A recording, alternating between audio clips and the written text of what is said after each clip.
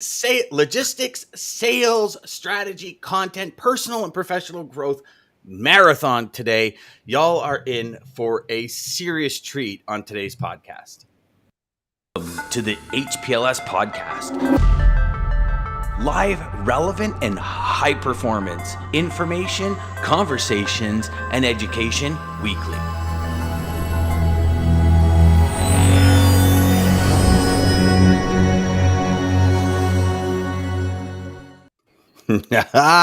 All right, here we go, my friends. So I guess DJ Nigel, before we get kicking it off here this morning, we're going to kind of set some ground rules. So we have 14 different individual presenters, icons, best-selling authors, international speakers, industry experts, industry icons, social influencers coming in today. And then me. To talk. And Nigel, you're up there with it. Don't you worry about that. To talk sales, talk strategy, talk personal and professional growth, and really just hang for a December 15th Wednesday. So for all of you that are on right now, for all of you jumping on and off or watching this in a replay, welcome. We're starting with my friend Nigel Baldwin. Nigel, thank you so much for being here. You know what? For all y'all that don't know, Nigel is pond hopping this morning.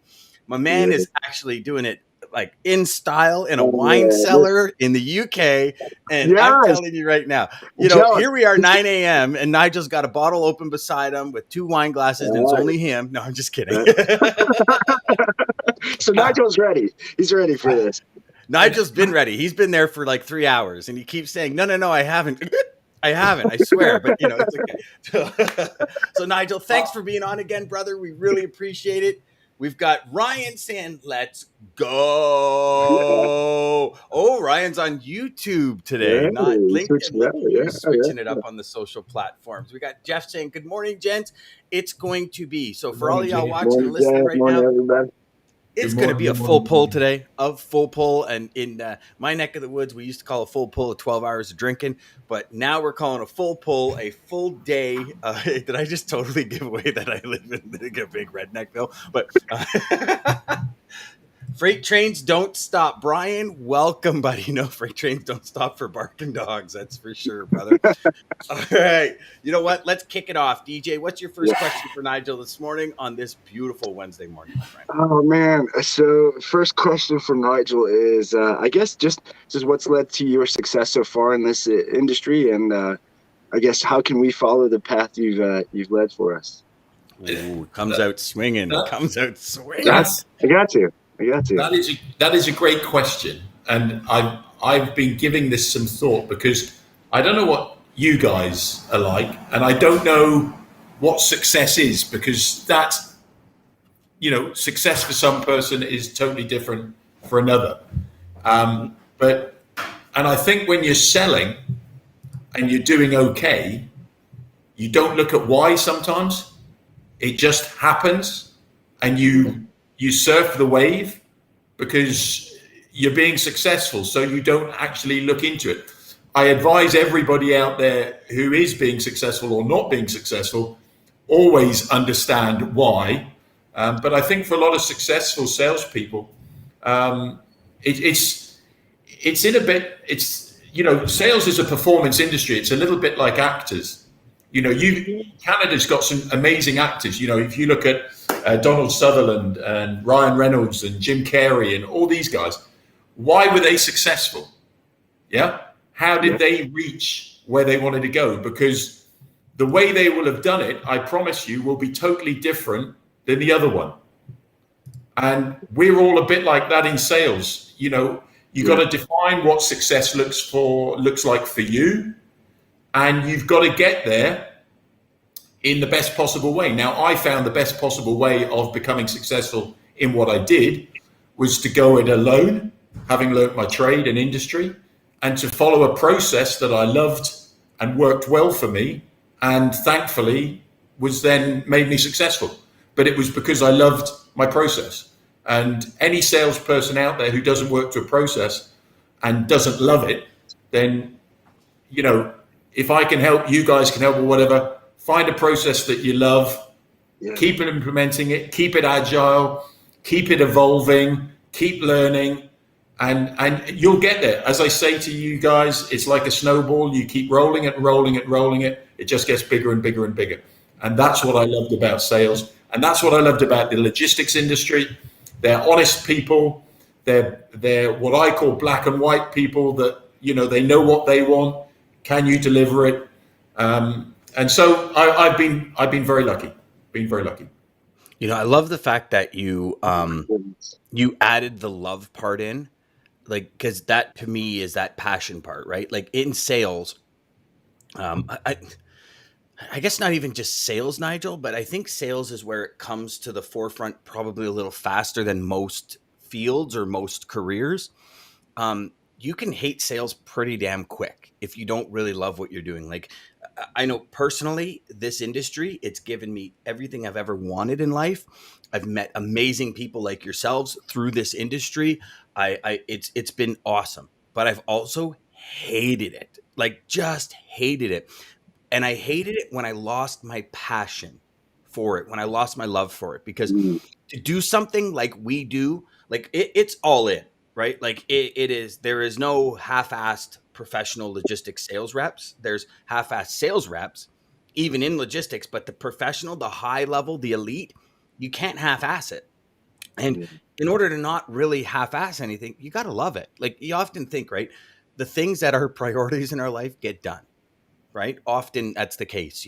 I know for myself, my garage will be completely destroyed, like a hurricane's gone through it. And as soon as it's time to put the cars in the garage or get the sleds in the garage, it's spick and span. It's like, you kind of leave. No, I got other stuff to do. I got other stuff. And there's this priority list, right? When I realized that a huge priority in my life was to love what I do in order to continue the education, right? Because anything we do, like anyone watching, listening, anything you do is an investment. It's an investment in your future. Like your career is an investment. So, how many, I forget what the statistic was. And I know I'm jumping at 9 a.m. already, but boy, it's going to be a long day. Like, I think it was like 82 or 86% of people polled said they hate their career. Like, to me, that's insanity. Why would you do it? Yeah. Well, a lot of people are in jobs which, for a number of reasons, it's just a job. But if you're going to go into sales, I've been successful working for other companies, but I didn't love what I did. So, you can separate those two as well. You can be successful without loving something. But as I say, I got out having learnt my trade and set up my own company. And that's when I really loved what I did, because you could decide on anything very quickly. What I call, you could fail fast. So you could try something, you could take it out. If it didn't work, you stop and try something else. Whereas working for businesses, sometimes that's exceptionally difficult. If, for example, you work for a company that follows a certain sales methodology, it can be difficult to love that if you don't enjoy the sales methodology. So, as I say, I was very lucky. I realized the importance of a process. As I say, I built the process because I loved it. I still love it. It's all to do with the mindset. Like we've discussed before, guys, if you've got a mindset of going out and selling something, Monday morning sucks, really. As far as I'm concerned, if you're going out to help somebody, help them visualize something that they didn't think was possible, and then help them achieve that, and then keep in touch, the progression of agreements, helping, that's a great mindset to start a Monday morning. And then the week rolls. Mm-hmm. As I say, as soon as anybody says you've got to sell this, to me, no, thank you very much. Absolutely. And Nigel, you touched on something that I told you before we went live. I mean, I love your post and everything you share on LinkedIn, but you touched on something there that is the driving core to my being and why I've kind of hopped around this world, trying everything. If Monday morning you're dreading whatever you have to do Monday morning, that's the time to start thinking about maybe what you really want to do and your Yeah. passion, because it doesn't matter if it's paying the bills or not. I mean, you got to figure. I was just telling my wife about this. I said, man, if you think about it, a lot of people who go through school or go through whatever, and they become a teacher now. I don't mean to make it sound so drastic, but like their life, that's it. They're done. That's what they're doing. That's now every day unless something changes. And so like you have to really love whatever that thing that you're going to be doing every day from, whenever you start doing that. Otherwise, what? Well, otherwise it becomes Groundhog Day. And Yeah, I can't think of anything worse than having 5 Groundhog Days in a row before it's you can. misery. It's misery. Yeah. So, as far as I'm concerned, if you're in a situation like that, I know it's kind of glib and crass to say get out of it and do something else, but Of course. that's my advice. Is if you're caught in a sales position that you don't believe in the product, you don't believe in the service, you're not doing yourself any favors, because if you're selling something that you don't believe in and you don't think fits the bill, then you've got a short-term career. Yeah. Well, and not to mention if you're not, so if you don't believe in what you sell, everyone else is going to hear it as well. Like you're not going to fool anyone for very long. And I've often said something, because I've obviously I speak to tons of reps all day, every day. And I have some that say, I'm just not happy here, like at a company. And I say, okay, so what have you explored? What have you looked at?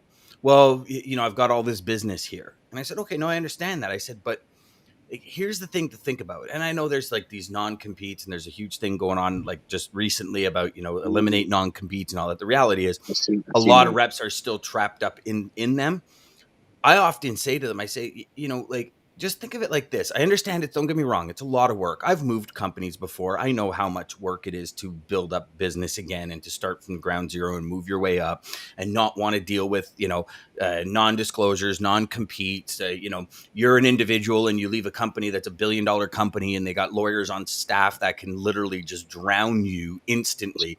I understand that. There's a huge issue when it comes to that on your shoulders and trying to go out and create a life and a career that you love. But I often said to them, okay, so let's talk about it now, or let's talk about it 5 years from now. 5 years from now, when you really hate where you are, it's going to be even harder to leave. And not to mention, because you put in that much more work too. Well, but do you? And here's the thing, DJ, and this is for me anyways, this is kind of the juxtaposition that salespeople are in, right? Those salespeople that typically don't like the company or don't believe in it, they're not pushing all the way. Yeah, they're not pushing. There's like 7 more levels to their productivity, 7 more levels to their success that they're never experiencing, because they're just like, I've been there before. I come out of my manager's office, I'm like, you know what, screw that. And I go back to my office and I sat there and did nothing. And somebody says, what are you doing today? I go, I'm doing nothing. I'm not making this company any more money. Like, what kind of stupid thought pattern is that? I've had it, and I know everyone else has. It's like, no, you're not making your manager. What are you talking about? I'm on commission. The more I serve, the more I make. And if you don't believe in the company you try and serve for, if you don't believe in the people, if you don't believe in the managers, like you're going to either leave and have because sorry, man, when you leave, I mean, I walked away from a lot of money when I left my first corporate career to move into the asset side. So when I went from brokerage to assets, I left like tens of millions on the and I walked away with not one customer. And I'll tell you, it was the scariest thing I'd ever done in my life to that point. But when I did it, the weight that came off my shoulders was immense. And I fell in love with the business again. And it was funny because it was Eye of the Tiger, right, from Foreigner, that changed my mind. And it was the one sentence song where they said, you're trading your passion for glory. And I went, whoa, that's crazy. And I said, yeah, I have a passion to serve and this and that and help people and do this. And it was for the glory of the money I was making at that time. But irrelevant. Like if there's not that belief, there's that stagnancy where we stop, and maybe that's $5,000 a week, maybe it's 10 grand a week, maybe it's 20 grand a week. But at that from a profit perspective, but there's always so many more levels inside of you when we love the company, when we love the people, when we love the culture, when we, and that to me is even worse than hating your career, is not living your full potential. Like Nigel, you were in sales, you were working for a company, you got out of it, you started your own. All of a sudden now your full potential is coming to light, right? And you start living your full potential. That means it's something like we discussed before with regards, the reason Steve Jobs set up Apple. He didn't do it to create money. He did it to provide a product that everybody wanted. Money would be a consequence of that. And as I say, when I set up on my own, I thought that my process and my idea would make it. I didn't know that. We've discussed this before, of sitting in the middle of Gloucestershire in tears thinking, what have I done here? Because, nobody's speaking to me, nobody's answering the phone.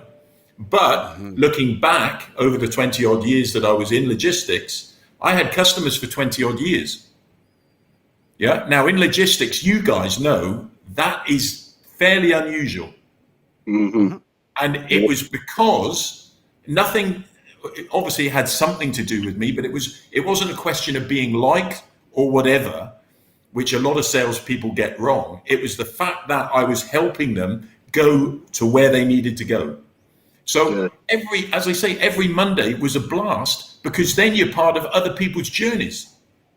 Yeah. You're not a salesperson. You're a trusted advisor in the logistics industry. So anything that they wanted with regards to logistics or the recruitment side of logistics, we'll pick up the phone and speak to Nigel. Yeah. Because he's the guy we go to. He's the guy we trust. He's the guy who's helping us get to where we're going. And then you can have competitors knock on the door repeatedly. They'll never get in, because this guy, he's passionate. He knows his stuff. He does his work. He follows up when he says he is. As you guys know, all the little minutiae that fit together to make a successful sales process. So I never viewed it as my journey. I viewed it as my client's journey and helping them get to where they wanted to get. And I think that's why I was successful. Nigel, you bring up a good point there. It's individual perspectives, right? Ryan says that's when job versus career shows. When I worked my first job at McDonald's, I wasn't passionate, but there were managers who were as it was their career. Absolutely. And so you have one person that's not engaged because it's a stepping stone and it's just a job. It's not a career.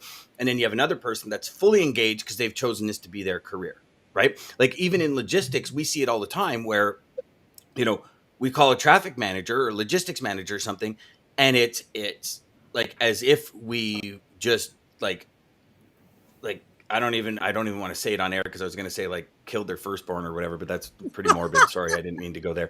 But you know what I'm saying? Where like we are the worst thing since sliced bread. Not interested. They're doing the very minimum to keep their job. Like they're just doing enough so they stay employed.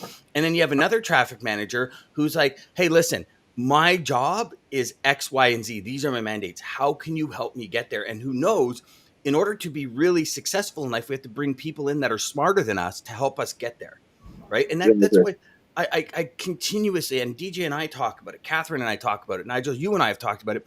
Client profile. Know the person you want to go after, because, I had a student on yesterday. We were on a call and we were talking about failure. Right. And just, like I'm making phone calls and I just feel like I'm a failure. And I said, the challenge with that word, in my opinion, and again, solely my opinion, is if I understand the nucleus of who I want as a customer. This is my ideal customer. This ideal customer has this character trait, this character trait, this character trait, and they believe these, right? These 4 points. And I go into the phone call with these 4 points. If the individual I'm speaking to are not congruent with those 4 points, to me, it's a victory, not a failure, because I just, as you say, qualified them out real fast. And so when I shared that perspective with him, he went, damn, that's a different perspective. I said, you see, here's the thing when it comes to a salesperson. like door-to-door salesperson. I don't care who you are. DJ, you were door-to-door sales, right? I don't care who you are. The fact is, if you have a product or service, this product right here is for people that like Apple. If I can sit there for 4 hours and try and convince an Android user that Apple's better, it probably won't work because they love Android. Vice versa. Somebody tries to convince me, okay, so here, I'll go even deeper. I bleed yellow because I love Skidoo. I was born in Quebec. You're just raised to love Skidoo or else you're in a lot of trouble. And I love Skidoo. I ride with people that have other sleds, but I still love Skidoo, right? It takes a lot, and it probably somebody will never convince me that Skidoo is not the best brand on the market. And I know there's going to be a lot of comments from people that ride, but we're very passionate about that side of it, right? So the people that are passionate and the idea of this quote unquote, failure, in my mind anyways, like, why would we not want to make the choice to bring in that perspective of, if I do not succeed at getting this person in on my bus, it's because they're not the right person, and I only want the right people on my bus. Does that make sense? You make a very good point, and a lot of salespeople fail at this point because you've spoken to a transport manager who doesn't share your view or isn't looking for your help or doesn't understand your concept, a lot of salespeople will back off and write off that company because they've spoken to one individual. Rather than go a step above and say, okay, I've spoken to you, I've listened a lot, like I said to you, before the first meeting, what would you like from today? Shut up and listen. You've done that. You've had that visit, you've listened to them, but then go a step above, because I guarantee the person above will have a totally different view and perspective than the transport manager. Your transport director might understand your concept, whereas the transport manager, it's not in his interest to understand the concept. I've had people where you can help them generate revenue or you can save them money. A lot of people in management, when you say I can save you money, aren't interested, because if they take that to their boss, well, hang on a minute, why haven't you said this to me before? We're saving millions on this. This is your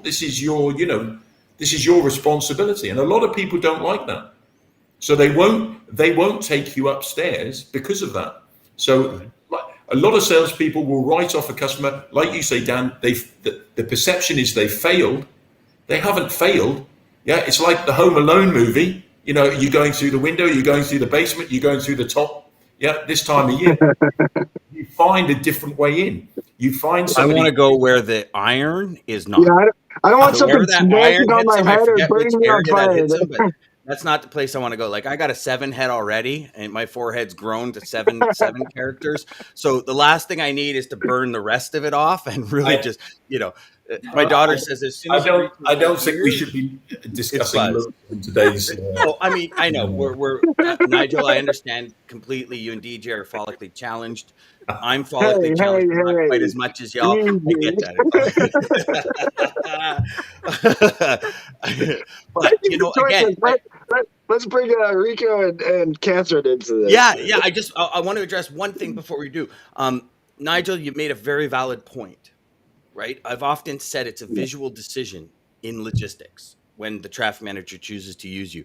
And you just actually opened my eyes to something even more, is even if you have a cost savings, the challenge or the concern of bringing that to the higher ups and them saying, well, why haven't you done this yet? Like before. And as a sales rep, think of that. Because if I am now, like the second we are done here today, I'm actually going to start creating a script, a platform, a way to convince a traffic manager saying, hey, if you're worried about this, here's how I would sell it to my bosses, and help them sell it to help you. Genius, actually, yeah. Right? Like, and I think as we go through the day today, everyone watching and listening, like, you're going to need a big ass piece of paper here, because or a complete new book, because the strategy and tactics, just that one thing alone, Nigel, can probably increase your closes by 30 or 40%, because now you're saying, hey, listen, I get what you're thinking right now. If you're thinking this, I got a way to talk to them about it. It's a brand new way of doing things. You can be cutting edge. You can be at the edge of uncertainty. We're going to take a breath together and we're going to jump. We're going to make it happen. And you make it more of team like effort, an experience and a team effort. You're right, DJ. A team effort and an experience to help them sell it to their bosses. It's the psychology behind it. For example, and you can get that point across with a simple story. Yes. If you can tell a story where the transport manager perceives himself to be the hero of that story, suddenly you've got a customer. Mm-hmm. So just something as simple as a story. I say simple because storytelling is sadly underused in what we do. Yes. Our brain is wired for story. There's chemicals in our brain that when we hear a story, we'll start to do this. Dopamine, oxytocin, all these type of things. If people aren't aware of it, as I say, DM me or whatever, because storytelling in sales is hugely beneficial to all concerned. Do you know where storytelling in sales starts? Go on. With a choice. No, talk about the lead in. Rico Racosky, choice pioneer, author of Just Two Choices. You see how Nigel set that up perfectly. That was almost seamless. Almost seamless. Did you see that, Nigel? Because I'm sitting there thinking, I'm going, wow, what a That's better why you're in your chair. It's the Steven Spielberg. I'm thinking in my head, what a better way to introduce choice. If you choose to tell a story or you choose not to tell a story. So everybody watching and listening, this is my main man, Rico Racosky. Rico is choice pioneer, author of Just Two Choices. This book, and I know, Rico, I still don't, and I'm going to, I got to do it, brother. I got to call you because I was supposed to get version 2.0 of this, and Dano never got that in the mail. But y'all know I'm getting one package delivered today, right? Y'all know that's happening. Rico, welcome, my friend. For all of you watching and listening, Rico Racosky, author of Just Two Choices. It's that simple. Rico and I met, over a decade ago now. And I'll tell you one thing. We all know choice. I think, like, subconsciously, we all understand choice. But when Rico starts talking about choice in the way that you're about to hear over the next 30 minutes, it is going to blow your mind. It is going to blow your mind because choice is so powerful. It is literally the most powerful tool we have on earth. So Rico, I'm going to let you take it away. First of all, Rico, I'm going to introduce you to everybody. So up with the red hat is DJ. Cathrine is with us, and then Nigel is with us. And Nigel was just speaking. So welcome, everybody. And Cathrine, welcome. Thanks for jumping on early. That is awesome. So Rico, talk to us, my friend. Choice. Where did this all come from? Where did it all start? Real quick, Dan. Nigel, when I came on about 10 minutes ago, what you talked about, I'm a pilot, so I don't know all this business stuff overall, but what you said made so much sense with regard to the savings aspect. I'm so glad I'm so glad you mentioned that. They're both beneficial, but the savings versus that saving aspect is something you have to kind of navigate in a different way. And I really like the idea of a story of being able to tell a story to make that point. So thanks for bringing that. Thank you, Rico. It works. That's why I use it. It works. I believe it. Well, thank you. So Rico, I'm gonna let you take it away. I'm just gonna duck out for 2 seconds here, but y'all will still be there. DJ will hold the fort down. Are there some slides there? Yeah. Yes, I have slides for you, Rico. Did you want me to throw them up? Yeah. So, do you want me to wait? Because no. If you just tell me which ones you want, we'll start throwing them up. No problem. If we could go through these slides real quick, and then I think it'll just take a couple minutes. Sure. The first point I want to make is with regard my background's in aviation. Let's go back to this to 1A there, Dan. Well, basically, this one here. My background is basically in visual communication, and I've been flying for over 30 years, and both for the military. I was blessed to be able to fly fighters for them and then fly for, I'll just say it, Southwest Airlines. and just a fabulous company to work for. But my point being that my whole world is for 30 plus years has been looking at visuals and, you know, making split-second choices based on information. Like on this picture here, there's at least 30 pieces of information that just glancing at it, I can say everything's cool, you know. But as soon as something goes wrong, in an instant, because it's visual, you can say, oh, I got to do something different. So if we go to the next slide, Dan. My background then is in visual kind of stuff. And I want to give you a little bit of history, just a little piece of history of how this Just Two Choices idea came about. The ones prior to that, Dan, please. So this is what it looks like when you're in the air. And if you'll notice, you know, you've got Mother Earth there under the mountains, and you're looking out through the window. In the early days, I just have to say, Rico, I hate to interrupt you, but that is one of the most spectacular views I've ever seen in my life. Agreed. It's you know, I've been blessed for 30 years to have that be my and still have that be my office space. So it's kind of very appreciated. Get a lot of nice, expansive thinking done. And when you look out like this in aviation, the first 25 years, aviation was limited because they could only fly in clear days like this. Because if you just go to the next slide, please, Dan. This has to do with visuals. When you fly into clouds and fly into weather, you don't have a sense of what's right side up or upside down, like what you saw in the previous picture. So after 25 years, some really, really smart people, pilots and engineers who are pilots, came up with this device.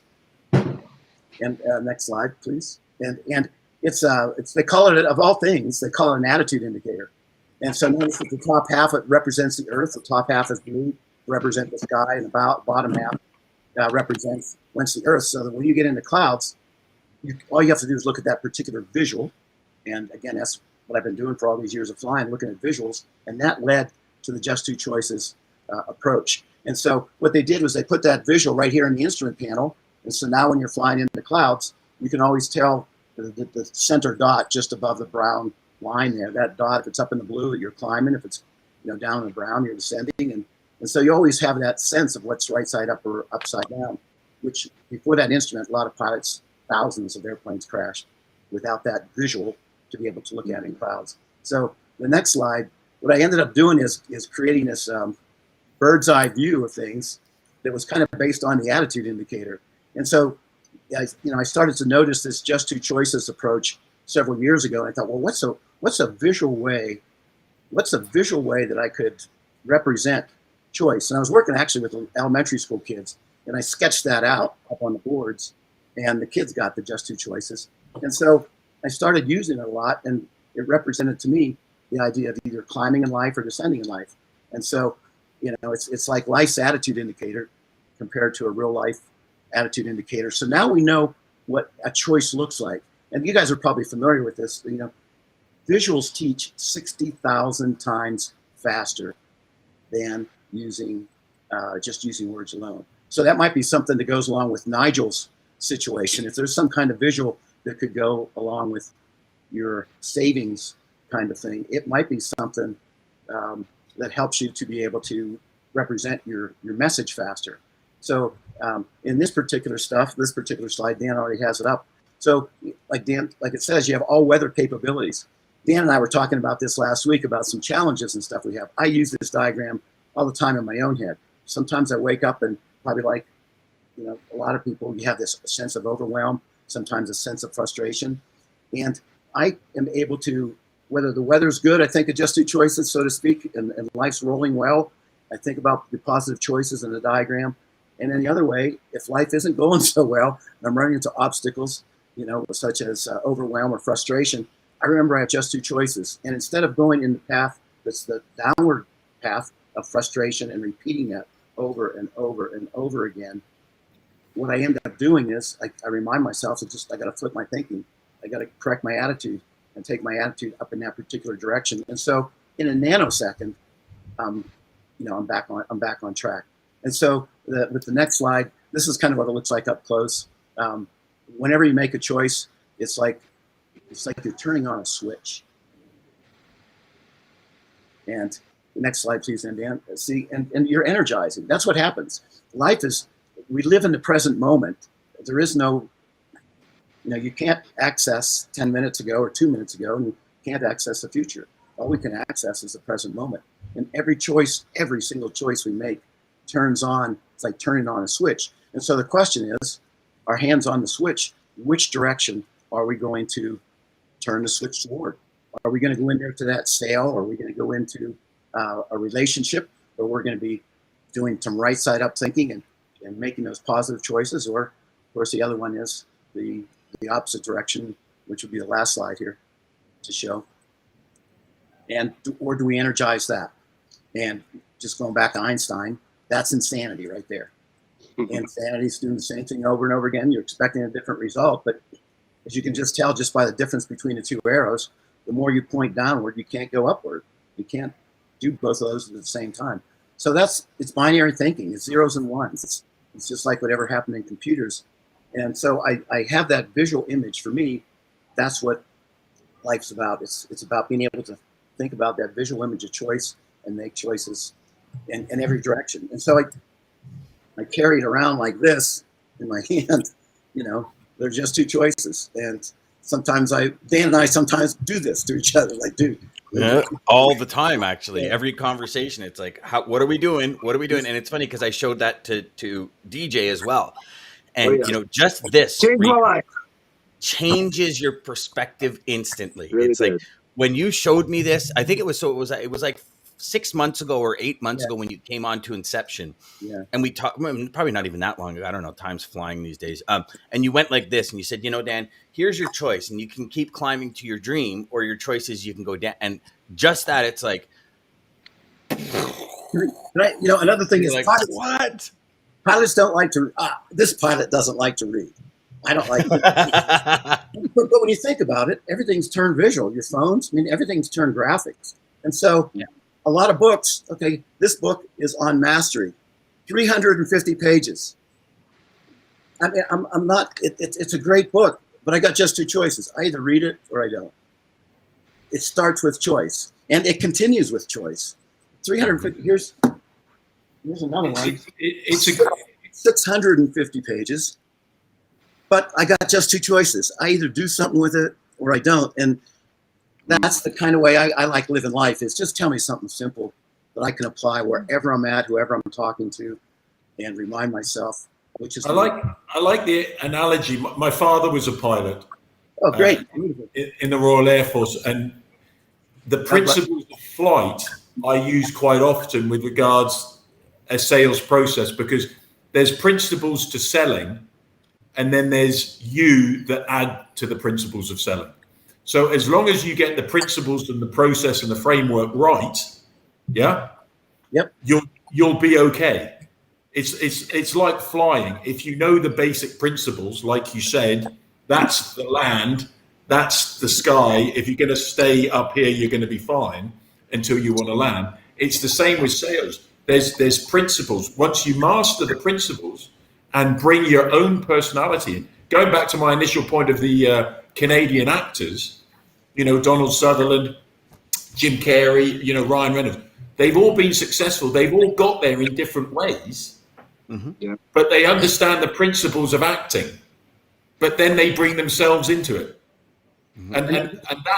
And that is selling, is a performance. Master the principles, love your process, like we were discussing earlier, and you'll be successful. You'll be successful, and you'll enjoy what you're doing. And that's what Tyler just made a point. Tyler just made a couple of pretty cool comments. He said, coordinators will give you the obstacles traffic managers may not see it on a daily basis. Speak with the people on the front lines first. It's a great point, Tyler, and it's a point I made in a meeting yesterday. In order to be successful, I've always said, you've got to understand how your company creates revenue, how your prospect's company creates revenue, and how your prospect helps their customers create revenue. Once you know those things, once you understand the frontline people all the way up to the CEO, you can have a business conversation. And once you start having business conversations, as I said earlier, you're seen as the ability to be a trusted advisor rather than somebody forcing a product or trying to force a service on you as a salesperson. And so, Tyler, you've summed it up nicely there. There's a huge difference in approach. And you fall back. You can fall back on that. That's how I look at the just two choices diagram. And what I hear you saying, Nigel, through my process, or through my thought process, is that once you know the basics, it's like anything else. You always fall back on it, and that's where your confidence shines. That's where you're in a situation. You jump right into it because you know with confidence that you have these basics down. And Dan and I talked about this last week with regard to our challenging situations. He was telling me about some stuff he was doing during the summer, where he fell back on the just two choices. Like, man, I got just two choices here. I'm either gonna buy into this or dive in. I don't know if you want to tell that story or not, Dan. Yeah, no, definitely. We had we decided to take the plunge, pun intended, and put in a pool. I can't believe I just thought of that, like on the fly. That was pretty cool. That was great. And put in a pool. Unfortunately, we faced one of the challenges that come with contractors, contractors being so busy, contractors having so much business, they don't care. Midway through the pool build, the contractor realized he'd done something wrong. And it was a big correction and just decided to stop showing up. So now I'm sitting here in the backyard with a huge hole in the ground. And I had a choice. Do we fill it in and move on and forget it never happened? Or do we take it? So just two choices. 567 bags of concrete later, hand mixed, we had the beginnings of a pool. And it was weeks of, doing this all day, working all day, servicing clients. The second it's done, you put something down your gullet as fast as possible and you're out there until it's dark with spotlights in there, grinding, sanding, 35, 40, which is like 100 something degree weather, getting it done.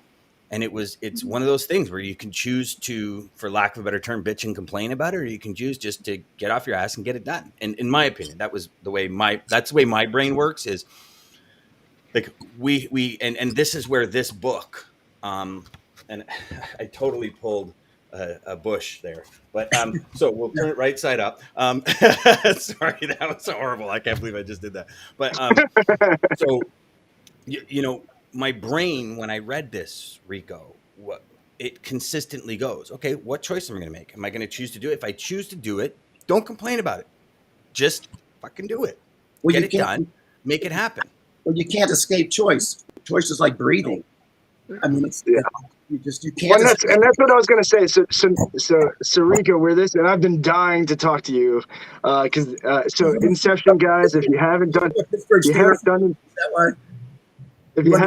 Inception, Rico's video on Inception is really what, and Catherine, but Rico, you kind of changed my life with this, because so you're going with the two choices idea, but then you went even deeper in the video with, if you take the wrong choice, you're going to have another choice where you can make it right. So, and remembering that because we're constantly always deciding, and there's always new choices, that even if we make one wrong choice, we can still make the next one right and keep going to our, hi Kitty, and keep going to our target. And so that's, that there alone changed my life, because I am a man of risk. I've taken a lot of chances. I kind of fly by the seat of my pants a little bit. And so, yeah, that was like, okay, if I make this wrong choice, it's all right. I'll just figure out the next choice. And yeah, that changed everything. And I thank you, DJ. The other thought that comes to mind is if we keep them as thinking of them as new and better choices. So they're not necessarily, and I hear you, because we use that language all the time. For me, it's kind of like an old way of doing things. Not that you're outdated. I'm just saying that we have this momentum in life. We have this momentum that society has kind of helped us to roll with, which is right and wrong. It's to me, it's either it's really, because just like you said, it's infinite. Choices are infinite, and you're always in a place to make a new and better choice compared to the choice you made before. So even if your life is going through the roof with a $30 billion business, dude, like there's still new and better choices to make. Own the islands. Let's talk to Richard Branson about it. I mean, he just think about it. He just keeps making new and better choices this way. Yeah. So thank you for that thought. And something to address with that, Rico, is I think a lot of You bring up a good point with like Richard Branson. A lot of people are like, no, there's no way. Like I can't own my own island. And the reality is if you make enough really good choices and you choose to continue to make those choices, you really can. As much as it seems like a huge leap for a lot of people, opportunities are endless, really, when you think about it, right? Like it's amazing what kind of opportunities bring new ventures and just the a only slight switch. the only limitations are set by us. Choice, my choice. And you know what, Nigel? So many people don't believe that. They really don't. They don't. And I talk to people all the time because my mission is 10,000 sales reps doing $1 million GP a year. And I speak to sales reps and they're doing $1,000 a month. They're like, not a chance, not a chance. That's reserved for some elite. And I said, no, and that's why the psychology of all this is just fascinating. Because, if you've got a growth mindset, it's a lot easier than a fixed mindset.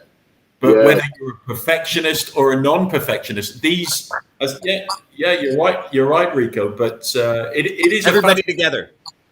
It's a fascinating. Yes. See, bring it in. Choice. But I will tell you, to that point, the starting point.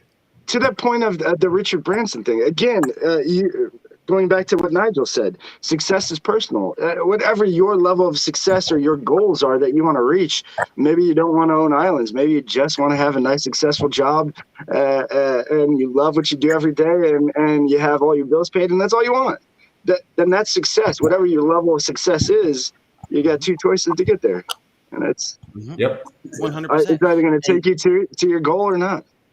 Well, and here's the thing is, if it all starts with choice, it all ends with choice as well. So if you decide that this is where you want, you've made your first choice. Now, what are you going to choose in the next 30 seconds to start getting you there? And I think, one thing I'd like to discuss, because I see Brian's come into the on backstage here, because Mr. Brian Byro, when he comes on, we are going to address the next part of this, which is, Rico, we start with choice. We say, okay, I want this. Now I have to make a choice to start my work towards it, my investment towards it. And a lot of the times I find people really want things, but they're not willing to make the investment to get there. And I'm not just talking financial. Like, to me, that's kind of all secondary. I'm talking about just the sheer desire, the work ethic that's involved. I'll give you a perfect example. We've got a huge mission with this podcast. I've got a huge mission with my courses. DJ and I have huge missions. Cathrine and I have huge missions. Yeah. The other day, I remember sending it in our Slack group. I literally sat down at lunchtime. I just kind of put my head down. I woke up an hour and a half later and I'm exhausted. I'm completely out of it. And I remember sending a Slack saying, guys, I don't know what's going on here. My brain isn't functioning. I'm exhausted. I'm out of it. And DJ sent me a YouTube video, 5 minutes and 27 seconds into the video. I'm like, dude, I'm back. And I turn on the camera and I record all these videos. And I'm rocking it. We're serving people left, right, and center. But if I hadn't have made that choice, and I know a lot of you people are going to say, well, it's not really a choice, Dan, but it is a choice. If I hadn't have made that choice to tell my Slack group, who we are in the group together to motivate each other, to be there for each other, to be the backbone when you need it. If I hadn't made the choice to do that, I probably would have gone to bed, because I own my company. I can sleep all day long if I choose to. Can I add something to that, Dan? Go, Rico. Yeah. There's three statements I use every day. I mean, I use them every day. And the number one statement is, if I'm feeling overwhelmed or frustrated or something, I say, I choose to. I choose to be over. And if you walked around the house saying, I choose to look at the coffee cup, I choose to look at the refrigerator, I choose to wear this blue shirt. If you said I choose to for about 5 minutes, after a while you get tired of saying it, but you realize you own every choice. The shirt you're wearing, the smile that's on your face or not on your face, the animation you have. And so my first phrase that I use is say, I choose to. Then the next phrase I add to it is, I choose to tell my new story. I choose to tell my new story of how I'm going to complete this swimming pool. I choose to tell this new story of how I'm going to be able to find a way to get into the upstairs office. I choose to tell my new story about how I'm not going to eat the ice cream today. I'm going to eat something healthier. I choose to tell a new story. And a new story goes back to what DJ was talking about, which was it kind of takes the pressure off of right and wrong. So if we talk about new and better, and we talk about a new story, and every moment in life is a new story. So Richard Branson's telling a new, I mean, just think of the new stories he's telling every day to all these different people that work, not only work for him, but to the world. You know, it's phenomenal. Well, and with what Rico said, I'm so glad you went there, Rico, because that was the point that I really wanted you to go to, was the choosing. And I think the more power in what you're saying with the choices is the choosing to be happy, choosing to be angry, choosing to be sad, choosing to be jealous, choose the good feelings. Always just choose the better feelings. But that goes back to mindset that we were discussing earlier. Yes, it's all up there. Oh my gosh. And it goes back to understanding that we actually have that choice. Because, you know, I look at it and I think of it like this. Like, if you've ever been cut off in traffic, right? You know, you get cut off, you get pissed off, right? Rico, you and I have talked about this many times. You know, you get pissed off, you get to the office, you're like, this person pissed me off. No, they cut me off. And you're sitting at the water cooler and you're telling this person, that person. And then all of a sudden somebody else comes in, you're like, oh my God, I got to tell this person. And all day you're telling this story. And the person that cut you off is at work, going about their day, not even realizing they're in control of your life. Because right now, all you can do is talk about this person that cut you off and how much of an arsehole they were. And And it's like, make a choice. Okay, you cut me off. Okay, I'm going to choose to be frustrated. And Rico, we've talked about this many times. I'm going to choose to be frustrated about this for 30 seconds. But it's SIRI, put a timer on for 30 seconds. And as that counts down, you're like, and you Tasmanian devil it. And then 30 seconds later, you're like, okay, I got that out of my way. All right, let's go. Now I'm going to choose. 8 Mile that shit, right? 8 Mile. Exactly. Eminem has to be the father of philosophy when he said 8 Mile. It's an important thing in sales with regards to mindset, because if you have a mindset in sales, and it's a great quote, I never lose, I either win or I learn. Yes. Nelson Mandela said that. And if you really believe in that, you've got a choice. You either believe it or you don't believe it. Yeah. But if you believe it, you never lose, but you win or you learn. That's a great mantra for any salesperson out there. Yep. I got another good one for you, Nigel, since you threw quotes. That's my glow up. That's my love. Brian Tracy, successful people are always looking for opportunities to help others. Now, are they successful because they're helping others, or you see what I'm saying? Yeah. Speaking of quotes, I got two I'll add, but they're not quite the business. But first of all, I'll quote Master Yoda, which is when it comes time to what you talked about, DJ, and what we've all talked about here too, Dan, too, about whether you go into anger or you go into letting it go, or you go into jealousy, or you go into letting it go. Okay. You know, Yoda says, was asked once by Luke, he says, is the dark side stronger? And Yoda says, no, it's quicker, easier, more seductive. It's quicker. It's easier to get pulled into the negative side. Again, going back to the momentum that if society fed into, let's always look at the positive of stuff, society would be entrained in that kind of a thought process. Our news, if it were used to, if there were money to be made off of positive news, they'd flip that switch in a heartbeat, and we'd be getting positive because negative's not working. And then the other thing to remember, I think it's another simple quote, is the bottom line is you can lead a horse to water, but you can't make it drink. You know, you have to, there are just two choices. We're either going to, for anybody, no matter how much we try to be of service to them and their business or to them individually, there comes that point at which we can lead them to water, but they can't, we can't make them drink. Rico, you brought up some very key points there, right? It's so much easier to be negative than it is to be positive in our world.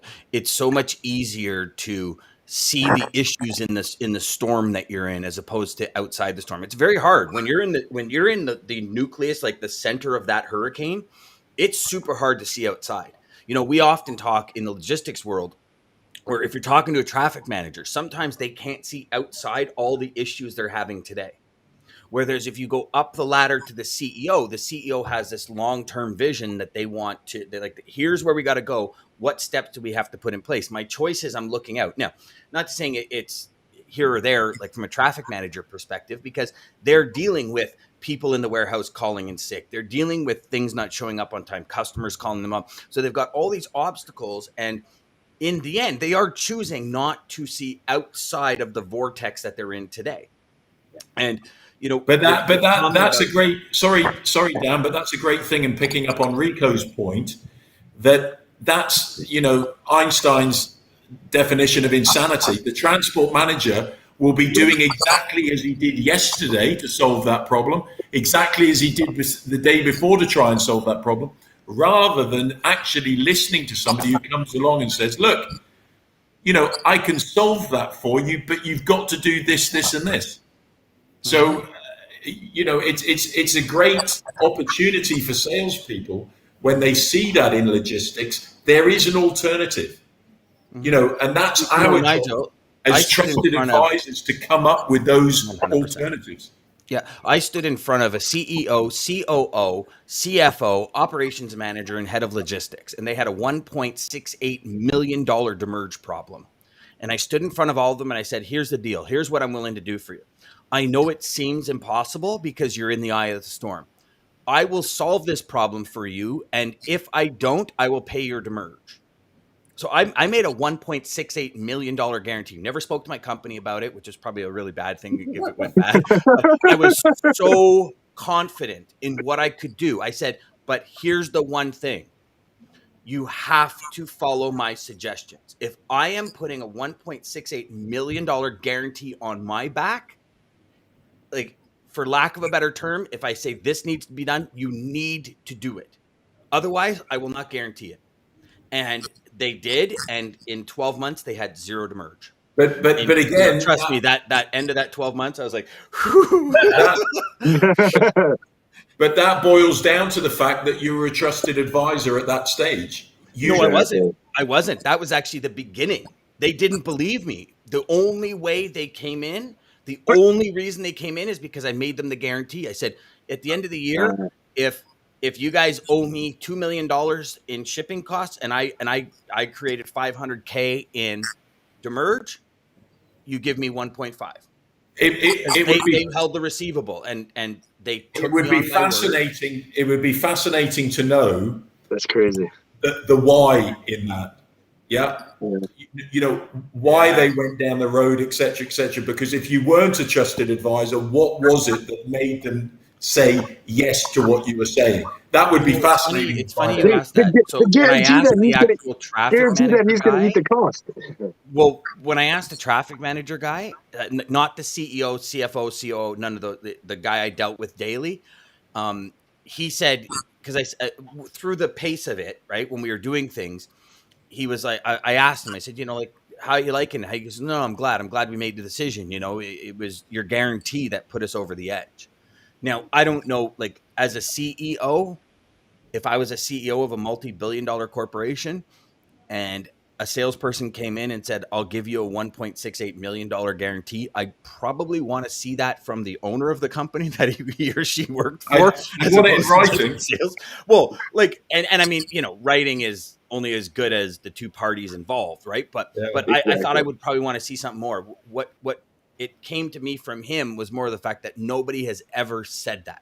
Like, you got brass balls is what he said, like to go out there and actually say that. He goes, like, nobody has ever even said that. You differentiate yourself.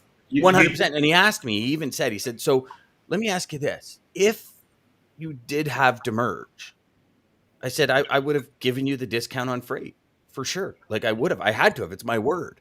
Yeah. And, like the great philosopher Tony Montana said, all I have in this world is my word and my balls, and I don't break them for anyone. Right. So, like, my philosophers might be a little different than most people's. How long was your boss in hospital when you told him this? To put right on the line. And I believe any salesperson needs to put a guarantee behind them. Needs to. And it needs to be ironclad. It needs to be no questions asked. I've had people come into my courses It's a 30-day money-back guarantee on day 45. They've sent me an email. I had one whose pet had an accident and they needed money for vet bills. And they said, like, I don't know where else to turn. I love your course. I love it. And they're like, I know I'm past my date. Can I get a refund? And I'm like, yeah, go for it. Here. And I refunded them instantly. Right. And it's just like, I believe in, if you're going to say, this is what this is going to do for you, this is what my service is going to do for you, I'm going to make the choice to stand behind it more than anyone else in my industry. Because I don't believe that I can't hear audio. Oh, can you guys not hear my audio? Guys, I've got to go, but hopefully I'll jump in later. Oh man, thank you for joining us, Nigel. Have a great day. Hey, one quote to leave you with. This was an Einstein quote. We cannot solve our problems with the same thinking we used when we created them. And that's, the man was right, DJ. The man was right. Yes, he was. Have a great day, guys. Okay. Thanks, Nigel. Take care. Thank you. Blessings. Happy holidays. Can you guys hear me now? Yes. Yeah, I can hear you. Okay. Not sure why my headset got undone. All right.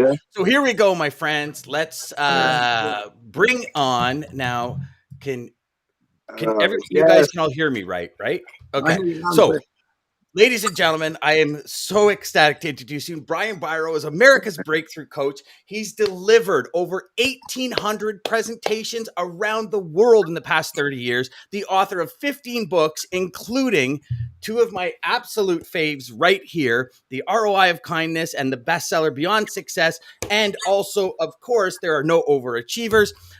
Brian, I told you I was going to have this memorized, and I don't quite have it memorized, but you were rated #1 speaker with over 40 speakers at 4 consecutive Inc. magazine conferences with degrees from Stanford University, UCLA. Brian has appeared on Good Morning America, CNN, and as a featured speaker for the Disney Institute in Orlando. Brian was recently named the top 10 interactive speakers. And Brian, I love your interactivity here. Interactive speakers in North America, one of the top 60 motivational speakers in the world. Everybody, please welcome my dear friend, Brian Biro.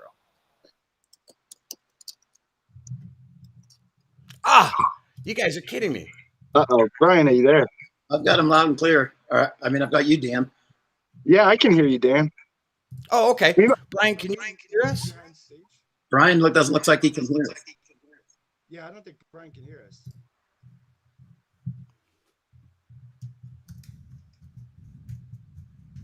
Might be a setting that with the screens the way you have us. Okay, I'm not really sure. Okay, so audio is perfect except for Brian. So Brian, it looks like your audio. You can't hear. Okay. So we're on 3 smaller. Rico, I'm going to put you back up there, brother. I'll work with Brian on the background to see if we can get his audio going. Okay. All right. Yep. Let's get him fixed. All right, Rico. Yeah. So 2 choices. So I will tell you that it really did change my life. Well, could I offer a download for people? Yeah. All you need to know is, just read the cover of the book, but I'd be happy to send along. If you go to justtwochoices.com/choice revolution, you can download the welcome in the first chapter. That's all you need to know is what's in the first chapter, really. It talks about landing on the moon. You either do or you don't, But it's so that, and then I have some other visuals that look like, that have the Just Two Choices diagram on them. I love the visual. And what people can do is people can download those and then they can hang them up. Actually, this is how I have them set up. And because I'm a visual guy and a hands-on guy, an open close sign for business, right? So you can download this and make it into an open close sign and then hang it. Oh, I love it.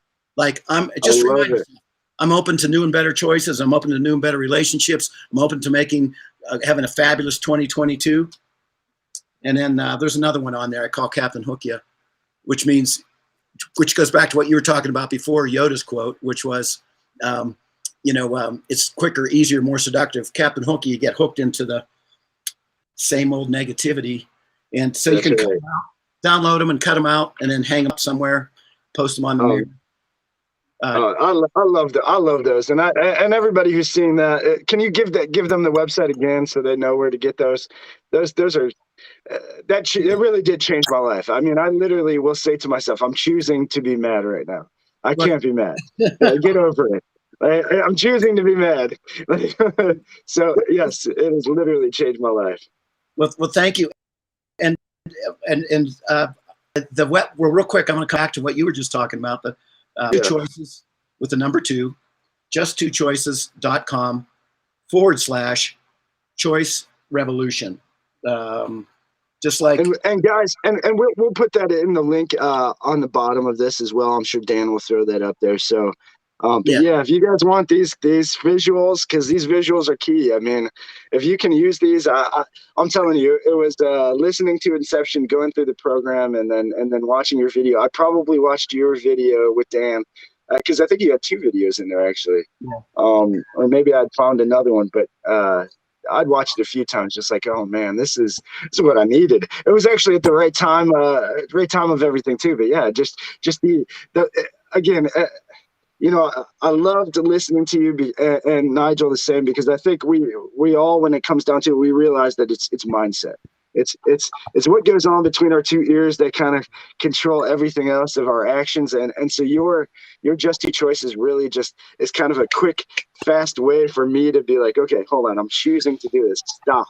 What can I choose to do something different? And it's been huge for me. So. That's one of the things for me too, is the simplicity. I mean, and it just kind of came around. Again, I'm going back to flying. In flying, you want things to be simple. You want things to be understood instantly, because you don't have a lot of time to make choices most of the time. Depending on what the situation is, and so you have to be able to look at something, get it, and move to the next best choice.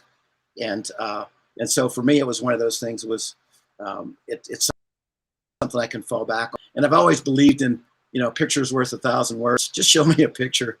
Don't give me a 500 page book on it. I'm the same way. So I use Audible. For us people who hate to read, I start falling asleep as soon as I start reading. I use Audible. And Audible's kind of changed my life. So it's definitely allowed me to obviously listen to books that I probably wouldn't have read all the way through between sleeping as I'm reading. But yeah, and what you said today even took it to the next level with in the moment. So your choices of in the moment. So you can't, whatever choice you just made, or we just made, or even what's going on right now, whatever choice Dan made, it doesn't matter because it's in the past. Now it's what are we doing to fix it for the future, and our next choice can lead to that decision. And that was. One of the last things, one of the other things I'd like to add is that you're going to start noticing Just 2 Choices everywhere. Like, do you really stop at a stop sign? Or do you kind of do the courtesy roll through? Yeah. Slow roll. Your credit card is Just 2 Choices. It's either approved or it's not, right? Your car's either going to start or it isn't. I mean, you start to, I don't know, I just find it kind of funny to be driving around or going someplace. I'm going, oh, there's another Just 2 Choices. But it reminds me to do what you just talked about, DJ, which is I've got to zero in on my new and better choices. Because I'm in the moment, I choose to, and so. Hello, Brian. Hey there. Oh, Brian, there you go. You can hear us. Yeah, it's small but mighty. I got you on my phone. When in doubt, switch to the phone. Yes, sir. Yes, sir. Brian, you missed my super introduction for you. So it's for everyone still listening. Man. Brian's new series of books, The ROI of Kindness, and There Are No Overachievers. Brian and I met over 10 years ago now at a Bob Proctor Matrix event. And I'll share a quick story with how this came about, because when you talk about everything happens for a reason, this to me is one of probably the most, well, besides meeting my wife, the most predominant times in the world. And I met my wife because I wasn't supposed to go to a meeting. At the last second, my boss said, you got to come. And she walked around the corner and I said, I'm going to marry this woman. And, 5 years later of consistent, almost stalking, we're married. But that's a conversation for another time. But Brian and I met. I was at a Bob Proctor Matrix event, and the speaker that was supposed to be there bailed, and Brian got called in. And after an hour and a half of Brian delivering a presentation, I knew this man and I would be best friends for life. And Brian, I can't tell you how honored I am and how appreciative I am just for that conversation. I know when you came on the Inception call, I asked you to tell the Allison story. And I really want you to tell it again. I just don't know if you could tell it in a few minutes or what you could do. But you got to quit putting me on the spot. It's a 43-minute story, and you want me to do it in 5. It just I know, but it is so powerful, Brian. Just and especially because today is all about the logistics sales rep. It's all about sales mentality, sales strategy. There are no overachievers. The ROI of kindness, like in our industry, this, my friends, is lacking hard. It's always the transaction, the commission, the everything. What about kindness? And, the Allison story really brings to light what's possible when we believe and we have a team. And in logistics, Brian, it's all about the team. You know it. You were in one of the largest transportation companies on the globe before you went in. Actually, let's start with that, because I want everybody to really connect with you. Talk about what your transportation company, then moving into becoming America's breakthrough coach. Let's do that. Great. First of all, Dan, your energy just lights up the planet. So, and thanks for working with me on my technical issues. So, you never know how. There's always a way when you're committed. So I'm glad we got here. My background was I've actually had 3 really neat careers. My first career, I was a U.S. swimming coach. So I was working with young people to reach their potential. And I know you love hockey and have been coaching hockey forever. But you really don't coach a sport, you coach people. And so it was a great background to begin working with spirit, working with people to really seek to achieve their potential. From there, though, I left coaching for only one reason. That was I had no life. And all of my work is also about balance. Because when we're balanced in our lives, we're better at work. We're not worse at work. It doesn't take away. It adds to. It makes us feel more fulfilled. And so I actually left coaching because I needed to find a way to generate some balance in my life. I'm probably the only guy you've ever met who got an MBA to get a life instead of a job. And I ended up getting a job. I ended up going into the transportation world and worked with the Linden companies, which essentially kind of built Alaska. And it was a great experience because I learned that the same things I'd done in coaching athletes were as applicable and important in working with a team at Linden. That so often we think it's about the market. We think it's about, when things are going well, it's because the market is going well. But what we really brought into Linden was it's about us. It's about the way we connect with each other, the teamwork we build, the way we support each other, the way we lift each other. It's what we focus on that generates what we create. And so I had a wonderful run there. But I started doing team building events for my own company because we were a mess. Operations hated sales. Sales hated operations. They both hated the home office just a little bit more. And to me, that just seems so absurd because operations people don't want to be salespeople. Salespeople don't want to be operations people. And none of them wants to be, accounting team at a home office. So that's when I realized that, hey, we have a chance to transform ourselves by the way that we support each other, by the way that we think, by the way that we really build momentum. And so I started doing team building events for my own company. I was vice president of what we call performance planning.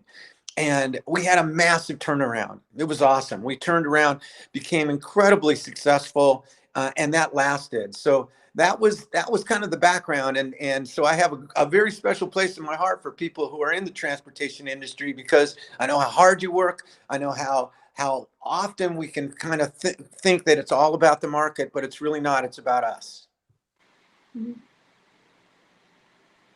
Where Dan go? I'm not sure where Dan went. So, there he is. No, sorry. I'm trying to let people know that Brian's on. So I instead of everybody hearing because I'm going nuts on my keyboard, I figured I'd cut it off. Brian, one thing that when you and I have spoken over the years, and the conversations and the stories I've heard, is being fully present and never missing that woo, right? That window of opportunity. And, you know, as salespeople, we sometimes tend not to be fully present because we're trying to really configure our answer to the question or the next question we want when we're listening to people. Share with us the story about when you had a person come in. I don't want to give too much away in the story that I'm trying to, you know what story I'm talking about, right? Where you sat in your colleague's office and for the first time you were fully present, and what that did to the end results. Because I truly think in today's day and age, there's a gap widening between sales and operations, the people who bring in the business and people that keep the business. And I know, go. So I have a couple of really a couple stories, but it needs to start. I'm so glad you asked that question to start, because there is no kindness without first presence. There is no trust without full presence. And being fully present means 100% of your mind, body, and spirit is with the person you're with where they are now. I'll say it again because it's that important to get it into your heart, not just your head. Being fully present means 100% of your mind, body, and spirit is with the people you're with where they are now. And how many of you ever been with somebody where you know their body's present, but the rest of them is definitely in another county? Yeah, absolutely. We all have that feeling. And here's an important question about where the power of presence comes. How does it make you feel when someone you wish to be fully present with you is not fully present with you? How does it make you feel when somebody you really want to connect with right here, right now, is obviously more interested at peeking at their cell phone than they are at really listening and connecting with you? You know, for some people, it makes them angry. For some, it just makes them feel sad and small. But for every person I've ever known, even the most self-confident individuals, if there's somebody we want to be fully present with us and they're not, it makes us feel worth less. Yeah, it makes us feel insignificant and unimportant. And really, here's the job of every single leader. And let me put this to you in a very foundational way. Everyone is a leader. Everyone is a personal leader. How you show up every day, that's leadership. How do you deal with adversity, with challenge, with change, with prosperity? That's leadership. Most of all, what kind of impact do you have on the people around you? Do you lift them up? Do you inspire them by who you are? All right, that is leadership. So we're all leaders. So when I say, the foundation of leadership is presence, that's important. Know that everyone is a leader. All right, and so when you're fully present, what you send is a message to everyone that you connect with that they're important. And yet that's the job of us as breakthrough leaders. Our job is to help the people that we lead, that we serve, that we care about, to know they're important. Because when people feel important, they rise. And when people feel unimportant, they fall.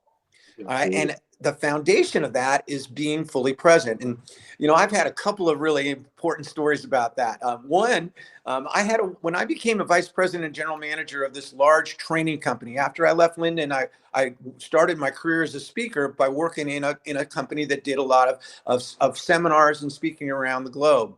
And I inherited a director of operations. Her name was Raffaella Regina Rossi. We call her R3, coolest name ever. Well, Raffaella had great talent, but she couldn't stand me.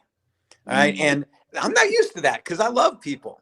And the reason was I had replaced somebody that she had been extremely loyal to. And somehow she construed that was my doing. Now, it really wasn't my doing, but that's the way she took it. So for a while, I tried to do the stuff I thought you were supposed to do as a leader. I would give her compliments. That didn't work. I would give her direction. That didn't work. I'd give her space. That didn't work. Until I remembered my job, your job, our job. My job was to be fully present. And so one day I asked her to come in my office. And I sat down with her and I was very honest with her. I said, Raffaella, our team is floundering terribly. We were getting nothing done. People were walking on eggshells because they could feel that tension between us. And I said, I haven't been a good enough leader to find a way for us to break through. So I asked you to come in here today for a reason that'll seem a little bit odd at first, but I really have a purpose. I said, if you will allow me for 10 minutes, I will just listen to you. I will not speak. I will not interrupt. I will not question. I will not defend. You have a free pass. You can say whatever you want, however you want to say it. And my promise to you is I will just listen. In other words, I will be fully present. I said, all I ask is at the end of those 10 minutes that you do the same for me. I said, would you try it? And I'll never forget Raffaella's answer. She said, Brian, I don't think I could talk for 10 minutes. I said, Raffaella, we just got to find a way to break through to be better. And she wanted things to be better as much as I did. And finally, sort of reluctantly, she says, okay, I'll try.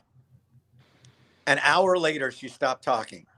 Right? And in that hour, I was true to my word. I just listened. I didn't speak. I just listened. And in that hour, by being present, without saying a word, she completely transformed our team. She realized that she really hadn't been fair to me. She hadn't really been giving me a chance. She realized that if we put our energies together, we'd be pretty unstoppable. Most of all, she reminded herself how much she loved the work that we could be doing and should be doing, but weren't doing.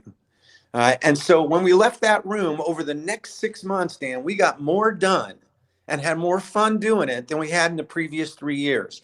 People were on fire. We created a vision statement, said we are champions of empowerment. We were churning out product, churning out things that we had never even thought about doing before. To this day, more than 30 some years later, Raffaella is one of my best friends, even though she still owes me 10 minutes. I never got my 10 minutes. But in that hour of just being present, I said to her what I had failed to communicate through words. I said to her, you are important. You matter. You count. And whenever you're not present, you speak equally loud. And I want to make this point come 18 inches from your head to your heart, because I know who you are, Dan, and I know that you're about not just work, but about life, about family, about really making the biggest difference. Perhaps nowhere is it more important in this world to be fully present than with your family.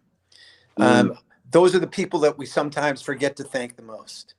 And the greatest gift I've ever been given, since we're in the holiday season, the greatest gift of all was from my two daughters, Kelsey and Jenna, when they were 8 and 3 years old. And when they were 8 and 3, we had moved from the big city of Seattle, Washington, to a little town in Montana called Hamilton, Montana. And the reason we moved, Dan, was so that I would be a more fully present dad. I teach this stuff, but sometimes we know what to do, what we don't do, what we know. Right? And the reason we moved was that I'd be more fully present, because at that time, my speaking business had taken off. I was on the road a minimum of 22 days a month, often 25 days a month. And so the idea was we move out of the big city and the rush and gush and commuting and all that stuff, move into where I could work from my home, so that at least on the days I was home, I would be home. I'd make them breakfast, get them to school. I'd be there after school to help them with homework. We'd have family dinners together. And I'd be there to tuck them in and read them a story and cuddle with them and let them know how important they were. That's why we moved. But again, even though I knew what to do, sometimes it's hard to do what you know. Well, at that time, it's kind of hard to think of it in this new technology world we live in. But at that time, there were no cell phones. There was very little email. The way we did business was almost 100% on the phone. And the phone's plugged into walls. Can you even believe it? So every morning I would go into my home office, which was 2 doors from my daughter's bedroom that they shared, where they had bunk beds. And I'd be in my office at 4:40 in the morning, because I was working with all these time zones all across the US and in Europe. Well, the next thing I know, I had missed that window of opportunity to get my kids ready for school, make them breakfast and take them to school. Same thing would happen after school. I'd be caught up on some conference call. All right, I wasn't there to help them with their with their homework, take them to dance. Those family dinners, they were 3/4 family dinners. My wife, Carol, and my daughters, Kelsey and Jenna. I'd be up on the phone dealing with challenges and problems, but I was going to be present. And the most important one of all, because it just doesn't last forever, was to tuck them in at night, read them a story, be with them. Well, every night I would finally come upstairs after running down by myself to get something to eat. And I knew that in the short time that I had been downstairs after missing those dinners with them, I would have at least 5, if not 10 voicemails because I heard the phone ringing.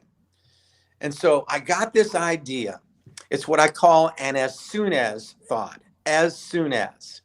And I thought, while my kids are getting ready for bed, while they're putting their jammies on, brushing their teeth, laying out their stuff for tomorrow at school, I'll just knock off a few of these voicemails.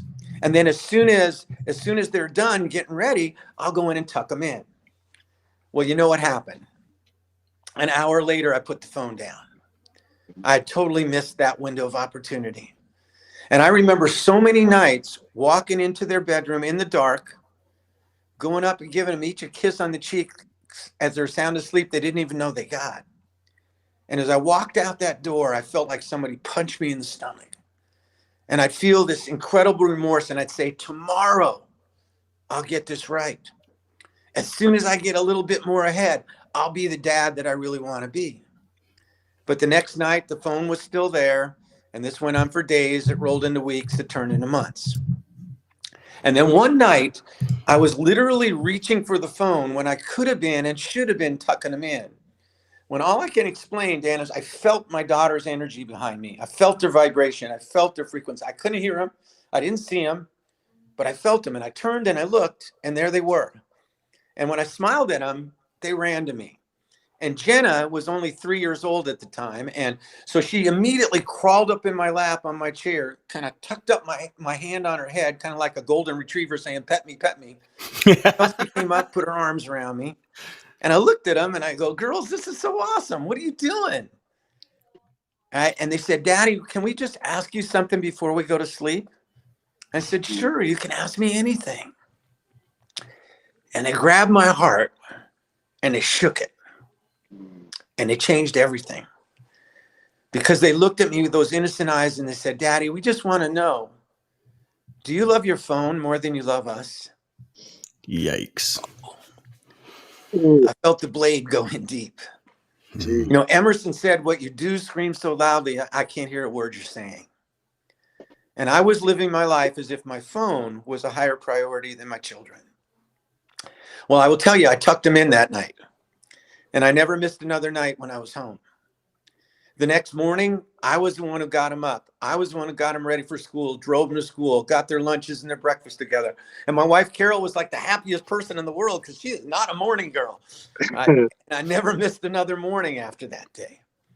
When I came home that day, I made a significant decision. I made up with my mind that I would never do more than 7 events a month, no matter how much you pay me from that day forward, because I was going to be home at least half the month from that day on. And I never missed one of their dance performances after that. I never missed a daddy and daughter dance. I never missed one of their big school events. And I thought I was doing it for them. Do you know that every dimension of our life elevated with the decision to be more fully present? Because you know this, every one of you knows you don't get less done being fully present, you get more done. Because you're more focused, you're more clear, you're more on purpose. You get it done in less time, you're more productive. No coincidence. None of my 15 books got written until my daughters awakened me to the importance of being fully present. All right. And the best part about being fully present, you can't fake it. All right. You know immediately somebody's fully with you or not. And whenever you're fully present, never forget, it sends that unstoppable message, whether it's to a client, to a potential customer, whether it's to your teammates, whether it's to your family, whoever you're fully present with, you say to them in the most powerful, unstoppable way, you are important. And when people feel important, they trust you. And trust is there, you have a chance to deliver kindness, to really make a difference in other people's lives. So it's what I call the secret behind the secrets. And if you want to give somebody this Christmas the best holiday ever, then pick out somebody in your life who between now and the end of the year, you commit to be more fully present with. It doesn't mean you have to spend more time with them. You may have less time. But when you're with them, put the cell phone down. When you're with them at home, shut off the television. Ask instead of tell. And then just listen. All right. And they will look at you after a couple of days and say, you've been working out. You're looking good. Right? And more present with that person, it'll become your present habit. I'm about to be present with everybody. The past is history, the future a mystery. The gift is now. That's why we call it the present. Man, that was awesome. Yeah. So, Brian, when you shared that at the Matrix event, when you shared that story, it was the first time in my life I realized that I needed more balance, because all it was work. That's all it was. And it was work, work, work. This thing was attached to my hip, and all y'all in transportation know exactly what I'm talking about, because in transportation, this thing is not only attached, but it's this perspective of, well, clients. And there was nothing better. You could talk to, we got a lot of students here that are in my programs. One of the biggest things, and one of the first things I address is balance. Life balance. What do you want your life to look like?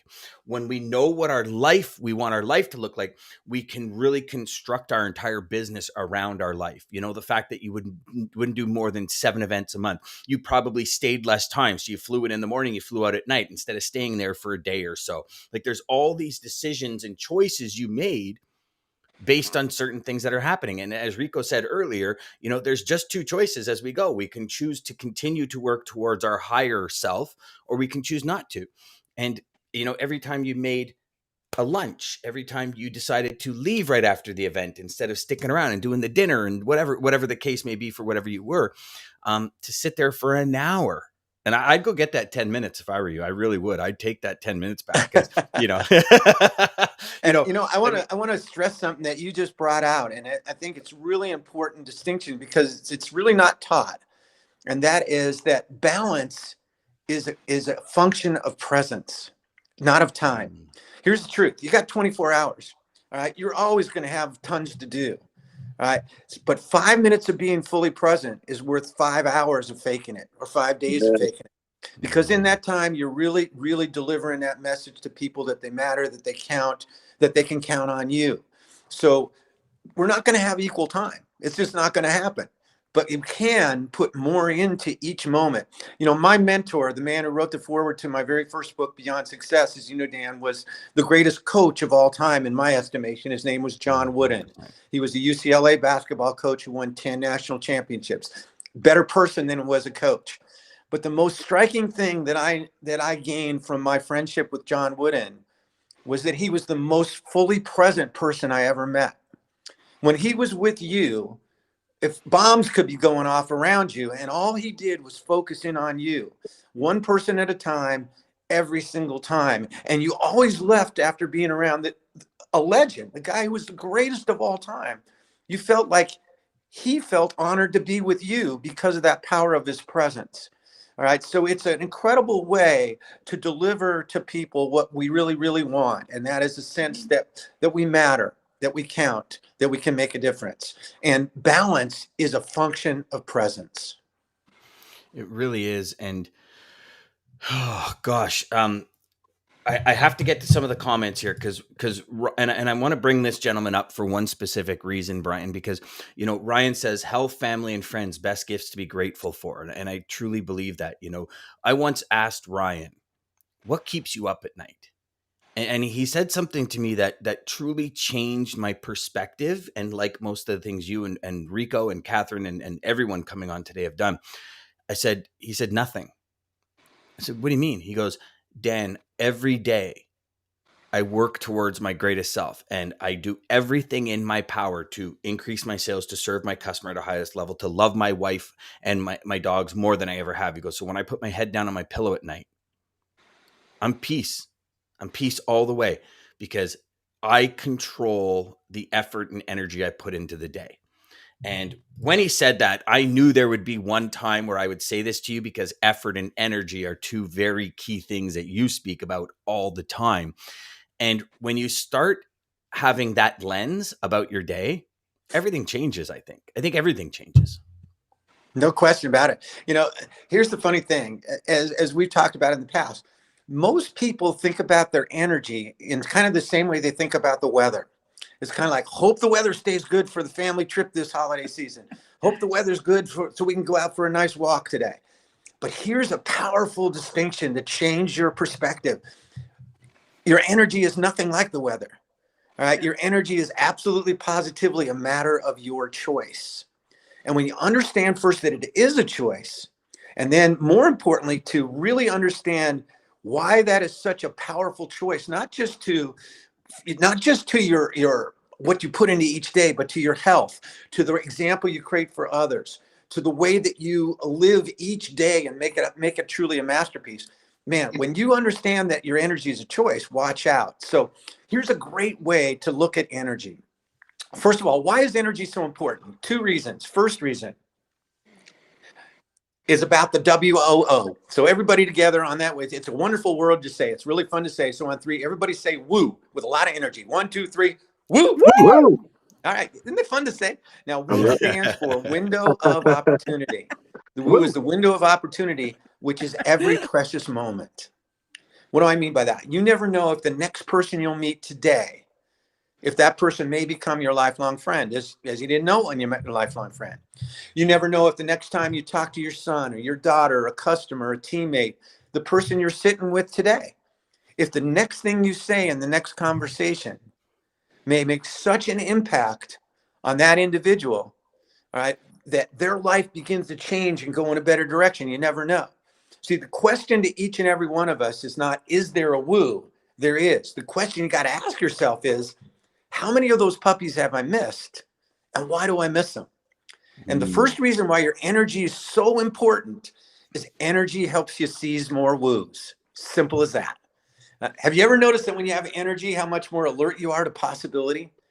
When you have energy, adversity doesn't seem as tough. You see, within every adversity is planted the seed of an equivalent or greater benefit.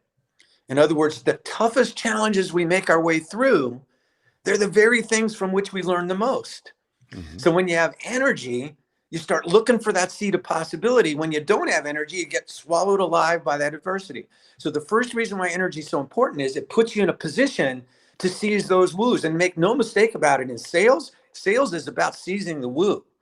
Parenting is about seizing the woo. All right. So the first reason why energy is important is it helps you seize the woo. Second reason, and the most powerful, and if every single listener, every person on this wonderful thing that you put together today, Dan, gets this point, your life will get better. Here's what it is. To your children, no matter their age, for as long as you draw breath, to every customer, every prospect, to every teammate, to anyone that you care about having a major impact on in life in a positive way, please hear this. Your energy is your example. Your energy is your example. People won't remember that much of what you say, no matter how well you say it. And they'll never forget your energy. That's what people get from you, Dan. That's why people want to work with you. It's because your energy just jumps right through the screen, because you really express that energy. So how can you elevate energy by choice instead of chance? 2 simple reasons, 2 simple ways. I could go a lot more, but first of all, let me ask a question that can change your life.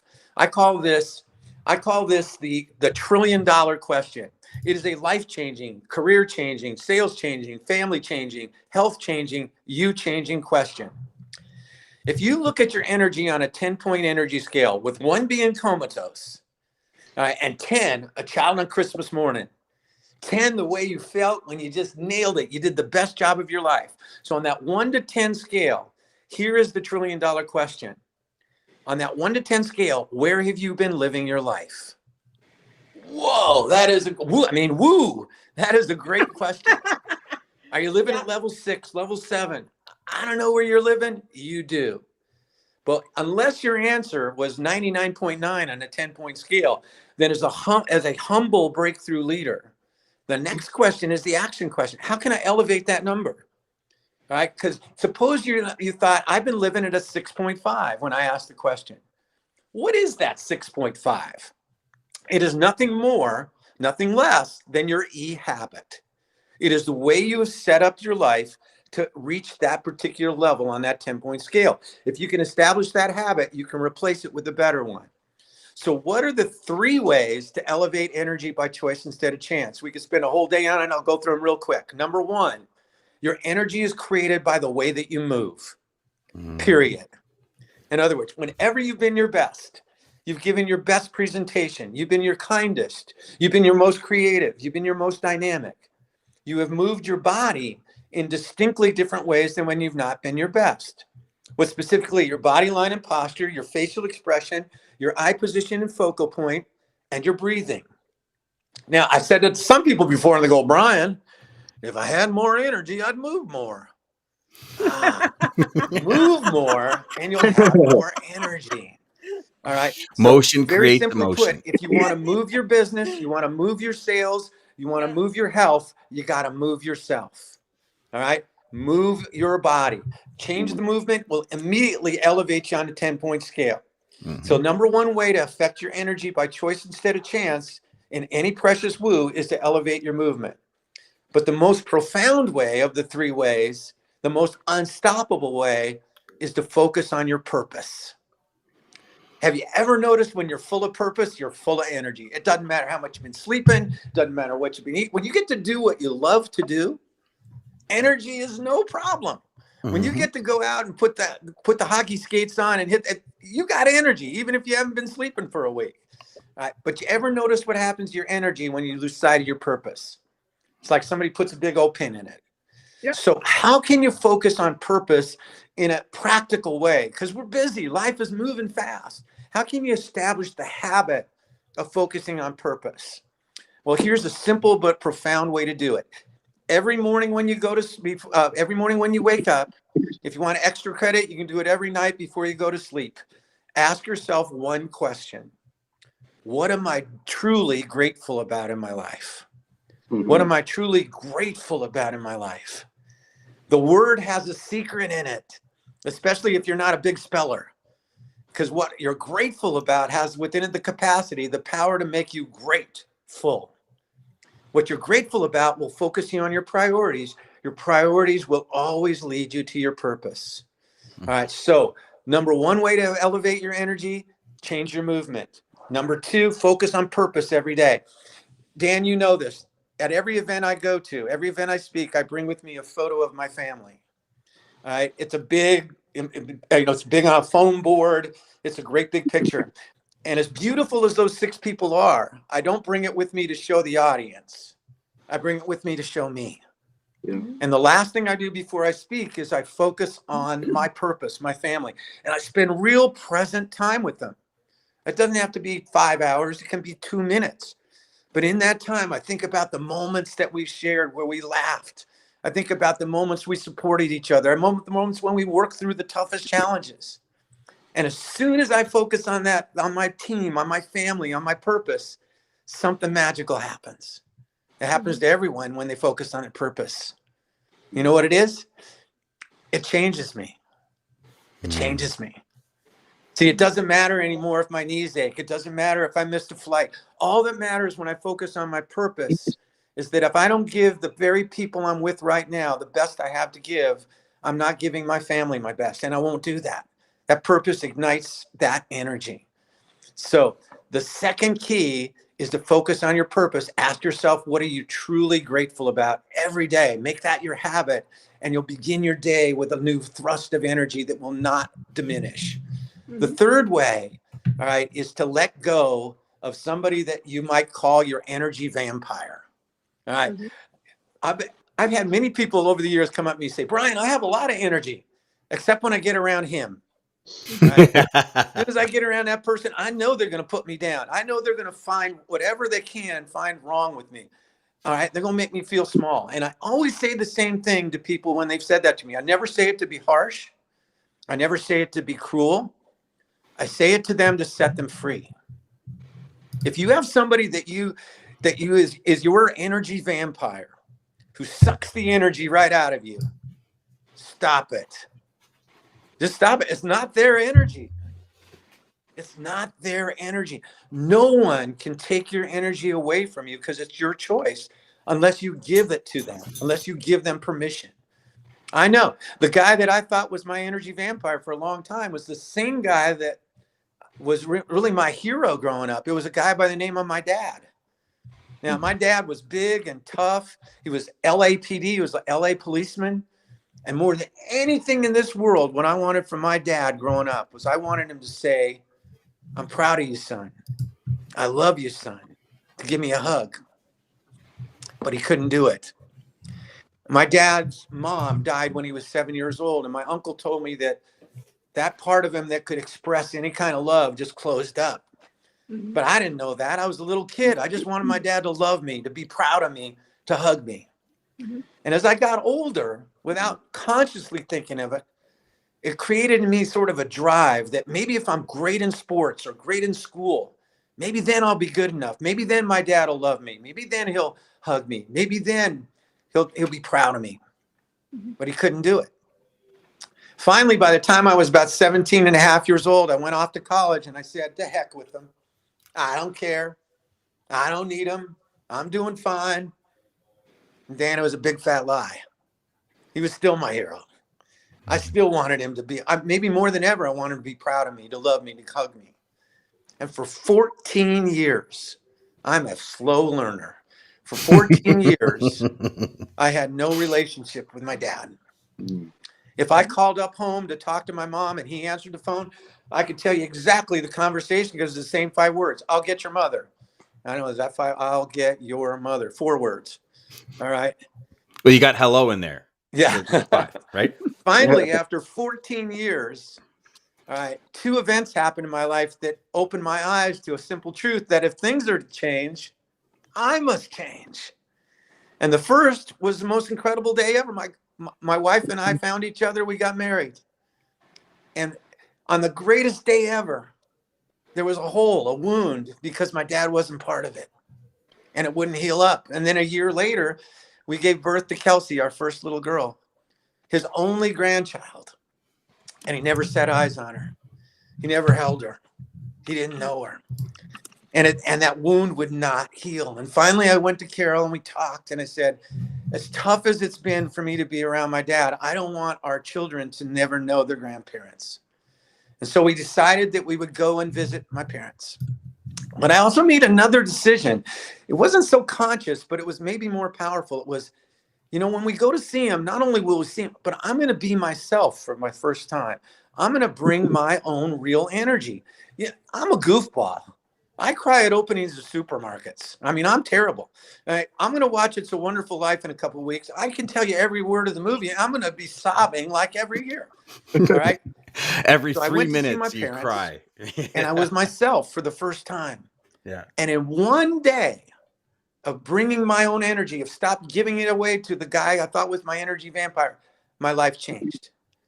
First, by letting go of that, by bringing my own energy, I realized how much I love my dad. I realized how much he taught me. He taught me work ethic. He taught me about honesty. He taught me about quietly, anonymously giving to other people. I never saw it until I let go of that energy vampire and took my own energy. When that happened, an epiphany happened. I realized he had always told me he loved me. He just couldn't say it. He just couldn't hug me.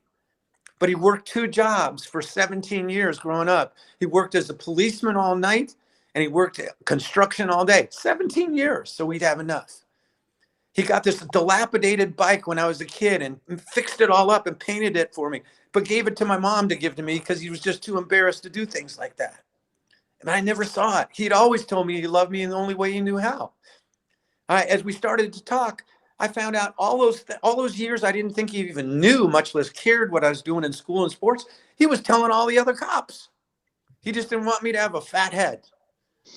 Today, my 90-year-old daddy is one of my best friends in the world.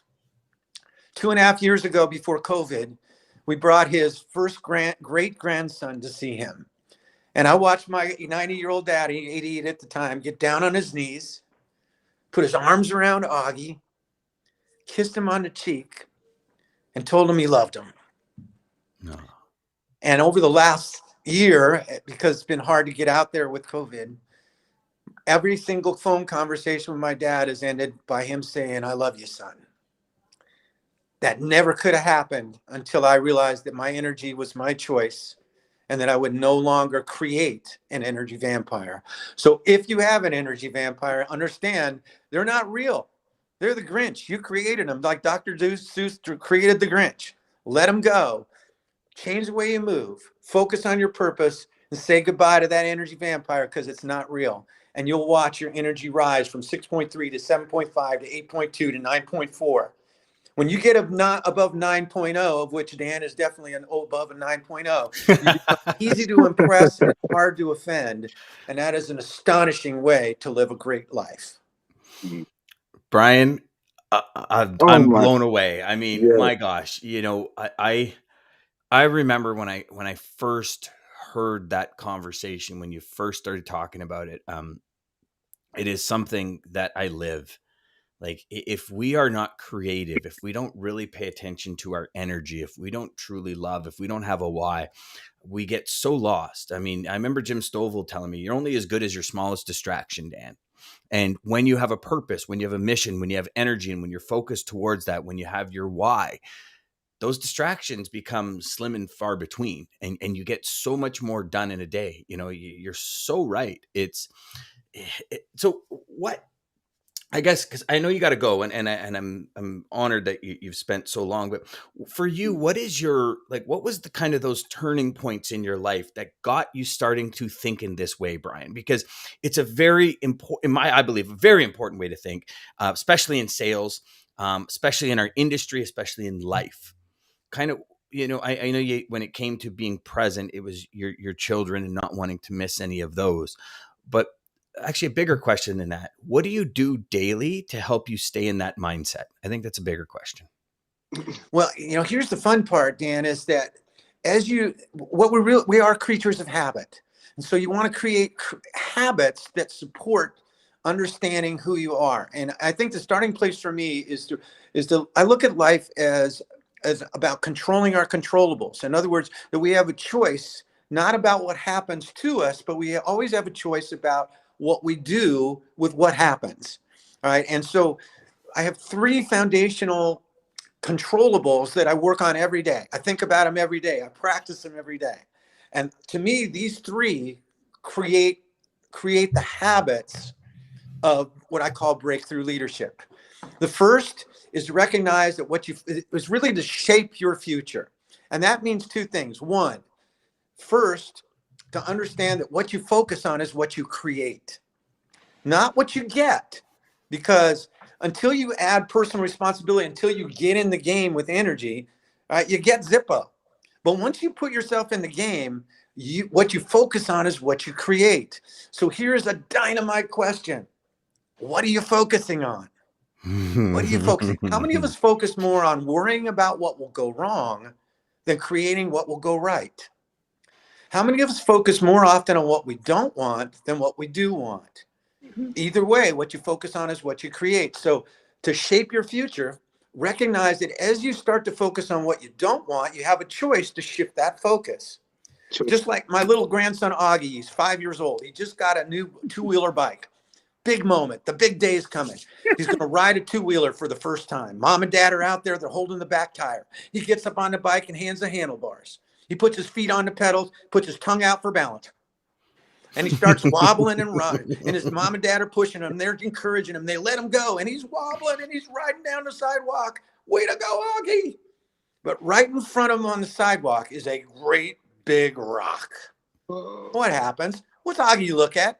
He looks at the rock. What happens next? Wham! He nails that rock. He falls down. He scrapes up his elbow. He walks by his dad like he's cool. He goes up to mom and goes, "Mom, I'm gonna die." All right, so, yeah. 2 weeks later, same little guy, same little bike, does not need the tongue out for balance anymore. He's whopping down that same sidewalk. Boppity, boppity, boppity, bop. Bigger rock. What happens now? He goes around it. Ah, very good. What goes around it first? Not the bike. His vision, his eyes. He sees his way around it. Augie has learned that what he focuses on is what he creates. All right. And it doesn't do him any good to pretend there's no rock, there's no rock, there's no rock. We're going to have rocks. But focus on when you understand that principle, as you find yourself focused on what you don't want, shift your view, shift your focus like Augie did, around the rock, over the rock. There's always a way when you're committed. So that's number 1, shape your future. The second thing that I focus on every day is what we just talked about energizing, engaging my team. And simply put, before I can energize and engage anybody else, who must I energize and engage? Myself. And understanding that energy is a choice is incredibly freeing. That as soon as I sit up and open my eyes wider, as soon as I smile, I can elevate my energy. Right? And I can sustain energy by recognizing that every day I have a chance to be better. See, we're given this incredible gift, Dan, right? And it's called today, right? And we have a chance to be the best dad we've ever been today. We have a chance to have the biggest impact on a friend. We have a chance to have a new idea. We have a chance to give credit, all right, and take responsibility. And so energy, by living with energy, by really focusing on that 10-point scale and keeping it simple, I recognize that energy is contagious and it's going to help others to elevate theirs. And finally, it's what we talked about even earlier, which is to build people, build teams, and build relationships. Transportation is a people business. It's not about the equipment. It's about relationships. It's about growing and helping others grow. And so when you focus on those that you put in, shape your future, energize, engage your team, build people, teams, and relationships, you're going to start to create breakthrough results. All right. And as you stay with it for a while, breakthrough leadership moves from the outside to the inside to who you become, which is a model of personal excellence, integrity, accountability, and humility. And I kind of want to end by talking a little bit about humility, if that's okay, because for sure, to me, that is something that we don't teach enough and can make a massive difference. Now, being humble doesn't mean you can't be confident. You know, John Wooden was very humble, but very confident, because being humble doesn't mean you think less of yourself. It means you think of yourself less. But the reason why humility is such a crucial key to each and every person, if they really want to move towards their potential, only those who are humble are lifelong learners. Only those who are humble are always striving to get better because they believe they could get better. They believe they can learn something new. Only those who are humble would rather be wrong and learn from it than to try to pretend to look good and be right. All right. And so that simple concept of humility says to people around you, hey, you're human, you're great. I love the fact that you're always striving. All right. And it helps you to be somebody who's constantly looking to grow. So that's really the kind of the habits, those three fundamental controllables, those areas of choice. By focusing on every day, pretty soon they become habitual where you don't think about them as much. They just become who you are. Wow. Brian, that was awesome. That was amazing. Insane. Yeah. Like Brian, like Ryan said, yes. Yes, thank you. Oh my God. Like Ryan says, I got to go walk the dogs, but I can't leave. Brian's spitting fire. I mean, and, you know, Brian, here's a big thing that Ryan said. And I shared with you about Ryan and putting his head down at night, right? Came back when you were talking. He says, I can tell Brian is extremely successful. He's leading with family first. That's a huge why. Right. You know, this reminds me of John Wooden too. John Wooden was a very, very spiritually focused man, but he always said family was first. And he always used to wink and said, I think the Lord will understand. And, you know, I believe the greatest gift we're given is children, because it gives us a chance to try to get better, to improve ourselves, to be a better example. Absolutely. And, you know, I think they are my purpose, and I understand that everything I do in some way can have an impact on them, whether it's through example or directly. So yeah, I appreciate that. And you're the same way. You're awesome. You are awesome. And to that point, Brian, I do have to just tell you, so I'm huge with family, and I loved your event. I watched the events on your website, and man, I want to go to it because I just love the energy and the breaking the boards and all that. But DJ, to your point, it goes so much further. Like you see the energy on the website. I'll tell you right now, experiencing it, I still have the board I broke 11 years ago now, Brian, 12 years ago on I can't remember yesterday. So. Well, it was when I was at just after, so it was 2008 or 9 max. I mean, I'm thinking even still 2007, but I still have it on my tool chest in the garage. and the board's broken and all the stuff I wrote on the back and broke through. And it's funny because I'll pick it up every now and then and I'll read the back and this whoosh of feelings. I don't even know how to say more than whoosh. It's just like incredible, the feeling, because I read it and I'm like, oh my gosh, oh my gosh, oh my gosh, oh my gosh, oh my gosh. And it's like check mark, check mark, check mark, check mark. But not only check mark, check in. Okay, you know what? I'm slipping on that. That was one thing I said years ago.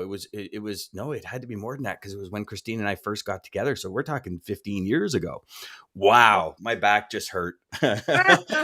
just saying that, I just got old. My back just hurt. But Rico, tell us what you're thinking right now, brother, because you're a vibration. You're all about vibration. You're all about choice.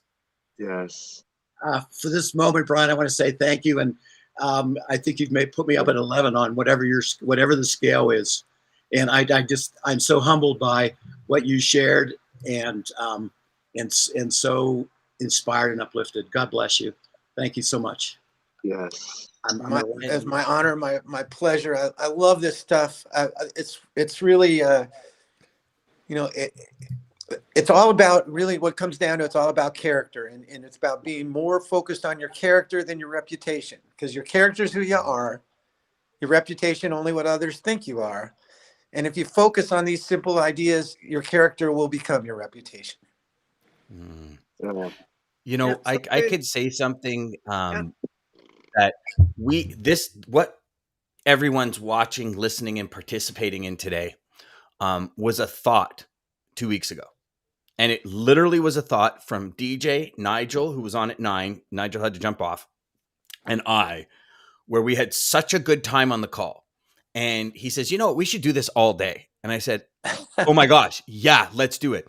And so DJ, what was it? 48 hours? We had 14 rock stars lined up for today that all said, I'm willing to give half hour, 45 minutes, hour of my time to help other people grow and develop. And for all of you that have been here for the last hour or 2 hours since we started, 10, 11, so 9 to 10, the last 2 hours, you've gotten more in the last 2 hours than most people get in their lives. And I can say that hands down, because we all want more, but do we make the choice to go and get more? And if you just take this information and live it, your life will change in so many ways. And Brian, I'm so honored and grateful to call you a friend. And tell Carol. Thank you. Likewise, have an incredible holiday season, everyone. And seize those woos. Woo! Yes. Woo! Woo! I'm just going to call you Yoda. Yeah, I'm kind of looking like him nowadays too. And Jeff actually says, so Jeff's a longtime listener of our show. Jeff's a great guy. He's coming on later. He says he actually met you in the mid 80s when you were VP at Linden. How about good stuff? That? So, hey, how about that? Small world, brother? When it comes to logistics, small world. Joy to everyone. Have an incredible rest of the day. I'm jumping off, and have a wonderful holiday. Thanks again, Dan. It was awesome. Pleasure, my friend. Pleasure. Thanks, Brian. Sarah! Hey, in the hot seat. How do I come after that? I mean, Dan, we talk about the schedule next time. Just saying. You got to bring it. You got to bring it. I don't even know what we're talking about today. Literally, I showed up in the middle of a story that was really emotional and quite vulnerable. And I'm always a believer of everything happens for a reason. So I jumped on at the right time. Yes, 100%. But I don't know how I'm supposed to come after that. I will you know what? Like Brian said. Let's start by talking about that awesome shirt. Yeah, don't say that. That sweater is awesome. That is awesome. I love that. When you sent me the text this morning saying I'm going to wear my Avengers holiday sweater, I'm thinking, an Avengers holiday sweater. Like, I got to get me one of those. That is awesome. Yes. My son would love it. I'm going to show him this later. My 5-year-old is going to think you're the greatest person in the world, and he's going to want me to get one of those. I love the Avengers. Me They're too. awesome. Me too. Oh. Sarah. So here's how I think you can follow Brian with massive power. Okay. You're really, for lack of a better term, since you and I have met, I've learned more about supply chain. I've learned more about that part of the business as opposed to being so focused on my little section in the business thinking, oh, I got all my information straight.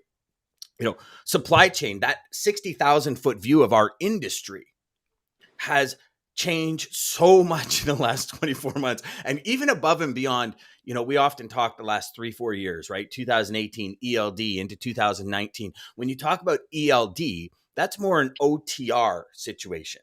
Now, does it cripple or have kinks in the overall supply chain? Yes. However, we all know supply chain as we knew it is no longer. What do you see as the new supply chain? What do you see as the new way moving forward?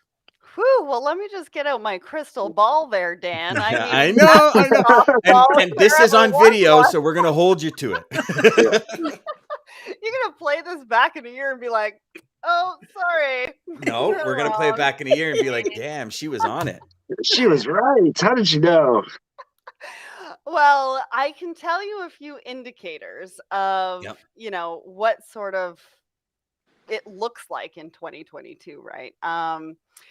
And it's because, I do a lot of reading, right? I go through a lot of articles. I talk to a lot of different people in the industry. So there's a couple of things. One is Costco has chartered their vessels until the end of 2022. So if that's any indication, Costco has an extreme amount of data. And if they're using it the way that I think that they're using it, then they really think that, all of the ocean freight challenges and everything that we've seen are going to go into the end of 2022.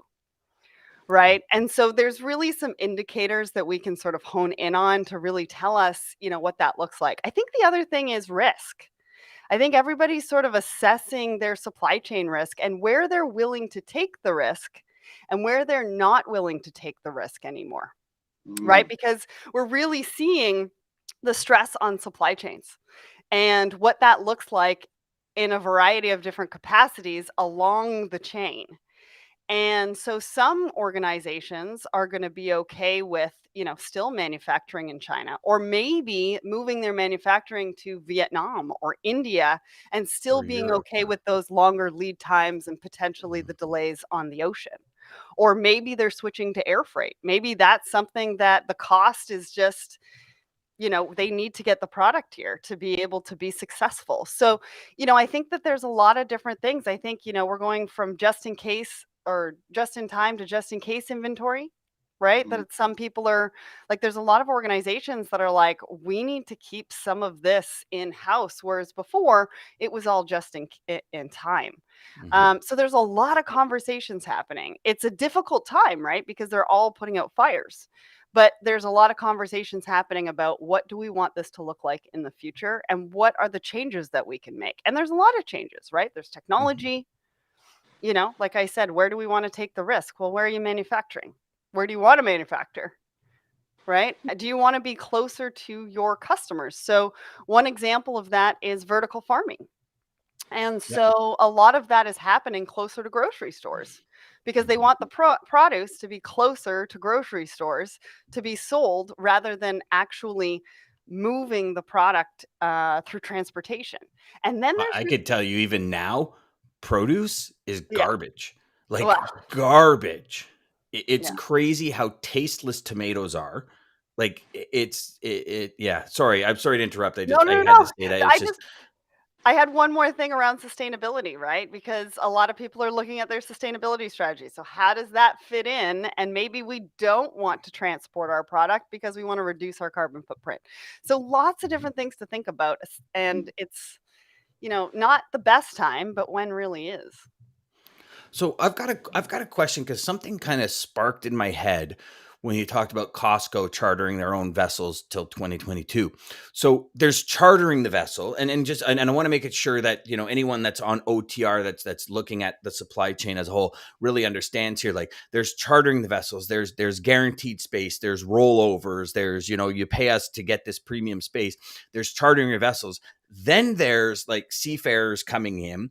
Then there's ports that are backlogged. So by Costco chartering vessels, are they getting their product off faster at backlogged ports, or it's just a matter where they're mitigating the cost and kind of have a fixed cost? Like, what was the reason for them to charter vessels? Space, share with us a little bit more in depth about that. Cause I look at it and I say our supply chain. Now, maybe we're hearing about it more, Sarah, but I look at it and I say, okay, we've got backlogs, up in Canada now. All of a sudden, like Prince Rupert and Van Term and all these ports out in BC are so backlogged because the landslide over the highway. So it's like we have these environmental issues happening. You look at all the challenges Ford has had in delivering their product, their resistor chips. They had six or 16 containers, I think, of resistor chips on a vessel that hit a chemical tanker. Both sank. They lost those. Then they got more in. They put 3,500 F-150s on a train. The train derailed, crushed all of those, right? Like there's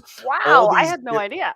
Oh yeah. Yeah. Ford has had it's almost as if it's this perfect storm, left, right, and center. Like I got a call from my salesperson, and the only reason I don't know where it was, if it was even publicized. It was very personal to you, though, because it was because I had a truck on order. I have a truck on order, and I've been waiting since January.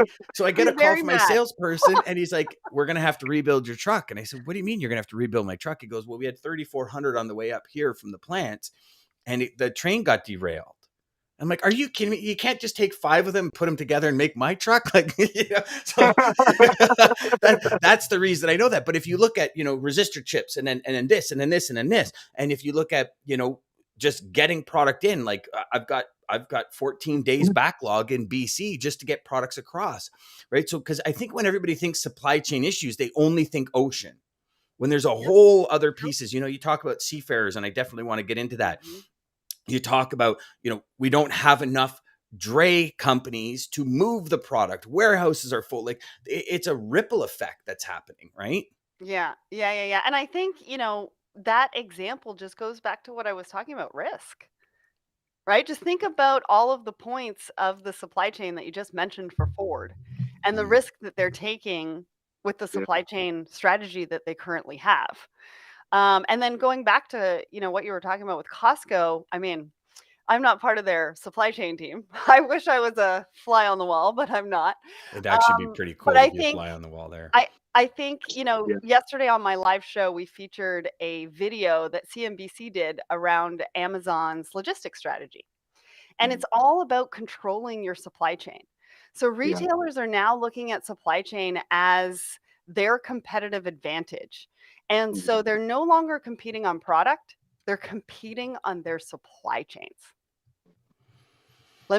Let that sink in, because as a salesperson, anybody who's listening to this that is in sales, that is a really, really big deal and could set you apart when you're talking to a potential customer. And how you're thinking about your business.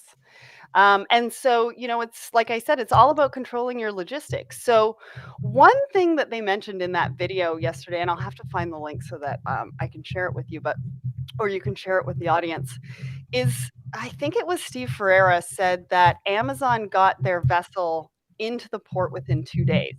He didn't say which port, but prior to that, he was talking about LA and Long Beach. And so that one, I was a little bit like, if they're getting ahead of everybody else, that's a problem.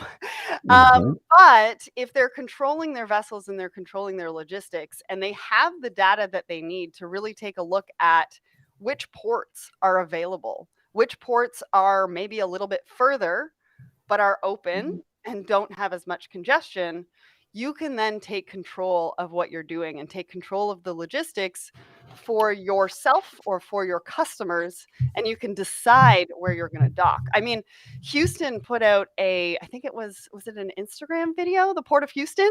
Don't go to LA and Long Beach, come to the Port of Houston. That was Governor Abbott, I think, put that on LinkedIn too. Yeah, and I think some of the other ports are doing the same and thinking similarly and thinking about different campaigns. That's interesting. So I love that Costco's chartering their own vessels and they can literally wait till the 11th hour to make a decision as to where they're going to turn and where they're going to go in based on the timelines. So that I'm not entirely sure because I'm not an expert on documentation. Okay. I know you would have to submit some documentation overseas, but I don't know what the correlation is to the time frame and what that would look like if you did have to change one port to another, like a port of discharge on the actual paperwork. But if it's your own vessel and you don't have to worry about anybody else. Yeah, true. I would think, I mean, obviously barring paperwork, I'd be open to wherever you decide you want to go. Okay. So, I could speak from experience. I've got a product that I was looking at bringing in and Costco was actually looking at buying it, and Costco canceled it because they said there's no way I can guarantee it coming in before Christmas. Okay. And so we actually lost the deal on it. So I think like purchasers are getting a little smarter. They understand, I've got people calling me left, right, and center, just like everyone does. But typically it comes in January. The calls are now coming at the end of October, beginning of November. Yeah. Talking about Chinese New Year. Like we're months away. Oh, yeah. But big, right? It became this, we really have to pay attention to this now. Like as opposed to, okay, yeah, you know what, 3 weeks before China. Oh yeah, that's right. You guys have New Year's. Okay, just throw like 3 containers worth of stuff on. I'll be okay for a month kind of thing. Yeah. And now it's like October, and Dean Crook, who's going to be on later, he was saying, guys, there is no Christmas season. Like these things are gone. Like the whole patterns have changed. Sarah, I was on the phone with a customer who's actually joining us at the end of the day, having a conversation with, because I knew they do not manufacture any product in North America. It's all from Vietnam and Hong Kong. So I prepared the call to talk about ocean. And what was really interesting is he said, Dan, I don't want to talk about ocean. And I'm like, isn't that where your biggest problem? He goes, no, I've got 1.6 million square feet of warehouse space that I didn't have 20 months ago. Right. Because we're bringing so much product in. He goes, you figure out something for that 1.6, you got my business for life. And here I am, hours of preparation on what's happening in ocean and how is it going to, what do experts say is good? Where is that levee going to break? And when is it going to, and nothing, like totally down the drain. And I'm like, 1.6 million warehouse. He goes, yeah. So he goes, think about it. My cost is 5 times what it used to be. 5 times. Is it empty? No, they're full. They had to lease and go out in 3PL and lease 1.6 million square feet of warehouse space just to keep their supply chain running to serve their customers. He's like, so think about it, Dan. You're a buck a foot, $1.50 a foot. Some places I'm $1.40 a foot. Some places I'm 90 cents a foot. He goes, call it on average $1.30 a foot plus handling. Yeah. 1.6 million square feet. He goes, so we're spending an extra, 2.5 million a month just to warehouse our goods, not including handling. Now, you think of those numbers for a second as a corporation, right? And it really tells you the impact supply chains have, right? Like, I think for decades, Sarah, and you know this because when you first started in the industry, it's like you're so stuck in that little bubble of where you are, right? Like when you were in warehousing and when you were doing, your sales and all that, you're stuck in this bubble and not really realizing how somebody throws a rock, 15,000 miles away and the tidal wave comes in and hits us. Yeah. Right. So you've got, steamship lines saying you're going to be charged demurrage and there's nothing you can do about it. And there's hundreds of dollars of dwell time and thousands of dollars of this. And then all of a sudden it's, I got an extra $2.5 million a month in extra fees in order just to maintain my present business, not even growing the business. Like, it's not like you grew the business by $50 million. So you have an extra 2.5 in cost. There's no growth. Right. And it's like just to maintain that supply chain. It's crippling. And and I know we're feeling it now in the stores. Everything I'm finding, I don't know about you guys, but I'm finding everything more expensive. I went to the outlet mall the other day, walked into Saks, and all the shelves for shoes, most of the shelves for shoes, completely empty. Like I've never seen that before, ever. Yeah. Nigel's in. Nigel, I don't know if Nigel's back on here, so we're going to bring Nigel in. He said, "Listen, fascinating point that Sarah just made. How many salespeople ask or know what the investment risk is?" Yeah. And what are their customers actually going through right now? What is their management team asking of them? A lot of times they're asking for, KPIs that just aren't realistic right now. And so how do you support them in those conversations? Where did Dan go? I came back. Sorry. Okay. I'm just trying to figure out whose speaker has reverb. Yeah. So whoever's got speakers going, if you can just turn the speaker down a bit, or if you've got a headset or something you can put on, just so we don't. There was a little bit of reverb happening there. Sorry, I just tried to figure it out on the back end. You're absolutely right. It's but Sarah, you and I have had this conversation, right? Sales is well beyond. Sales isn't about moving freight. It's not about that. And as a professional, like when somebody comes to you to hire you, our job, I fully believe, and by all means, there might be people out there that crucify me, is like our job as a professional sales rep is to mitigate negative exposure. In the end, like it's to help our clients achieve their goals with the least amount of friction possible. How do we do that?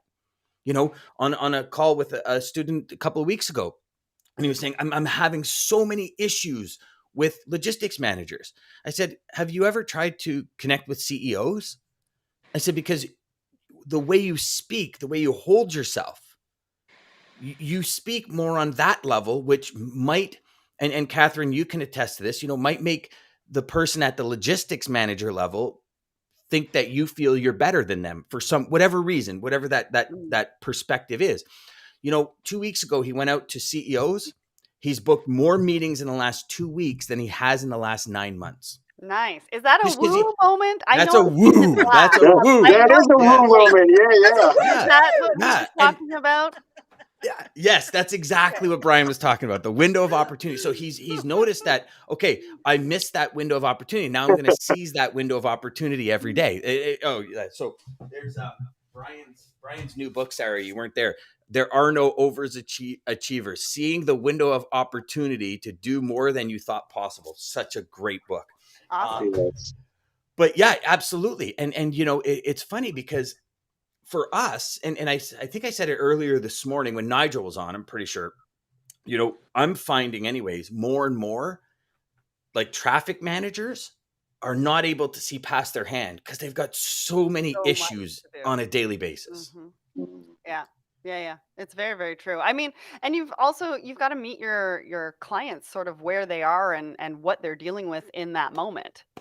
And I tell this, I say this, I interview a lot of technology companies for my podcast, and I say this to technology companies all the time. It's not about your client having to change to adopt to your system. It's about you meeting them where they are and taking what they're currently doing and making it easier for them. Well said. Absolutely. Yeah. Yep. 100%. It's too bad this isn't. I feel like we're doing the Clubhouse, but in person. Where we clap for Clubhouse. I feel like we're doing the Clubhouse, but in person. Okay, so Sarah, I want to dive into this because Nigel jumped on it right away. I jumped on it right away. Controlling your supply chains, like supply chain risk. Right. So what are some of the conversations you've had? What are some of the things that during the conversations you've had where it's kind of opened up somebody's eyes to say, oh my God, that's exactly what I need to do? And how would you, if you were a salesperson, how would you suggest any salesperson out there starts talking about the supply chain risk and mitigating it? I guess it depends on which part of the supply chain you're sort of coming into the conversation from, right? You've got first mile, you got middle mile, you got last mile, and there's everything in between, right? And I think, you've always taught this is really, you got to ask good questions. You got to find out, what's going on in their world, but what are they responsible for? Right? What is coming down the pipe? What are they having challenges with internally? Because those are the conversations that you have to understand to be able to support them, to be able to support you. 100%. Right. And I think, I think there are resources that you can utilize. Yesterday on my live show, I featured an article that went through what a risk assessment looks like and even gives possible solutions. So if you just gave that blog to somebody and said, here, read this and maybe do a bit of a risk assessment. This might help you do your risk assessment and then think about possible solutions. They might not have anything to do with you, but they'll remember you for thinking of them and sending them some sort of resource for that. So I've got a couple of resources I have to send you. The Amazon video that I talked about, I'm going to email them to you and you can share them with the audience later. And then definitely. the blog post that I'm talking about today. I'd love that blog post. Both of them would be awesome because that blog post fits right into the follow-up scenario. Absolutely. Yeah. Love that, Sarah. Okay. Yeah, for sure. And I think you wanted to talk about seafarers too before I had yes. to go. Yeah, let's dive in because I think this is very important because, I do believe that a lot of people get lost in supply chain that are critical to supply chain. Yes. Right. And if that makes, I think that makes sense. It makes sense, right? Yeah. Like we don't think of, like when COVID hit, it was like, thank you to the truck driver. Thank you so much to the truck drivers. I appreciate it. Thank you to all of you on the front lines. And then that seems to go away pretty quick, right? Because I talk to truck drivers all the time, and a good friend of mine, Andrew's been driving truck forever. I'm like, how is he? He goes, oh no. He goes like, that's all gone. Like, There was a point where it was all, now it's kind of like we've moved on to something else, the latest and greatest, whatever shiny thing, ooh, squirrel and, all that kind of stuff. Like, I feel like, the hammy and over the hedge where it's like, oh yeah. Oh, right. And you keep losing where you are. And, he's like, yeah, no, he goes, Dan, and even when it was, hey, on the surface, thank you to all our truck drivers. Hey, can I use the bathroom? No. And I remember that video from the truck driver, I think it was in North Carolina. Do you remember that? Where he gets on his live and he says like, listen, y'all are saying, thank you. Look at this. And he points and there's like miles of trucks. And he says, none of us are allowed in here to use the bathroom. We can't pee out here because they got security guards going around that are going to give us tickets. What about the women? What about the people that don't have compostable toilets? He's like, listen, I get it. Like, thank you. Yeah, we're doing our jobs. We're making, because 2 weeks without trucks, we don't have any fresh water, people. So like, let's call a spade a spade. Right? Yeah. Yeah. Well, and the seafarers, they don't get enough light shone on them at all. So can you tell us, just so everybody's educated, Sarah, sorry to interrupt you. What are seafarers? What do they do? What is their core function? And then let's dive into it, because without them, we don't have product. 95% of everything we touch on a truck is touched a container. Like, yeah, so they're the crews that are on the vessels, and there's 100 vessels out in the port of LA and Long Beach right now. Jeez, and that's not all of them, right? There's thousands of container vessels that are moving around the world all of the time. And they move 90% of global trade. 90%. If we didn't have seafarers, we wouldn't have essential products that are manufactured overseas. And 90%, sorry? 90. I understood it to be 92, but 90% of everything we consume has been on a ship and been in a container. And that includes, like, you look at it now, Cathrine, you go into your grocery store, Brazilian tomatoes. Well, you think, right? If there's 100 ships off LA, how like ripe or non-ripe or raw, I guess, do those tomatoes need to be when they leave Brazil in order to get here? See, this is becoming the big problem for myself anyways, and I know a lot of people can probably concur in produce, is it's crazy because we obviously, North America and Canada, you're not growing anything but ice these days. And so, where's ice wine? What's ice wine? Yeah. So, we have to import it. And it's being put on container ships so green because it's spending weeks at the port before it actually gets in. That in order to protect it, it's got to go green. But then you pull up a tomato that's double the price now. You cut into it, and you're, like, I'm a huge fan of bacon, lettuce, and tomato sandwiches, and I stack my tomato on because I love the taste, and it's like, I'm like, what the heck is this? I'm coming over. You're gonna make me one. We don't live that far away from each other, so I'm inviting myself over for a famous canned BLT. I love them, and especially if you get the thick bacon. Now I'm hungry. Anyways, it's a human rights issue. I mean, there's also, the sustainability component with all of those vessels out on the water, and all of the waste that's Yes. potentially being derived from that situation. But it's really the human rights issue with the seafarers, because from what I understand, they are not treated very well. And especially through COVID, they haven't even been able to get off at the port of calls. So usually in normal times, they'd be able to get off the ship, they'd be able to grab a plane, they'd be able to go home. There were some seafarers that were on vessels throughout COVID for up to 18 months or even longer. Without getting off? Yeah. And the connection Holy for cow. them to be able to connect with their family is very low. So you could really understand the mental health crisis and the humanitarian crisis that we really do have on our hands as far as seafarers are concerned. And it's not talked about enough. There's a lot of people in the industry that are being very vocal about it and trying to push something forward to make it, better for the seafarers, but there are a lot of high-level organizations that aren't really doing anything about it. And then it's, really who's responsible for it. You've got the vessel owners, which aren't necessarily sometimes the steamship lines, or they might be the steamship lines. There was an NPR podcast about how a seafarer was given paperwork to sign. And what he didn't realize when he signed it was that he now became the owner of the ship. Oh my God. And What? there He was became the owner of the ship? yeah. And so there was like millions of dollars owed to somebody. Oh no. And he spent 4 years on this vessel in the water by himself, not being able to leave Oh, because he's landlocked, right? He can't pay it. He's been signed over as the owner. And I think it was even a risk for him to. I think he had to swim. I can't remember. This was a while ago. I think he had to swim to shore to get food sometimes, and even to do this potential interview. And it was at the risk of the government arresting him. And there's other stories where if a crew member passes away of COVID, the vessel has to be sent with their body to the destination of where they're going to have their funeral.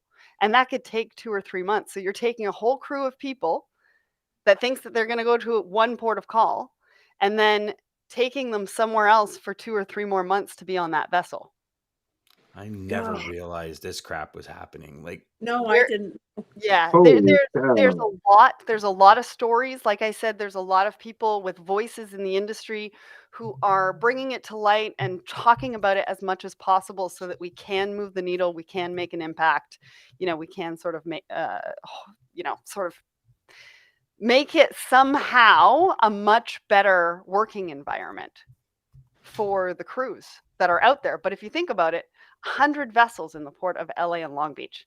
That alone, knowing that they can't get off the vessels. So you've got 100 vessels, and on average, are they large ones or smaller ones? I would Probably assume a mix that of they're all. fairly large, right? Because they've all got containers on them, and I think like 20,000 TEUs per vessel or something like that. I'm thinking you're probably somewhere around there. And I'm just trying to do the math. So you're talking 2 million TEU. So for all of you listening and watching and anyone on the panel who's not aware, TEUs is 20-foot equivalent. So 20-foot container boxes. There's 2 million sitting off the almost somewhere in the neighborhood of 2 million containers sitting off the port of LA. Well, you've got mostly 40 foot, so that might take it in half, right? Still, I'm talking TEU, 20-foot equivalents, right? So if you're talking 20-foot equivalents, you 40 would just be 2 of those. So even call it, who cares? Call it 1.5, call it 1 million, right? 1 million containers with product that needs to go to market in order for people to consume it, in order for people to sell, in order for people to make money, in order to sustain the economy. Yeah. Sitting offshore on the water. Yeah. Well, and if you think about small to mid-sized businesses already paying, 10 times more than they're used to paying for a container, and then having their capital tied up for, 3 times as long because they've already paid for the inventory. Mm-hmm. Right? Because that vessel is sitting there. And the holiday orders, a lot of them really do rely on selling that product during the holiday season. And some of them won't get that opportunity this year. I think one of them out there is even like Christmas trees. Wow. Oh, I wouldn't. What do you do with those Christmas trees? I believe that. Yeah, they're just waste. Or yeah. Well, you have to keep them, I guess, till next year, and hopefully next year. Yeah. The fake ones or whatever. I think you got the secret on your screen back there. I watched a few of your shows, and you got that collaboration is the future of business. I think that's the secret. I mean, we just have to remember 100%. we're all on a team. We're all on a team together. It doesn't matter if you're carrier, broker, driver. These seafarers we really got to take care of. And all of these. DJ, give me 1 second, brother, because Rico's got to go. Rico, thank you so much for being here, brother. You know what? For teaching us about choice and just being an all-star that you are, my man. For all of you watching and listening, go out and grab Rico's book, Please. Just Two Choices. Life changing. It's that simple. Rico, thank you, man. I really appreciate it. Thank you for taking the time and spending so much time with us here today. I just feel so blessed and so honored, Catherine.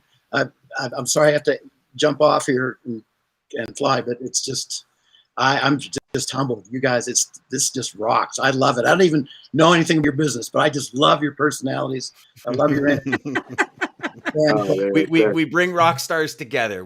As I said to Sarah ages ago when Sarah and I first met, I said, Sarah, you're a connector. Like you connect people. You're making all the connections there. That's what we're trying to do today. Rico, thank you for being here, brother. Really appreciate it. And hey, feel free to jump back later on today. We'll be here till 3 p.m. And you're more than welcome, brother. Thank you. Loved listening to you, Rico. Loved it. Love you guys. Thank you so much. And Sarah, can I say something really quick to Sarah? Yeah. Absolutely. For the human rights issues for these folks, they should contact Amal Clooney, George Clooney's wife, the human rights lawyer. Yep. I can give you her contact information on the side if you want, through Dan. I can send it to Dan and he can give it to you. So whatever spokespeople they have, contact her. I'm not kidding you. Like, get a hold of her as soon as possible because they are inclog at human rights. If you could do that, that would be amazing. So what I'll do is on when I log off to go get another coffee, I'll send both of you an email with your contact info. Oh, perfect. Awesome. Okay, Thank and you. I'll send you her contact info. Get a hold of her.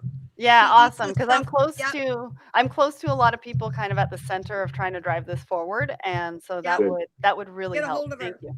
Yeah. She'll love it. Yeah, for sure. Those poor people. Holy cow. I know. Yeah, I never knew it was that bad. Like I never, but again, you think of COVID, right? And again, I know we're talking about moving forward and we keep going back with COVID, but you look at the Omicron now, things are starting to happen. My son refs hockey, minor hockey in our area has been shut down. Yeah. Too many cases. They're saying we're shutting it down till after Christmas. Minor hockey in Halton, for the most part, has been shut down. Women's hockey is still going. There's certain groups that are still going. Who knows? I know our government in Ontario is saying we're not going to implement any more restrictions. Who knows what's happening? I know there's a big conversation between Canadian provinces and federal government today, having the conversation about possible lockdowns. Like this just seems like it's ongoing. Yeah. And we seem like we get like 2 steps ahead to get, 4 or 5 steps behind. And there's so many people that are being pinpointed on the front lines and to be forgotten about like that. Like I'm completely. Shocked. Yeah. I'm blown away. I'm blown away as to people like that are such a fundamental part of everything we enjoy. Yeah. I get it. Sarah, we're on the highway. Trucks get cut off. People don't respect the fact that, hey, it takes X amount of time longer for this to stop than you and you 4-wheelers and da-da-da. But like, I actually feel horrible that I had no idea, being so engulfed in supply chain and logistics and transportation, that I had no idea this was even happening. Like, it needs to come to the forefront. It needs to be a conversation that's spoken about, because that just sounds like it's like, that's shocking. It's what we hear from the drivers, but on like an extreme, like you were just talking about, Dan, where I've been shared pictures from drivers like, don't ask to pee, don't ask for this, don't ask for that, don't like, what? Do you want your product? Like, they're bringing your product, why are you doing this to them? But it sounds like extreme of that. Like, it's crazy. Yeah. Can you hear me, Sarah? Yeah. Yep. Oh, good. Okay, because I want to tell you, I loved listening to you. Oh, I thank loved you. listening to you. I had to pop out for a bit, but I could still hear. But you're just incredible, fantastic. Thank you so much, Everything you said, Catherine. well I said. really appreciate that. I'm I learning so agree. much from all of you guys. Like today's session, I'm not kidding you, has been so informative. It's been so fantastic. I'm so happy to be a part of it. But Sarah, you were brilliant. Me I too. really enjoyed it. Thank you. Thank you. Yeah. Dan, do I have time to mention one more thing that I'm kind You of have time passionate to about? mention anything you want. Go for it. No Yes. worries. Yeah. So a lot of people who know me know that I'm passionate about diversity and inclusion in supply chain. I have a Woman in Supply Chain series, and then last October I extended that into the Blended podcast. And so I bring 5 different people from different walks of life together to talk about diversity and inclusion topics. And the reason why I bring it up is because every single episode, magic happens by bringing 5 different strangers together. And I can tell you, like every single episode, we end the episode, everybody's friends, magic happens. And I just want to put it out there because I think diversity and inclusion is another really hot topic for supply chain. Definitely something that needs to be done. I mean, obviously sustainability as well.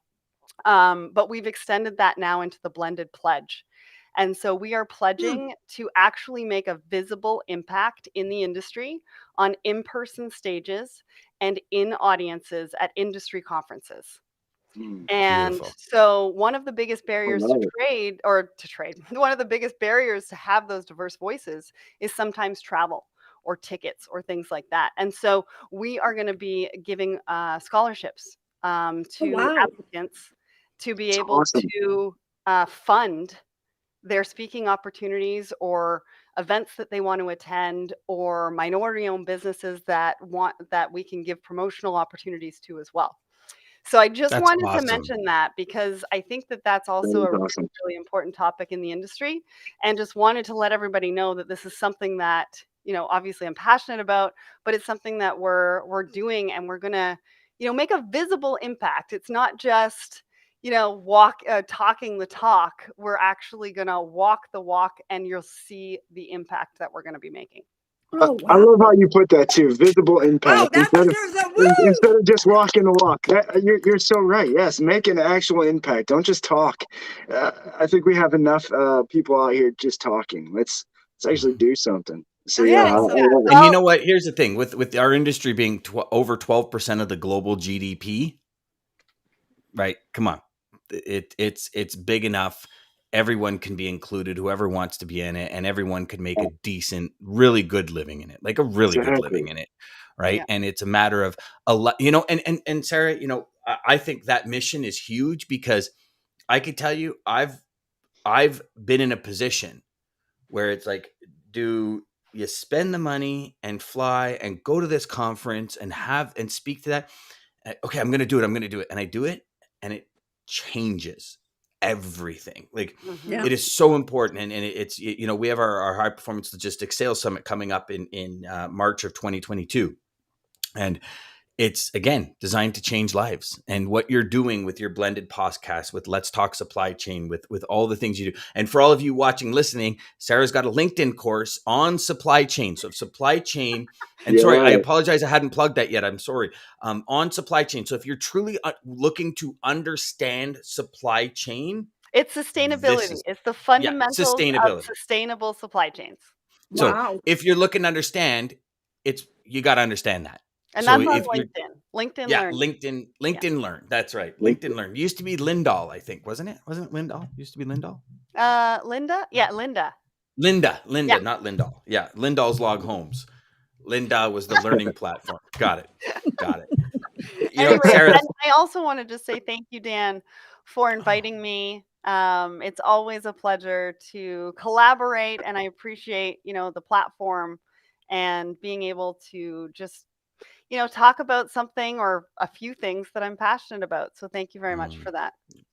Our pleasure. Thank you so much for being here. We hope you can stick around for a little bit. We've got Shaylin Dixon coming. We got Nicole Glenn. We got Dean Crook. We got Andrea Waltz from Go For No. We got all sorts of people coming up that it's going to be just a blast. So I know you said you kind of had only a certain amount of time.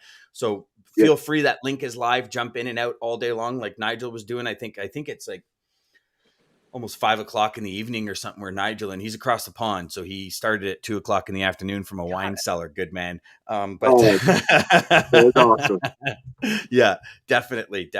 Well, you know what we'll do is we'll bring Cathrine up here for a couple minutes until I'm frozen. Shay gets here. Who's frozen? Is frozen. Oh, that's okay. Don't worry about it. You're not frozen on our end. It might just be your end. You're good here. Oh my God, I look like my grandpa. Not quite. No. But before we go any further, Cathrine, I mean, you've been here for a while now, over an hour now that you've been here, and we've been kind of going back and forth. So for everyone watching and listening, Cathrine Hollingsworth. Cathrine Hollingsworth is the former CEO and founder of Revenue Connections. Cathrine has been selling to the C-level for over 30 years. I'm extremely honored and proud to say that Cathrine and I are putting out a course together about logistics and how to connect the C-level on the C-level and sell the C-level in logistics. So more of that to follow. We'll be posting about that and kind of gearing people up because, again, we're under this, this time that's so critical in logistics, right? And where a lot of the times the normal people that we speak to sometimes can't see past their hand. And not that they don't want more for their company. I don't think that has anything to do with it. I think it's a fact that they just don't have the bandwidth. So how do you connect with somebody that sees the vision, that sees the possibilities, that sees the opportunity and the window of opportunity in logistics, right? Controlling your supply chain risks and everything that Sarah was just talking about. Where does that start, Cathrine? That all, number one, it starts getting out of your comfort zone. It's scary. It's scary getting out of your comfort zone. If you've never contacted a CEO before, it's terrifying. But there's an old saying that if you aim for an eagle, you'll hit a pheasant and you don't eat crow. Because 9 times out of 10, the CEO is going to refer you down to the next level decision maker, whether it be the COO or the CFO. Cathrine, can I interrupt you for 1 second? I apologize. Sarah, I know you got to go. Thank you so much again for being here. We really appreciate it. You were awesome. Thank you for opening our eyes. And for everyone watching and listening, make sure you follow Sarah. Make sure you go and subscribe to the Blended podcast. Subscribe to Let's Talk Supply Chain podcast to keep getting this information. Very important. Thank you, guys. Cathrine, you are going to be amazing. I am so sorry that I cannot stay. I really wish that I could. I'll try to log back in at about 2 o'clock. But thanks, everybody. I've really enjoyed it. Oh, thank you, Sarah. You too. Happy holidays. So, okay. So you were now, sorry, I apologize to interrupt you. I just wanted to make sure that we said thank you to Sarah and we got her. So, oh no, she's wonderful. Everybody has been so wonderful today. Oh my God. What a great show, you guys. It's coming and we still got plenty of hours left. Yeah. Actually, I have to disappear for a second. Dan, check your messenger. Yeah, go ahead. All right. So Cathrine, am I Yeah, you're good. You're golden. You're good to go. Okay. Because first I'm going to apologize for my cat, because my cat for some reason has been possessed by some kind of evil entity, and throughout the show he's been knocking over the Christmas tree and jumping up on the thing, but anyway, so let's get going on the CEO. So contacting the CEOs for appointment, the majority of sales reps never start with the CEO because they don't think the CEO is going to be interested, because they're afraid that they're going to get hung up on. They've got all these hidden fears about them. But the majority of CEOs come from a sales background. So they're going to want to hear from you. But there's only 2 reasons why a CEO is not going to talk to you, right? It's going to be that you're going to use language or jargon or slang or talk about topics that the CEO is not familiar with. The second one now, so you're saying when, as a salesperson, if we're connecting with CEOs, the CEO actually has a fear that he might not completely understand what we're talking about. Exactly, because that fear is common between sales reps and CEOs, because sales reps don't want to look ill-informed. They don't want to look uninformed. They don't want to look foolish. Well, neither does the CEO. Nobody does. Mm-hmm. But the CEO only has those 2 fears. You're going to waste their time, So when you phone, don't ask them how they are, because they're never good and they don't care. Like they hate the phone. So if you get through to them, don't ask them how they are. Just get to the point. Right. Okay. And So I'd like to address that for a second, because I think a lot of salespeople think, well, we got to connect. We got to make sure there's a connection. We got to make people feel comfortable. And I shared something yesterday with a sales rep, and I said, here's the thing. Like, if you put yourself, and please tell me if I'm correct here. I hope I am, because I gave them advice. I thought it was accurate, but I said, so, think of it like this. You've got, you're reading something. For me, get to the point. What are the big benefits that you can help me with? Like, you don't know my goals, but what are some of your superpowers that you've been able to help other people with? Or what are some of the big things, the big gustos that's going to make me go, I want to talk to them? And I'm not talking about task level. We're talking about like literally output level. Right. So I went over a few that I use to CEOs, and I said, do you see how this would relate? So if a task is helping close more deals, right? So engaging and motivating your salespeople to close more deals at higher margins. I don't care what kind of company you are. If you're in logistics, you would love your sales reps to close more deals at higher margins, right? I think so many people. So here's kind of my thought process on it, Cathrine. And I know when we started to create our X Factor selling to the C-level course, I got very wordy. And I tend to jump in a lot to this technobabble crap, and not anything about technology. It's just technobabble about our industries, right? Like if you went to a CEO and you started talking about seafarers and all this other stuff, that is technobabble to a C-level executive that might not understand that portion, right? And now as I say it, I see where you're coming from when you say, they want to understand what you're talking about, because I don't think anyone likes it when somebody says, oh yeah. And do you know what I mean? And you're like, yeah, I do. Yeah. It's like, no, you don't. And they know you don't know. Yep.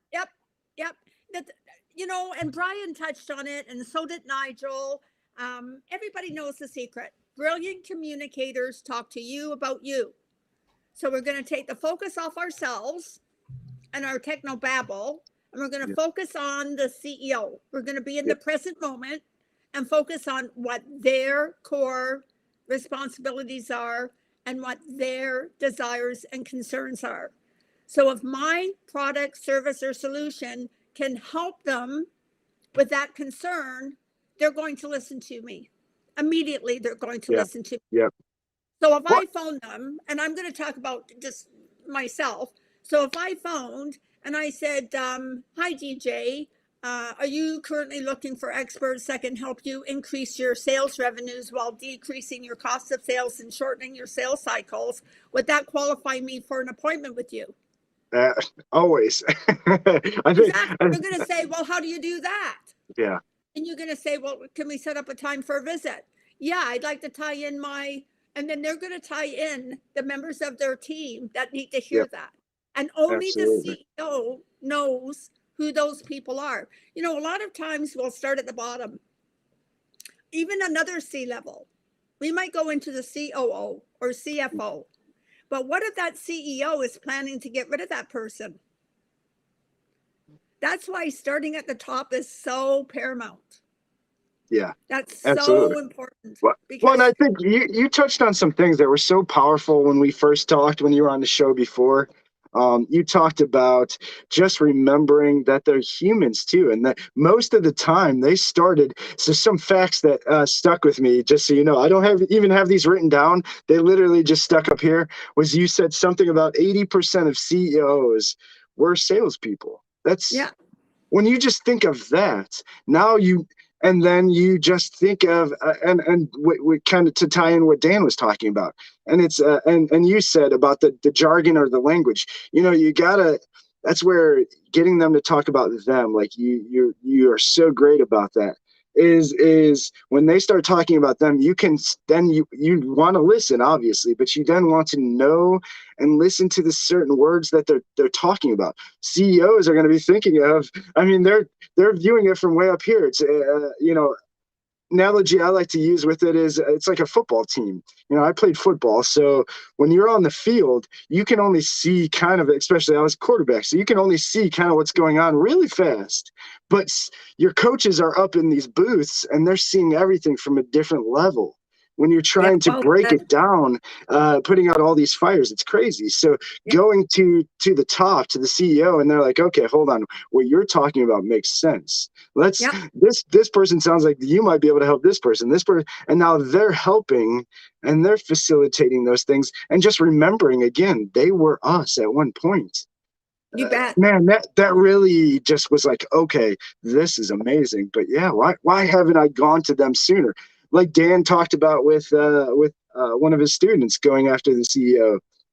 You opened my mind to that too, and it's like, why was I not doing that before? Because it's really so powerful, especially if you can learn and just figure out what is of value to them. So the value to the traffic manager, they're putting out fires constantly. They're in the midst of it. So they're not even thinking of, they're just reacting. And it's the coaches, it's the top that are trying to put the pieces in place. So, oh man, yeah, it was amazing. Yep. And as sales reps, like you said, DJ, sales reps have more in common with the CEO than anybody else in that whole company. Yeah. And we're avoiding them, which is bizarre.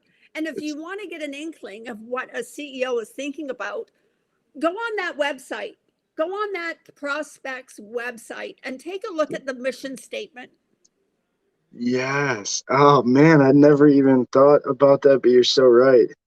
So if you want to get some kind of insight on what that CEO's big picture is going to be in the next 5 years, read that mission statement, because it's all going to be in there. And I'll guarantee you that you will see where your product, service, or solution can help them with that. So that could be an introduction. Absolutely. No, that's huge. So when you phone them, you can say, DJ, I was just reading your mission statement. So if I say that to you, you're gonna listen to me. Absolutely. Because most of the time it's the CEO's words. Exactly. It's their goals. It's their mission. It's their mission. It's 100% of the time that's their mission. Yeah. 100% of the time, what you see in that mission statement is that CEO's mission. Yeah. That's that's what they're focused on. How often? Now I know mission statements do change. How often do you think, or how often do you think they change? Mission statements? I think a mission statement's going to stay there until the CEO decides that he's met his mission. Yeah. He or she has met their mission. So nobody knows that but the CEO. That's why it's so critical to go there. Yeah. Stop. How many times have you started beneath the CEO level and you follow up with them later, but guess what? They don't work at the company anymore. Mm-hmm. A lot. Well, Cathrine, you brought up my favorite movie, and with this idea of what you're saying to go to the CEO. I freaking love this movie, Pursuit of Happiness with Will Smith. Yes, we talked about that. Yes. It's amazing. But he shows you, exactly your idea is what he did. He knew he didn't have the time because of his situation, and he was starting from the bottom because that's what he was taught. So he started from the janitor, working his way up. He said, hold on. Went right to the top guy, and what happened? It opened endless doors because that guy seen the value in what he was doing. Because more than likely, like you said, he probably at some point before being a CEO was in that same position. Of course, DJ, you nailed it. Yeah. You nailed it. They were just born to CEOs, and they just didn't magically appear. Yeah. If you start that way, you're usually going to fail. I've seen most companies that I've ever worked for, if you're just plugged into a higher position and you're not learning everything below, and you don't know every job oh man, it's so hard to lead, but it's even harder to lead by example if you don't even know what you're doing. So, I mean, let me ask you something, TJ and Dan. Why do you think the majority of CEOs come from a sales background? Why do you think? Ooh, that's a good one. I think because sales is a function of every company. Yep. That you have to have a certain mindset for. Yep. And that mindset, I mean, you need to be organized. You need to have future vision. You need to have future focus. You need to understand relative things that are happening in the market in order to be the best. You have to continuously educate. You have to, like when Shay and Andrea come on, we're going to talk a lot more about that. You know, you have to face adversity left, right, and center. Not only face adversity, but not allow it to destroy you. Right. Bingo. And I think as a CEO, the challenges that we have, and I could see Shay shaking her head. Yeah, the challenges we have. Yeah, she came in like, yeah, he's right. You know what? You want to bring it on. Shay's a CEO. She understands that. She started in sales. Shay? No, you are absolutely right. Every single thing that I've ever accomplished has been directly correlated to some type of sales training that I've had. I worked in a freight brokerage where sales was the core of the operations. And even the people in operations, we had to understand sales. We had to learn sales. And so when I started my business, I had a certain level of grit, a certain mindset that I knew my business was going to succeed past the first year, because I already went in, I had a plan, I had a strategy, and I tweaked it. And then I used the numbers. So numbers don't lie. If you continue to run the same numbers and just, increase your strategy, you can't lose. So I definitely agree with you. My sales experience has definitely 100% helped me be the CEO I am today. And hello, everyone. Hello, everyone. And Shay, so everybody. What a way to come in. That was awesome. You seem to be having these really awesome transitions. I know. It's today. like it was set up. It was like this is all planned. Nobody knows that we're just kind of just pulling this off. I mean, we're not that good. We really are. No, we're so great to this, but it's okay. Yeah. Like this is literally the second time we've done this, and the first time was at the summit. Really? At so the first time we've done multiple people over periods was at the High Performance Sales Summit in December 2020. Literally, oh my gosh, like a year ago, 3 days ago, it was December 11th, 2020, exactly, yeah. And cameras were messing up. There was so much feedback. like I would speak in a microphone and the microphone over there would pick it up, and it'd become like, it was just like on the inset for people watching, it wasn't that bad. But if you were in the actual event center that I was in, it was a gong show of epic proportion. So it's working well. Everybody, Shaylin Dixon from Allegiant Logistics, Shay, we have had so many conversations, and I'm dying for everybody to just pick your brain because, content, what do you do online that resonates back to your business? How do you build that plan? How do you follow that plan? How do you bring people in? All these things we've had conversations about. And in literally the first 45 seconds, you've been spitting fire on this show. Yes, because you said something that she came in real hot. Like we're talking like, Top Gun kind of hot. And here's the thing is, you said my sales background prepared me for this, my operations. Operations are the best salespeople on the planet. I remember my lead ops. She ran my ops team. And I said, you should really get into sales. She goes, oh my gosh, no, I suck at sales. I go, right. No. Do you realize how much you actually sell? It's just, you're not putting that sales filter or that sales or overarching kind of cloud over it. You sell more than I sell. She goes, no. You bring in all the business. I go, no, you keep the sell. Right. Yeah. Just carrying. I think we got to get rid of that. So this might be a crazy mission. Dan, I'm sure might jump on this mission, but I think we have to. The more I hear this about sales, and we keep talking about sales, it's not really even sales. I think we tie it to that, but really it's just people. And sales just get people, and it's just understanding and being able to be open-minded enough and wanting to help other people. It's all, but we call it sales and we keep calling it sales, but it's just helping other people find their problems and find a solution. And we're just we're just problem solvers is really what we are, but we call it sales. And clearly, to be a CEO and to be in the position you're in, you're a great problem solver. And so you are a salesperson. You're just a problem solver. And also the big thing, and Shay, tell me if I'm right here, okay? Mm-hmm. So the big thing for Shay to be able to do what she does at the level she does it, she doesn't think profit. She thinks solutions. She thinks value. She thinks goal attainment. She thinks, how am I going to help my customers achieve what they want to achieve? The profits always come. If you are a sales rep that is margin driven. Now, listen, don't get me wrong. Okay. And I know Shay, numbers your matter, heart might have fluttered there, Shay, a little bit, saying, whoa, margins matter. Margins matter. But if we think commission, but if we think commission as opposed to goal attainment, we get held back 100%. When we think goal attainment, isn't it a funny thing, Shay? All the margins come. They do. And I notice we provide for my team as well. Now that I'm past the first year of business and we're going into the second, I'm building a team. And so now not only do I have to manage my book and make sure that they're equipped to manage their book of business, I have to make sure their mindset is where it needs to be and that they have that same mindset of focusing on the long term. So, I have a new agent and she did her first 80-foot stretch extendable flatbed load.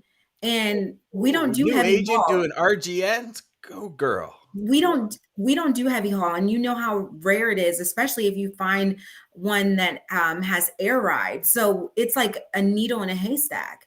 And so she was very much focused on profit margin. And I had to tell her, I'm like, so listen, say you only take 10% on this, right? But next year you are their go-to person for all of their freight that their drivers aren't moving. That 5%, that 10% that you feel like you left on the table is going to come back tenfold. And I think a lot of people, when they first get started as agents, they're like, I'm here. I want to, this is a side hustle or this is my hustle and I'm going to make this amount of money. And it's like, okay, what relationships do you have? What type of freight are you moving? What's next year look like? Right. And so getting them to think outside of that, like, oh, I just made $1,100 this week in commission. Like, I want to replicate that. And it's like, okay, so what do you need to do? What are you doing down the pike? Who else are you prospecting? Well, let's look at your CRM. And it's a challenge because we're so used to, especially in corporate, I feel like when people come from corporate and they come and work for me, it's like kind of changing their mind frame a little bit because you are still your own small business within my business. And so you have to run it as such. This is not like just, we're not a fly by the night company. And so you have to run it as such. So it's challenging. It's definitely challenging. I'm so glad you brought. Getting low, so I'm going to pop out for a second because I've got to plug in my computer. My battery is dying. Yep. No worries. Yep. No worries. You were saying there, DJ? I was going to say, Shay, I'm so glad you brought that up. You brought up about, now I lost my thought with that battery though. Where was I going to go with that? I can't even remember where I was going to go with that now. It's okay. You do know I'm going to harass you about this later. I know you are. I forget where I was going to go with it. I had something too, but go. So Shay was saying that she's building people up around her, and let's review the conversation because I think the question really would have hit home. Shay's building people up around her. Her new person had a big RGN move that was focused on margin. She said, listen, don't worry about the margin. It'll come later. Solve the problem for the customer. Now they know you're the go-to. You're the one that they can count on. The good things will come after. So Shay, do you feel like you're being pulled in a bunch of different directions, or because you have your plan, you're focusing on your plan and you understand your role? Does it all kind of come and mesh together, or do you feel fragmented at all? So when I first started, I felt very much fragmented because the negative part of having a sales mind frame is that I'm super competitive. So when my book of business is getting a little rocky, I'm like, oh, hold on. All of you need to wait. We'll pick up training next week. And I'm trying to get back into it. So I did feel fragmented. I felt like I was being pulled in different directions, but I did 3 things that really helped me. I created more time for myself. So I realized that everyone wants to talk to me because I have the knowledge on the team and I'm sharing and I'm training everybody. So I had to figure out a way to allow myself to be in multiple places. So by documenting and uploading all of my videos, like to train you all, now when I have new agents, they can talk to me, but it's not really me. And I'm training them. So I saved a lot of time with that.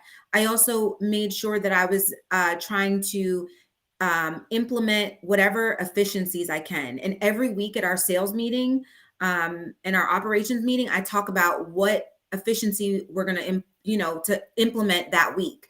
Because from carrier onboarding to customer onboarding, each one of those steps, as I'm on the ground working with my agents, I'm like, this could be way better. We have to make a better process. This takes too long. Why are you guys not telling me you're spending 2 hours doing this? We have to. So I'm doing that. And so now that we're going in the second year, I feel like I don't feel fragmented. I know exactly what I'm supposed to be doing. I know my strategy and I know how I can tweak it and make it better every single week. And every month, and then for the year as a whole. So now I feel great. I feel like I'm going into 2022, like I'm ready for the next level for Allegiant. So it's exciting. But if you would have asked me this maybe like 3 or 4 months ago, I would have told you like, my brain is coming out. I'm like, I don't know if I'm coming or I'm going. I'm not sleeping. I'm working 7 days a week. So now we're finding some tempo to that.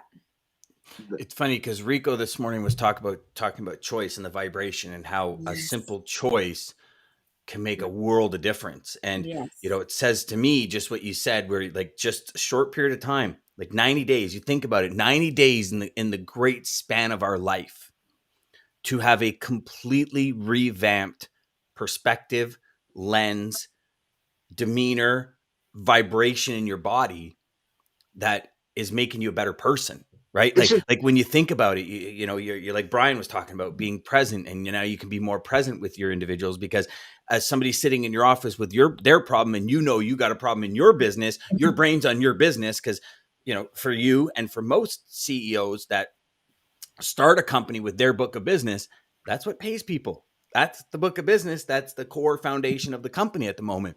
So yeah, I could see it being a pretty stressful environment. And then even better is you making the choice to have it different. Yeah. And I didn't get to take my book of business with me. I had to build a completely new. I followed my non-compete to a T. I never sourced any of the carriers.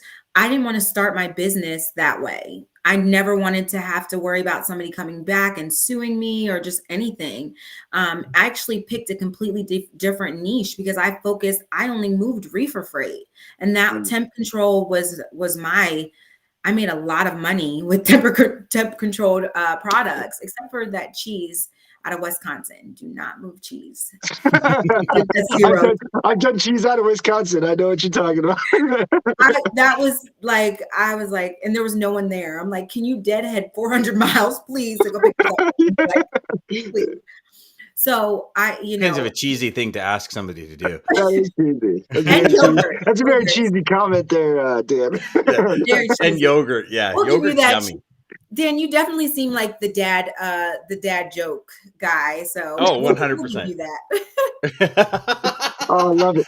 I thought that was a compliment coming. That is a compliment. So I will tell you, and I think this will spark a good conversation between us three, especially I know kind of we touched on this a little bit, Dan, and it's where I was going with my point that I lost.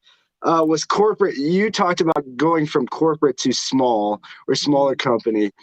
And so I have only been in the corporate big company worlds my beginning of career. Ever since then, I've been with a lot of smaller family-owned small companies. And like what you're talking about, I think the big difference that is a culture shock to a lot of people, and like you had mentioned, a lot of employees or your employees is going to be in the corporate. It's like they train you just to a level. And then you only learn that, and there's no looking above that level. They don't even want you peeking. Don't worry about this. Don't worry about that. Just you're here, And with the small business, like you said, it's more your business with us. Like you're a partnership. I think the greatest small companies, small businesses are when they realize that it's more like a partnership.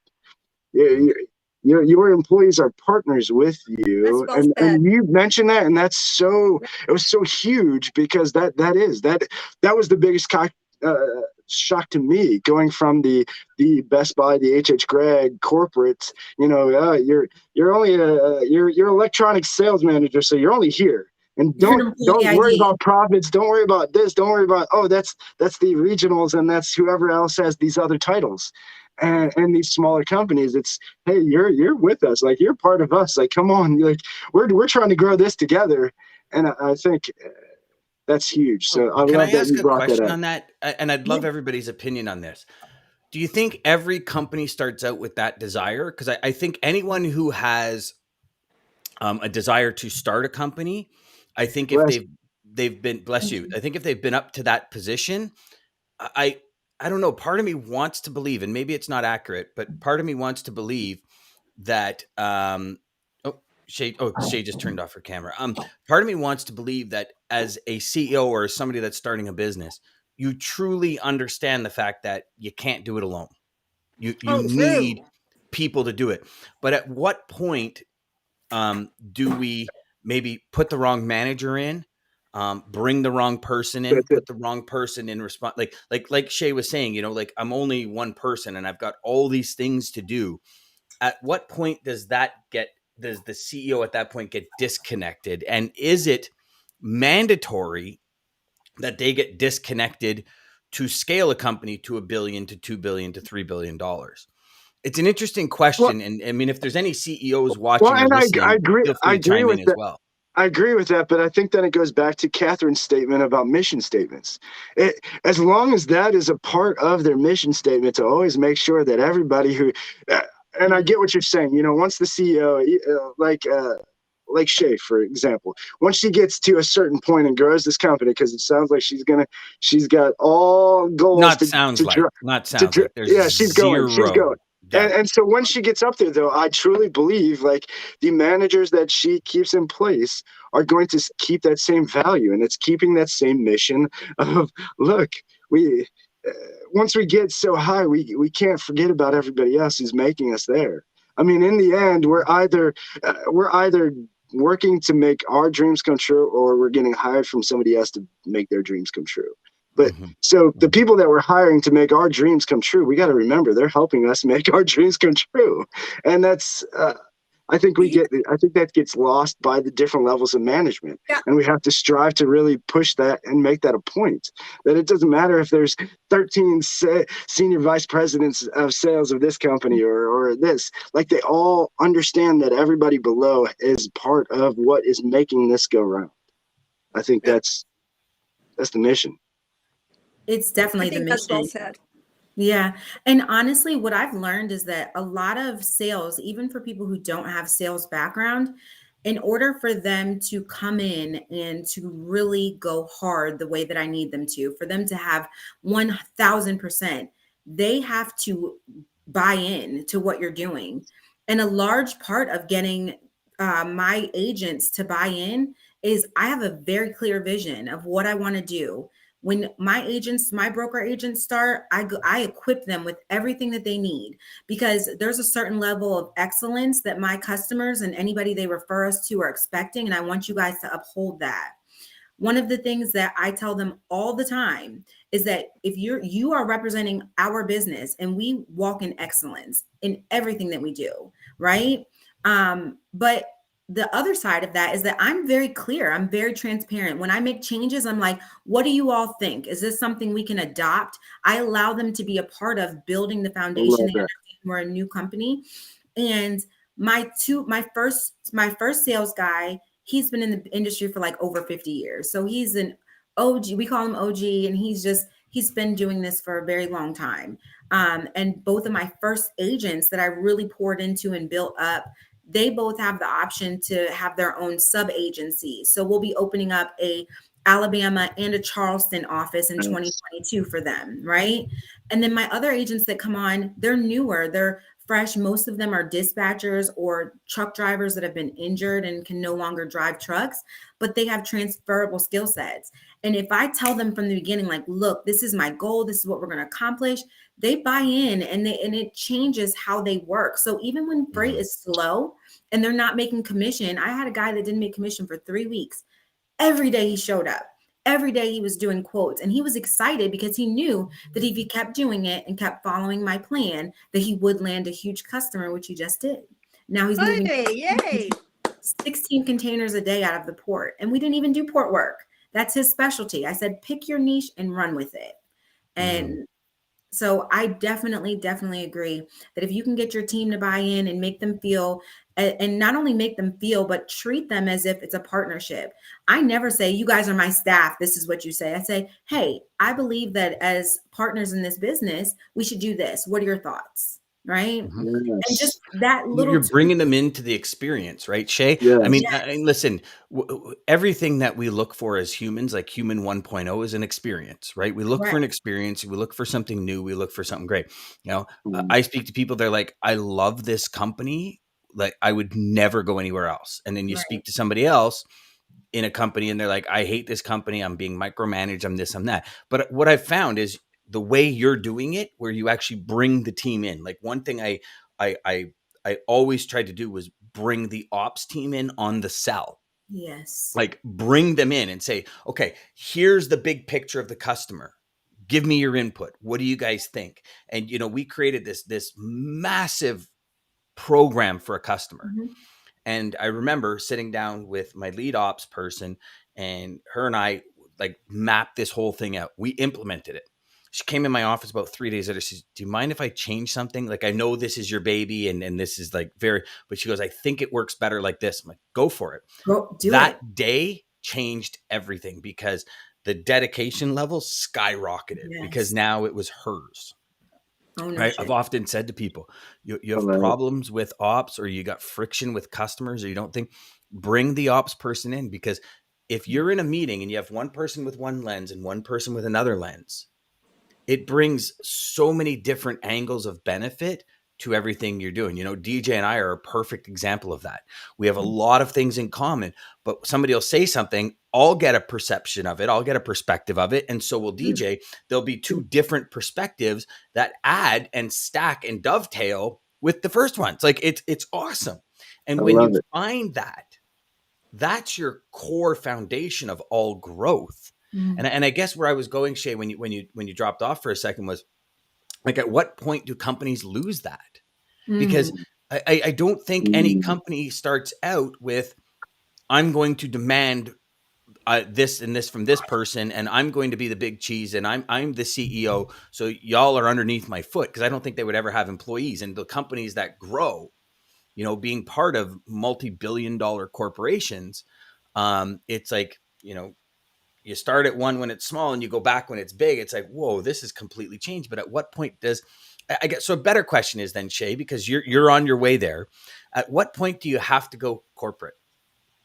And I know it's a loaded gun, and I apologize, but just you know, I've been actually thinking about that. So we had a scenario. One of our agents, he also has his CDLs. So he came to me and said, hey, I want to start my own trucking company because I moved this freight, but I can also pull it out of the port for us. And he was like, you know, would you be upset if I did that? No, not at all. It benefits the business. Do what you have to do. So I see a lot of people put these restrictions on their team and their staff because they're almost holding them in place because they don't want them to be free to do other things. And so I do the opposite. I give them as much freedom and as support as possible, because when you do that, then people are there by choice.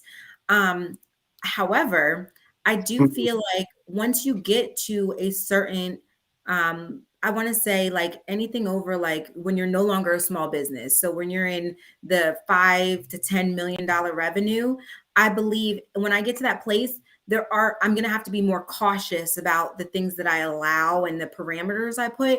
So I see where it could expose us to risk. And so that's the only thing where I see as a corporation or as a business, that once you grow so much, you have to kind of keep things in line. And that's, I see those boundaries coming in, but I hope we can do it forever. I like people having the opportunity to do whatever works best for them, part-time, full-time, work from home, work from the office, whatever is going to help you be successful in your role. That's what we want to promote. That's what I think the key sentence there that you said was choose to be here. They make the choice to work for you because they have the freedom. They make the choice. And when somebody makes their own choice, you know, I speak to salespeople all day long.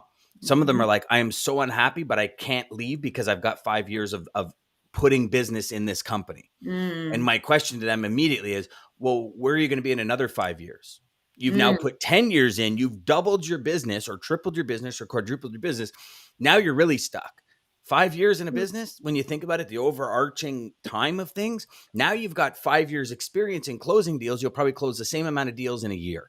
In a year from now, you'll be much happier. You'll enjoy where you work. That energy, that joy, that motivation, that vibration from the choice you've made is going to compound, triple, quadruple all the results you're getting. The no's that you hear are going to become less and less relevant because you're going to hear the yeses, right? Like this to me, I think is key. And you're right, because as your brand grows, your brand becomes more expensive to keep because of it growing. But I think if you focus on the choose to be here scenario, Shay, I think those people will have more of the mission of the company as a why. Does that make sense? I agree. It I hope I does. explained that properly. No, you definitely did. I'm like, wow, I'm going to focus on that. When agents say that they no longer want to be with us, which I haven't had anyone do that, in their contracts, they're allowed to take their book of business with them. I don't want to keep your business. Good for you. Good for you. We will have new agents. They'll build new books of business. I don't want to take from anyone. That's not my goal. And a lot of brokerages, I feel like they're wrong for that. That's your hard work. And if you just treat me right and pay me proper margins, I'm not going to go anywhere. You know, it's easier for them to work under me than for them to go and get a bond and build a brand and build brand value, you know? So, well, even more than that too, Shay, is if they do decide to leave because maybe they got like a signing bonus or something, if it doesn't work out, the first person they're going to contact is you. Right. Yep. Like I remember when I had my brokerage company, there was a gentleman in Quebec that ran my Montreal division. And he called me one day and he says, I've been dreading this phone call for a week. I'm like, what's going on? And he says, I got an offer from this corporation. And all I did was I stopped and said, Mark, here's the deal. Is it better for you and your family? He said, 100%. I said, then you got to do it. Yep. And he goes, but I agreed to run your Montreal office. I said, okay. But that was 2 years ago. This is now. And he said, okay, what about my business? I said, what about your business? He goes, like, can I take it? I go, it's your business. Take it. And, you know, him and I are the best of friends still because it was his business. I had no part. I didn't make one single sales call. He came in. It was his business. In the end, we did business together like 4 years later at massive capacity. Like it was just, why do that? But I mean, I think for me, a lot of that, like non-compete, it's paranoia. Right. It's paranoia that sets in. You know, I've worked with a lot of companies and it's like, okay, we need this, Dan, we need this. And you need to get involved with our executive team. I said, okay, what are the numbers? Well, we can't show you that. And I'm like, okay, I'll sign non-disclosures. I'll sign this. I'll sign whatever. I don't care about your numbers. I care about the goal. And as long as the goal gets attained, I don't care where we are now. Just let's figure it out and get there. But if you're not going to give me a baseline to start at, I'm shooting blanks at the wind. Like, you know, it's like getting on a sales call and thinking, because I'm talking to Shay, she's going to want the same results Cathrine wants or the same results DJ wants. So I start sharing a message with you that delivers on the results DJ wants when you're like, that's not even close to my like it just, you're passing, your message is passing the wind. You know what I mean? Yeah. And it's crazy for us to think as salespeople that everybody wants the same thing. Like it's, you know, I don't know if you were on earlier, Shay, but I was talking about, I prepared for a meeting about ocean freight. And when I got on the meeting, the guy says, I don't want to talk about ocean freight. I've got 1.6 million square feet of warehouse space I didn't have last year. My costs are 5 times what they were. How can you fix that? And I'm like, okay, if I kept talking about ocean freight, how far would I have got? You know what I mean?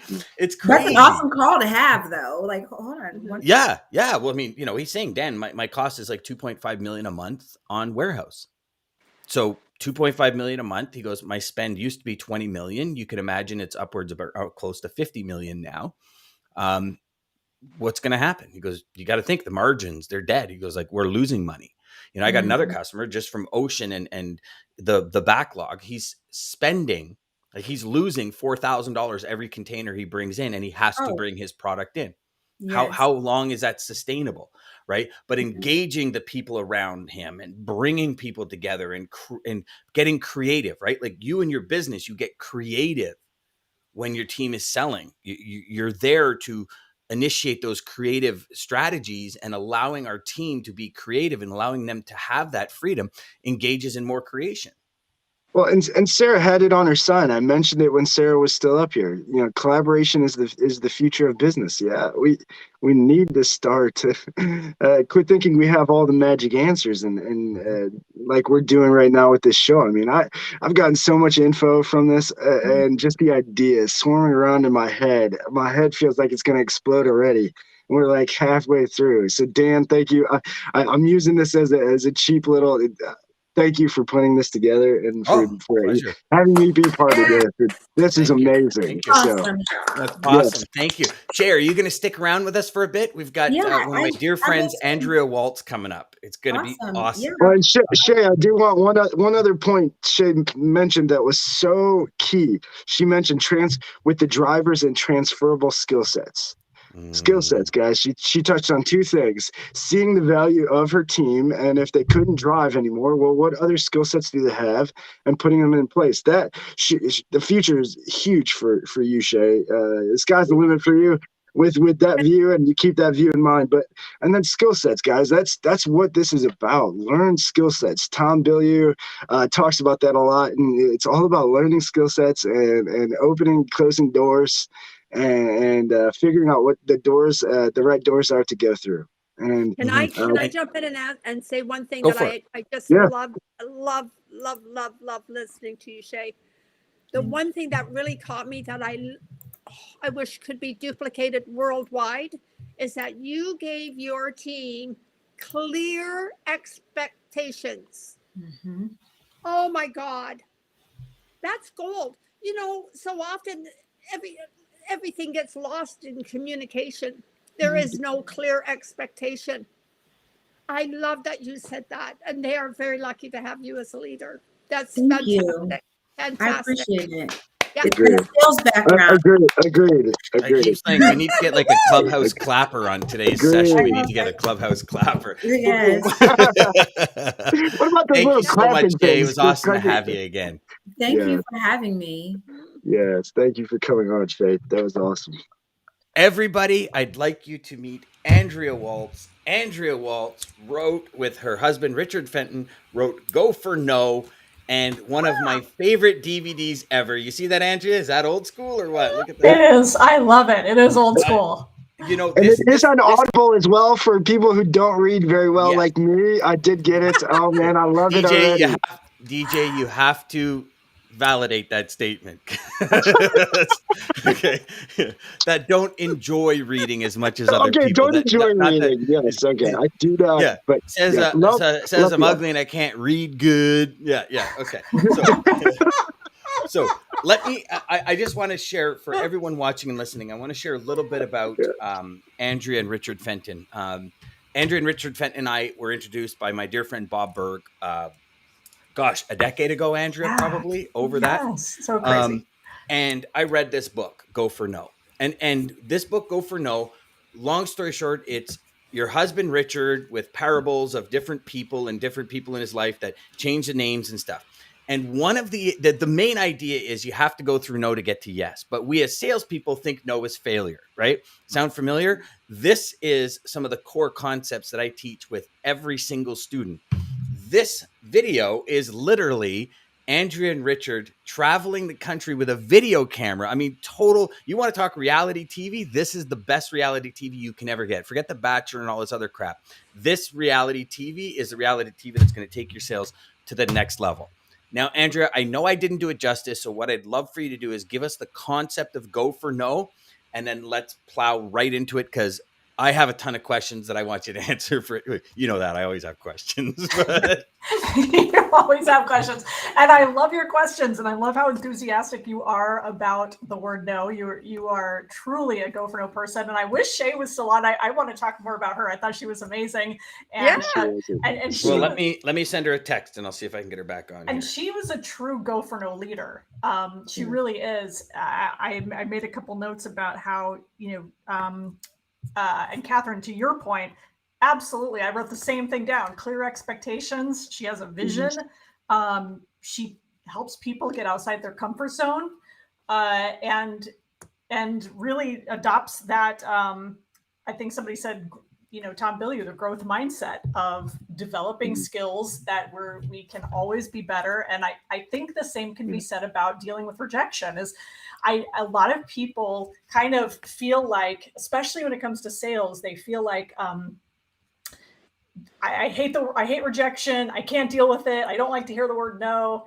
And so they own that, and then that becomes their reality. And then they just live into that. And that's how they perceive themselves. And then they get the results based on those beliefs. No shock, right? They struggle with rejection because they're so married to this idea that they can't change. And so I just love her. I love her entire outlook, Shay's outlook. But so the idea behind Go for No is that you don't just focus on getting yes, although yes is the destination, but no is how you get there. Go for No basically means you should intentionally increase the number of no's you are hearing.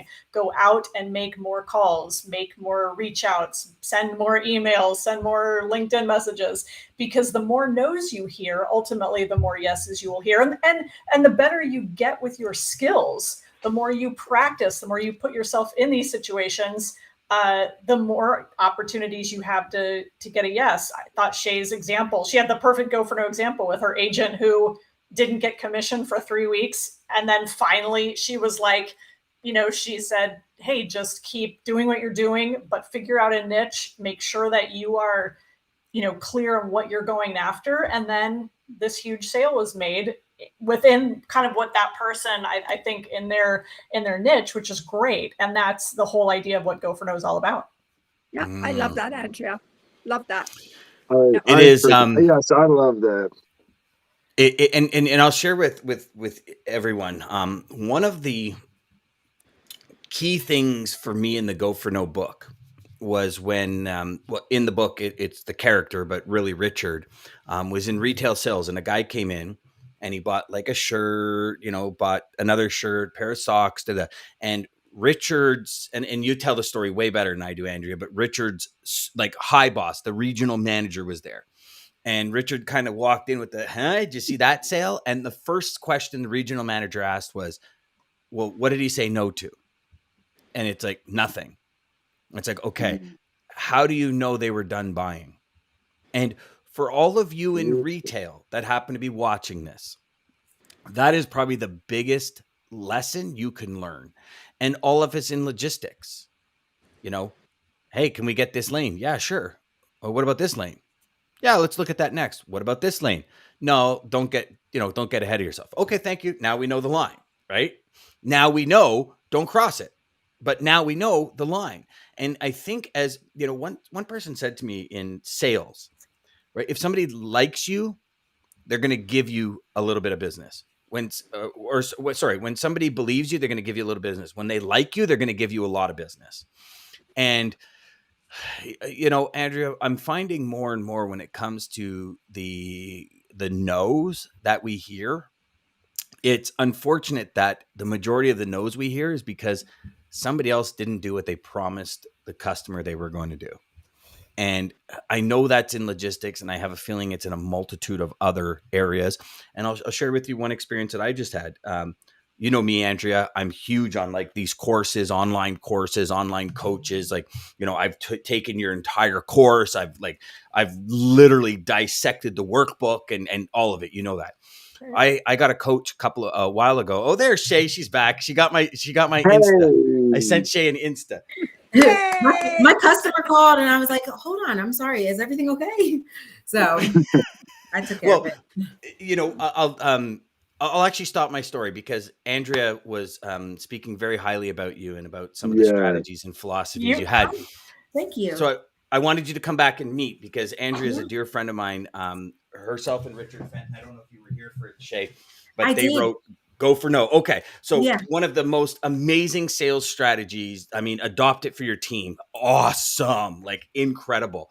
And just had it. She was looking forward to asking you a couple of questions. So I figured we can all kind of go back and forth. So Andrea, take it away. Yeah. Yes. Well, I wanted to, first of all, I just wanted to compliment you and I apologize for people watching. We're going backwards just a little, but, you know, in this go for no mindset, it's all about being willing and open-minded to, and really wanting to hear more no's in order to hear those yeses. And so when we look at that from a leadership perspective, I think you really are a go for no leader, which is, and you use the word, I actually wrote it down when you were saying it, when Dan asked you, like, when do you know when you have to go more corporate? And you said, when it starts to get really risky. Now you can kind of, you know, I think your risk tolerance is a little wider, but you definitely out there pushing people out of their comfort zones. You've got this great growth mindset, which is, and really a mindset which is not based in lack and having a lack mentality and a lot of fear of, hey, I need to have your, you know, your personal book when you leave, or what are you doing starting, you know, this side hustle or this extra business? What does that mean for me? And I think by doing that, one, it engenders a tremendous amount of loyalty. And that, I think, I see this on LinkedIn. Why are people leaving so easily companies? Why are they just quitting left and right? And I think because there is no loyalty anymore. But when you are allowing people freedom, and also you have high standards and high expectations as you do, people rise to that. They want to have something to, they want to have a purpose. They want to live into that. And so you let them do that. And anyway, I just really enjoyed listening to you. Well, thank you. I really appreciate that. I'm definitely going to check out the book. It's challenging, as you know, understanding the complexities of being a good leader and having that go for no mind frame. We specialize in high value cargo. And so when we first started, I said no a lot to cheap freight because I wanted better customers, because I understood that if I built the relationships and got better customers, it would start me on a path that was more sustainable long term. But it was hard. I wanted so many times to just be like, I'm just going to move it just so we can make some money. You know, I just pay people. It's hard. But I did think, like, I know it's coming.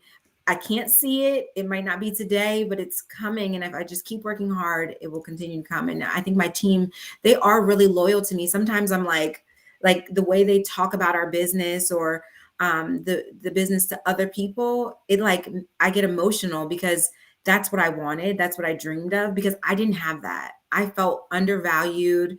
You know, I remember being in like sales meetings and they were like, can you get the coffee? And I'm like, I am the highest sales. I literally closed the most deals in this whole room, and you're asking me to get coffee. Now the question becomes: do you make like a really mean cup of coffee though? No, I'm okay. Yeah, because you know, I make a mean cappuccino. And if somebody says, can you get me a cappuccino? I'm like, yeah, damn right I can. Do you want it frothy? Do you want it real creamy? How do you want it, right? Cold brew? I put on my barista hat. We're going, man. We're rocking. Yeah, but yeah, exactly. You know, Shay, you said something there that I think everyone will appreciate. So, you know, my son's 22 now. And 22-year-olds have a very different perspective of business than I do. I was growing up with an adult tells you something, just go, you know, work hard, put your head down. Don't worry about the corporate crap and all that. One thing my son has taught me that I love him to death for is everyone, regardless. And even to the point where he's gone into a job interview. The person says, I'll call you back in a day.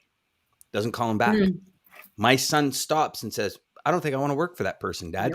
Because if he's not even willing to do that, what is it going to be in a year from now? And to me, that is like the boom, right in the side of the head lesson. Because how many times have we said to somebody, hey, let me call you back, I'm in the middle of something, and never get to it or forget about it or whatever. And it's like, it's not I've often said to him, probably got busy, son. He goes, Dad, it doesn't matter. He told me he would call me today. And for that, I'm eternally grateful, because it teaches us to when we say something, deliver. And you as a leader, you say something and you deliver it to your team. So you don't just say, hey, I want to be that leader that helps them choose to be here. Somebody comes to you and says, hey, I want to do this. And you say, go for it. Right? Like Brian talked about Emerson, and Andrea, you and I have talked about Emerson a lot. And DJ, you've heard me say, what you do screams so loud, I can't hear a word you say. And I just, well, that is, I'm glad you brought that up, Dan, because kids too, Andrea's, and they go for no. I love this. I think just being in sales my whole life, I'm like numb to no, so I don't really care. It's just kind of like, okay, there's another no. But kids literally are the greatest example of being numb to no. Like my 5-year-old will go from me to my wife, to me to my wife, until he gets the answer yes. But we lose that because what is no even doing to us? Like where do we get this pain of no, that it's like death almost? A lot of people treat no like we're dying. Like, as long as I'm not going to die from whatever I'm trying it. Now, if there's a risk of death, but just getting somebody to say no, that's not going to kill you. You get it. You know what I figured? Those no's. Want them. But hold on, DJ. So here's kind of the way it processed in my head, and I'd love everyone's opinion on it. Right? We get rejected. We get no's all the time.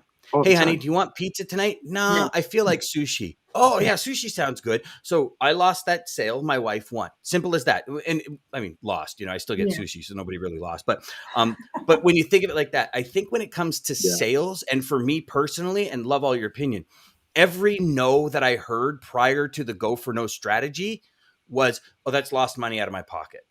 But it's not. Right? Because it might not be a good customer. It might not be a good fit. There might not be nothing. But in business, when there's a no, mostly, and Andrea, you've probably got the data on this, most salespeople that do not have a full pipeline suffer no's. It means more to them than a person who has got a very full pipeline. Am I correct? Absolutely. And Shay's story about, I wanted to go back to this because this is huge. And this is what so many business people, salespeople, entrepreneurs suffer from, is they want the easy yes, so that for a couple of reasons. One, they don't have a full pipeline, and so they need that easy yes. Two, they want the easy yeses because it keeps them from having to hear the harder no's. And Shay, you could have taken all those easy yeses for customers and deals that weren't in your specialty. They weren't the high value things that you wanted to work with. Instead, you said, you know what? I'm just going to pass on this business. I'm just going to say no to it. And that is probably the biggest mistake I see people make, is if you're going to specialize, and then the yeses become so easy because the service almost sells itself. People look and they go like, oh, this company is an expert in moving high value product, moving high value, whatever. I'm doing my best to do the lingo here. And You're doing good. You're doing good. Okay. And so it makes making that decision so much easier. So in getting a lot of those no's early on, you actually, I think, made it easier to get the really good yeses later in your business. You were just willing to stick to your guns, go through that hardship. And of course, while you're doing that, you've got to be filling that pipeline so that you've got opportunities for the yeses that you want. So you've got to be out there hustling and prospecting and giving yourself a lot of opportunities. But good for you for holding your ground and saying, you know what, I'm not doing that, because you could have fallen in the trap that so many salespeople do, which is, I'm just going to take this easy yes because I need it. I mean, we've all been there, but when you do that, it just negates everything that you've worked hard to build, so that now you don't have time to go after those really high value target customers that you want. And part of our business, Andrea, and Shay and DJ, you'll tune right into this. You know, a lot of those times, those yeses we don't want to make. The customer says, I need A, B, C, and D done. And I got $1,500 in it and I got 30 loads.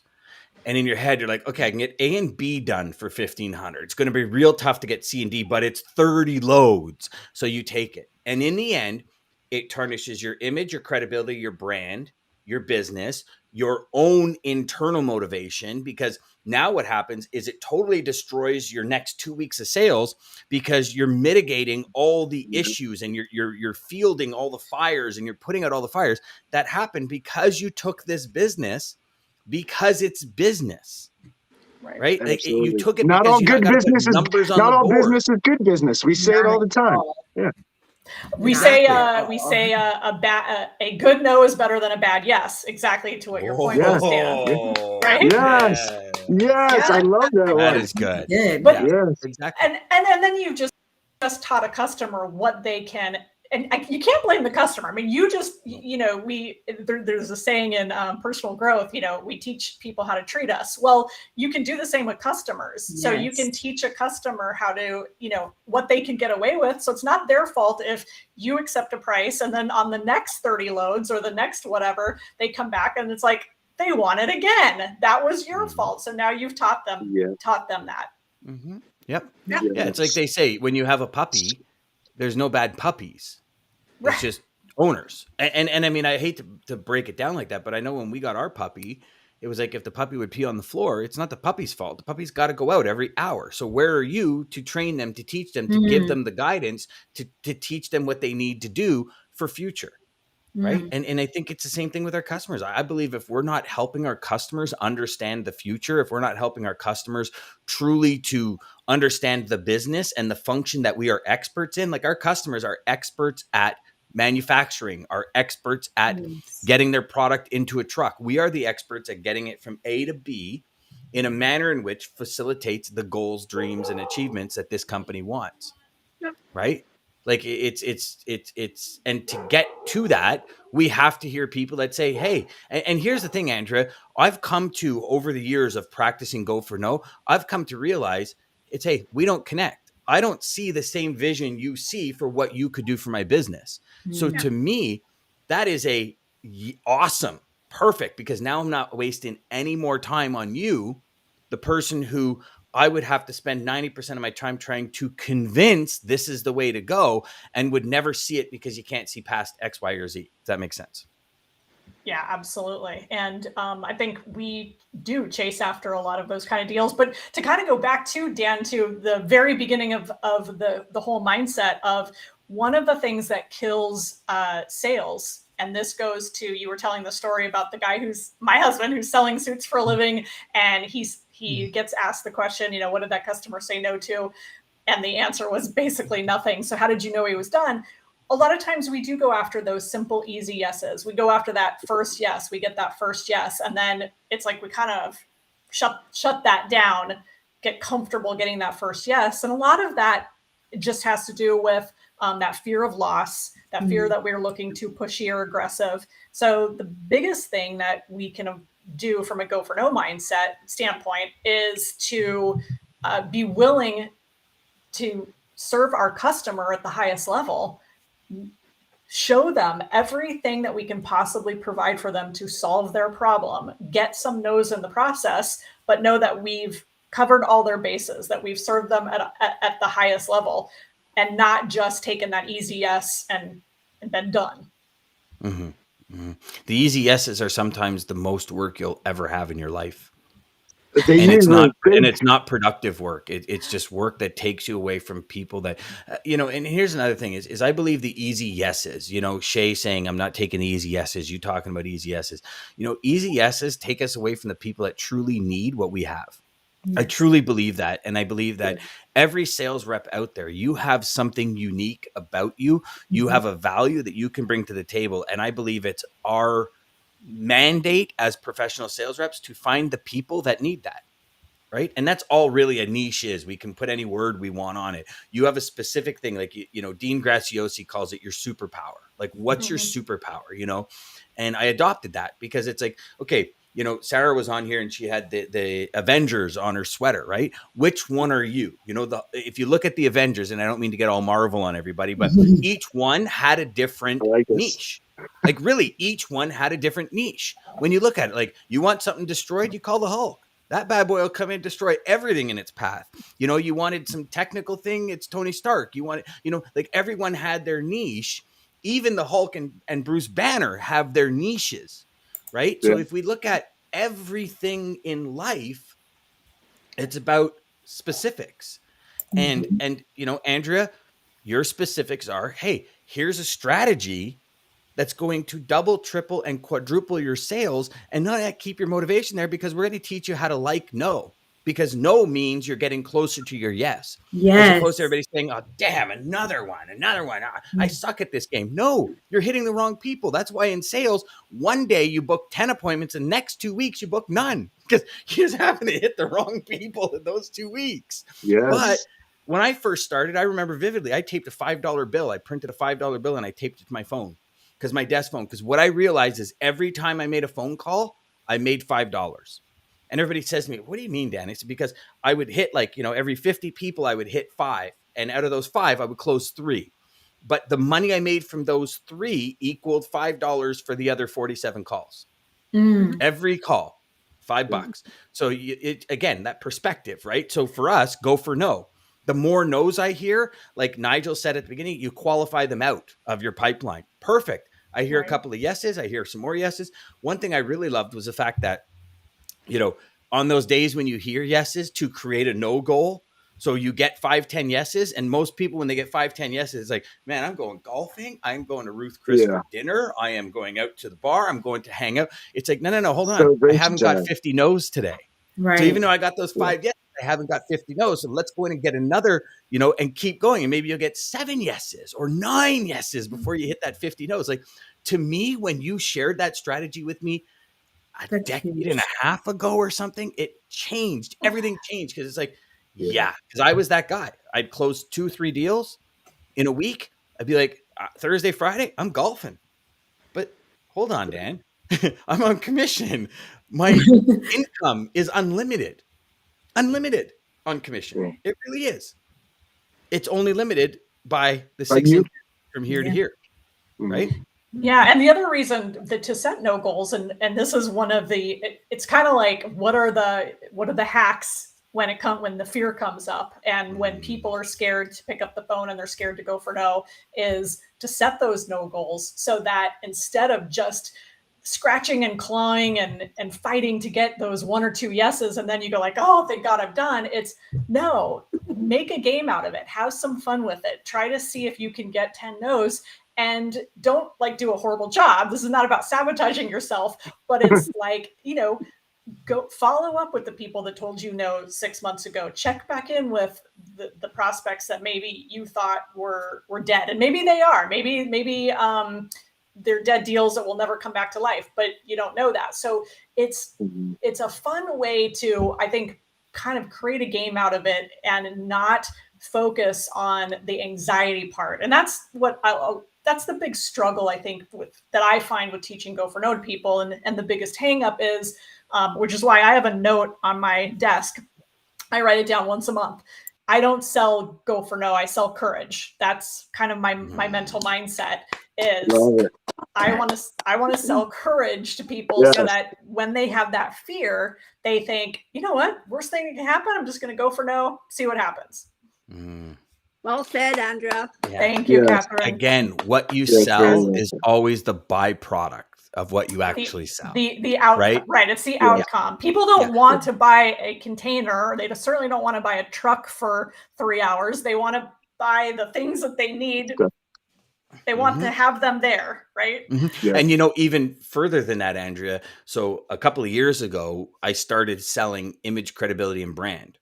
And I started saying freight is the byproduct to prospects. And I would say to prospects, you know, here's the thing.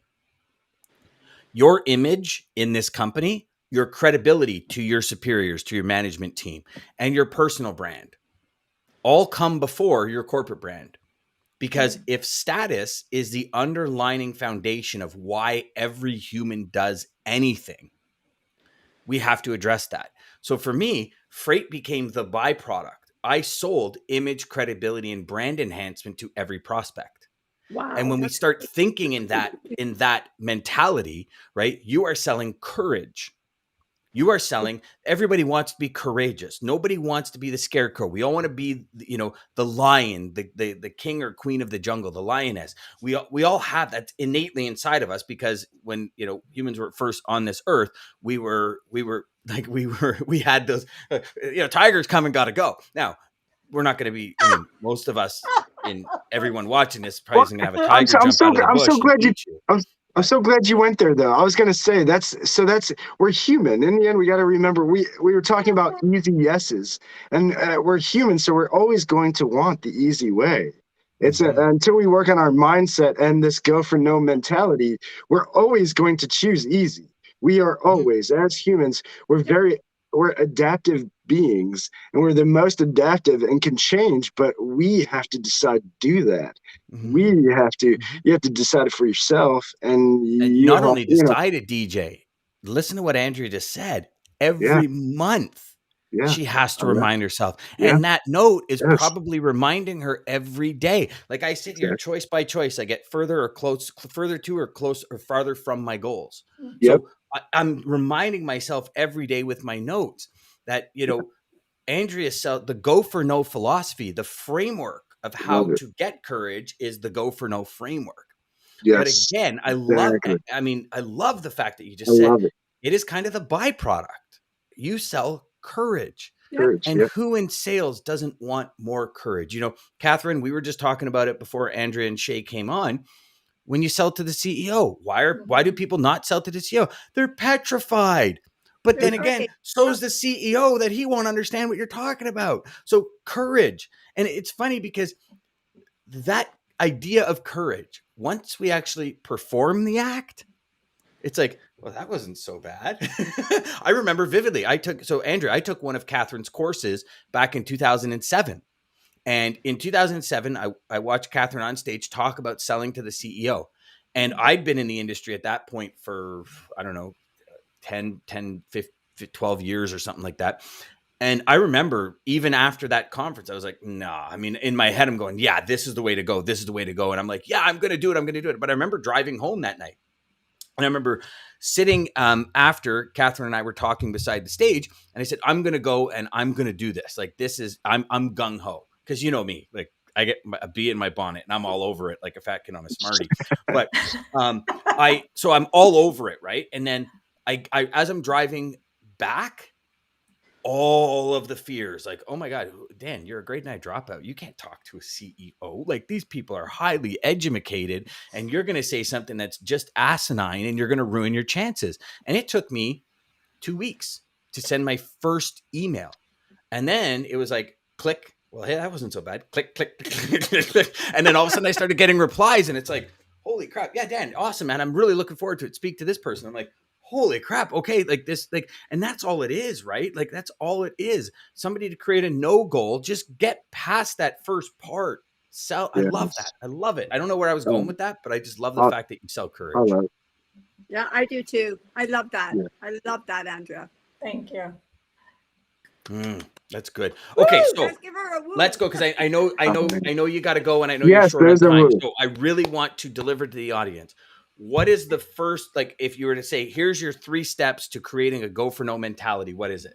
Oh, actually, and Ryan's got a question for you after you answer that. Yeah. So very first step, it's probably to just simply create a no awareness. Analyze how many no's are you hearing on a given day or week. You need to create a baseline. You need to see where you are.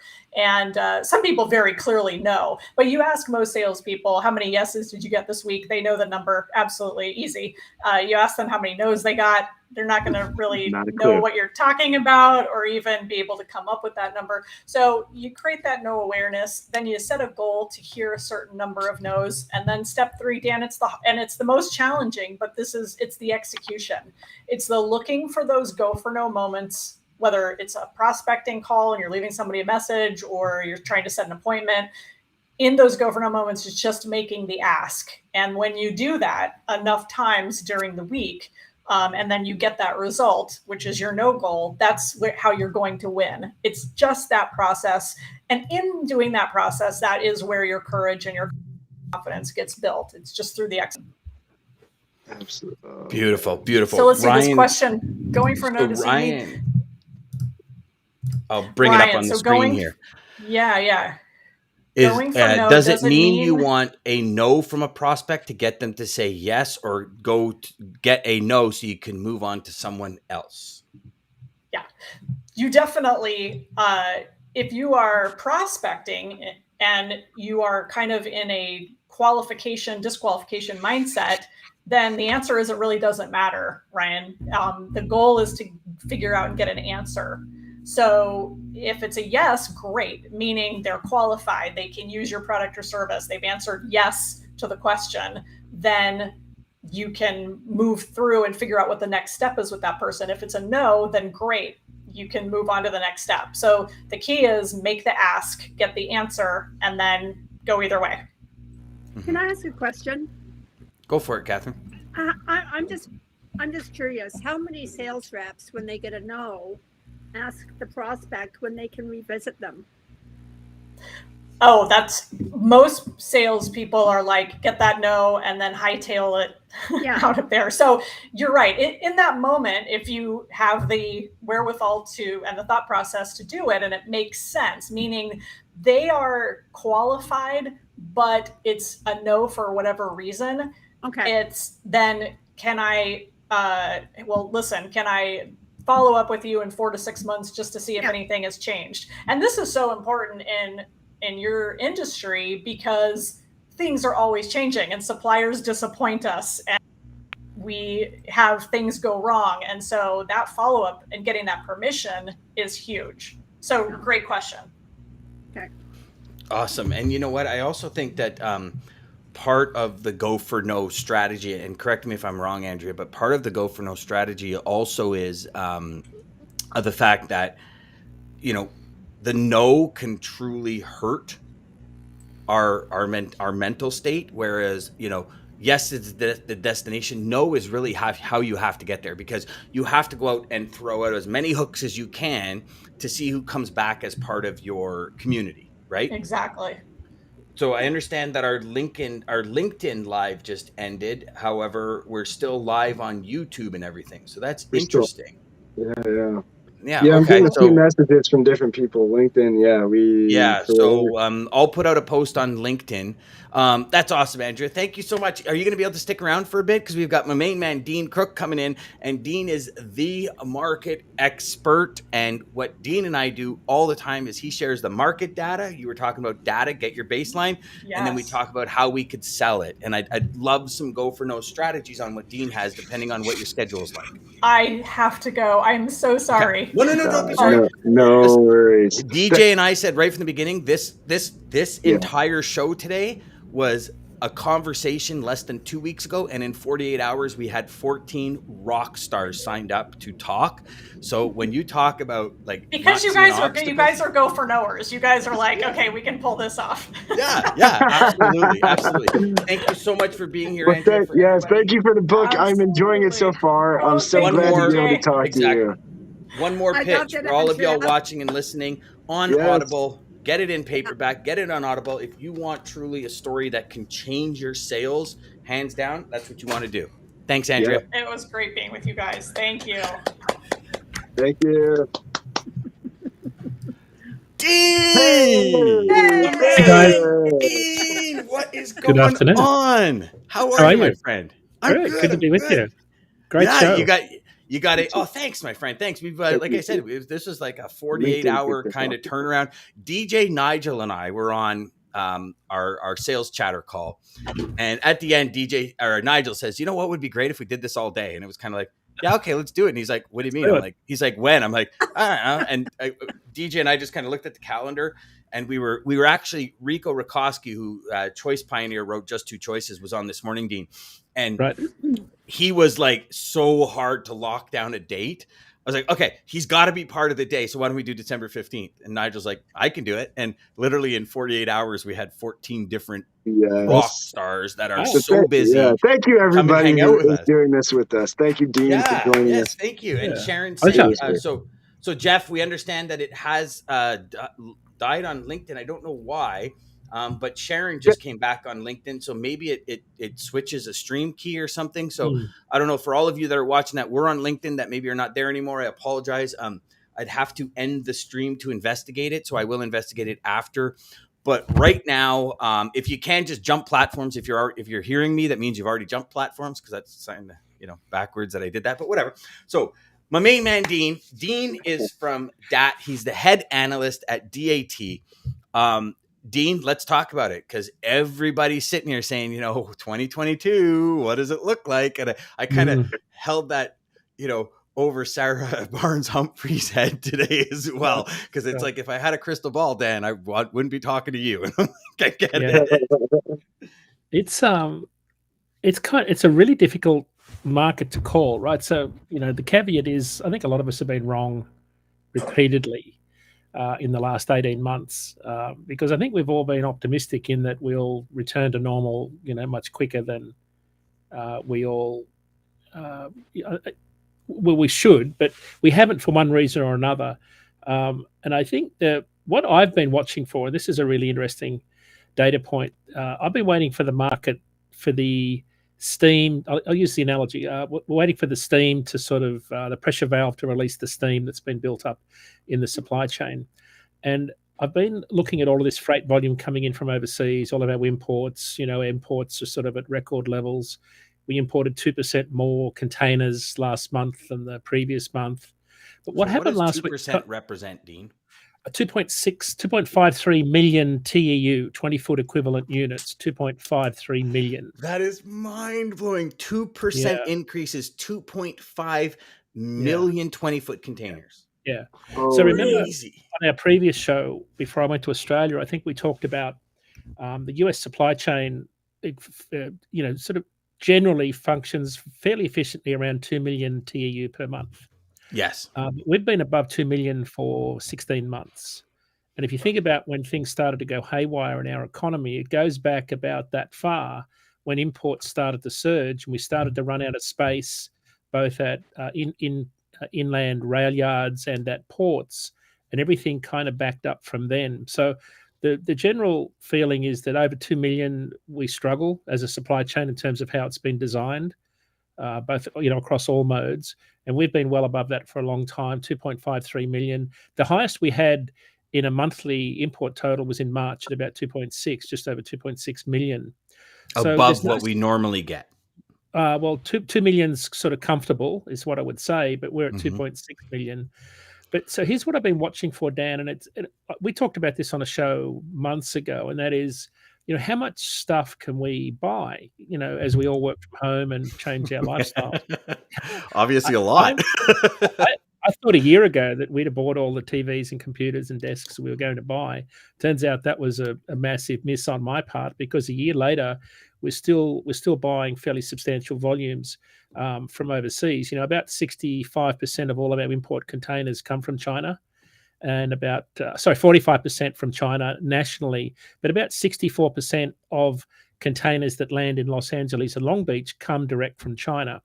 So that's why you're seeing such a heavy concentration in this little tiny footprint. It's not much more than a few acres or hectares of space, and we're funneling in around 40% of our total imports into the country each month into this little tiny footprint. And everybody's sort of wondering why it's a massive choke point. But what I've been watching for, Dan, to sort of finish the thought, is that at some point, all of this freight that we've been bringing in this year and all the talk about not having goods on shelves, at some point, truckload carriers have to have moved that freight to an intermediate warehouse, if not a final warehouse, for the final mile stage to occur. So, because there was the old adage that if freight wasn't in a warehouse by October, it wouldn't be on the shelves for Christmas. Well, people started pulling forward container volumes from overseas way back in June this year. And that's why we've seen so much activity and so much demand in the truckload sector, and why rates have been so high. And it's a nuanced reason. We can talk about that later in terms of why rates are so high. But it looked like last week that the steam started to disappear.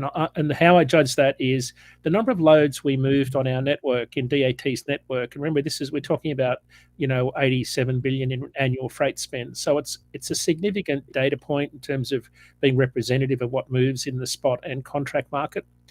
Last week, loads went up 12% week over week, but spot rates dropped. And for spot rates to drop, it was flat in dry van, down 4 cents in reefer, and down 5 cents in flatbed. But for capacity to be flat to down in all three modes is kind of interesting when you think about how much talk there has been about how tight capacity is. Mm-hmm. Normally, you would say more volume would have meant capacity was stretched even further. Well, not so. And I think it sort of backs up a point I've been making for a while, and that is that we don't really have a driver shortage. We have a velocity problem. And when I mean velocity, we've had way too much freight or way too many trucks and trailers sitting unloaded at warehouses because of labor shortages and whatever. And we've seen drivers spend a lot more time out of the network. And by out of the network, I mean way too much time loading and unloading in congested warehouses where there is a labor shortage. So my theory's been that we actually have enough trucks to move all the freight. They're just not moving fast enough through the network.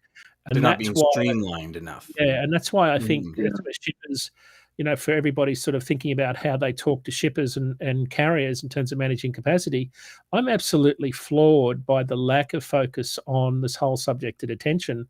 Because I hear shippers talk about how they've been getting double-digit rate increases for the last 6 quarters.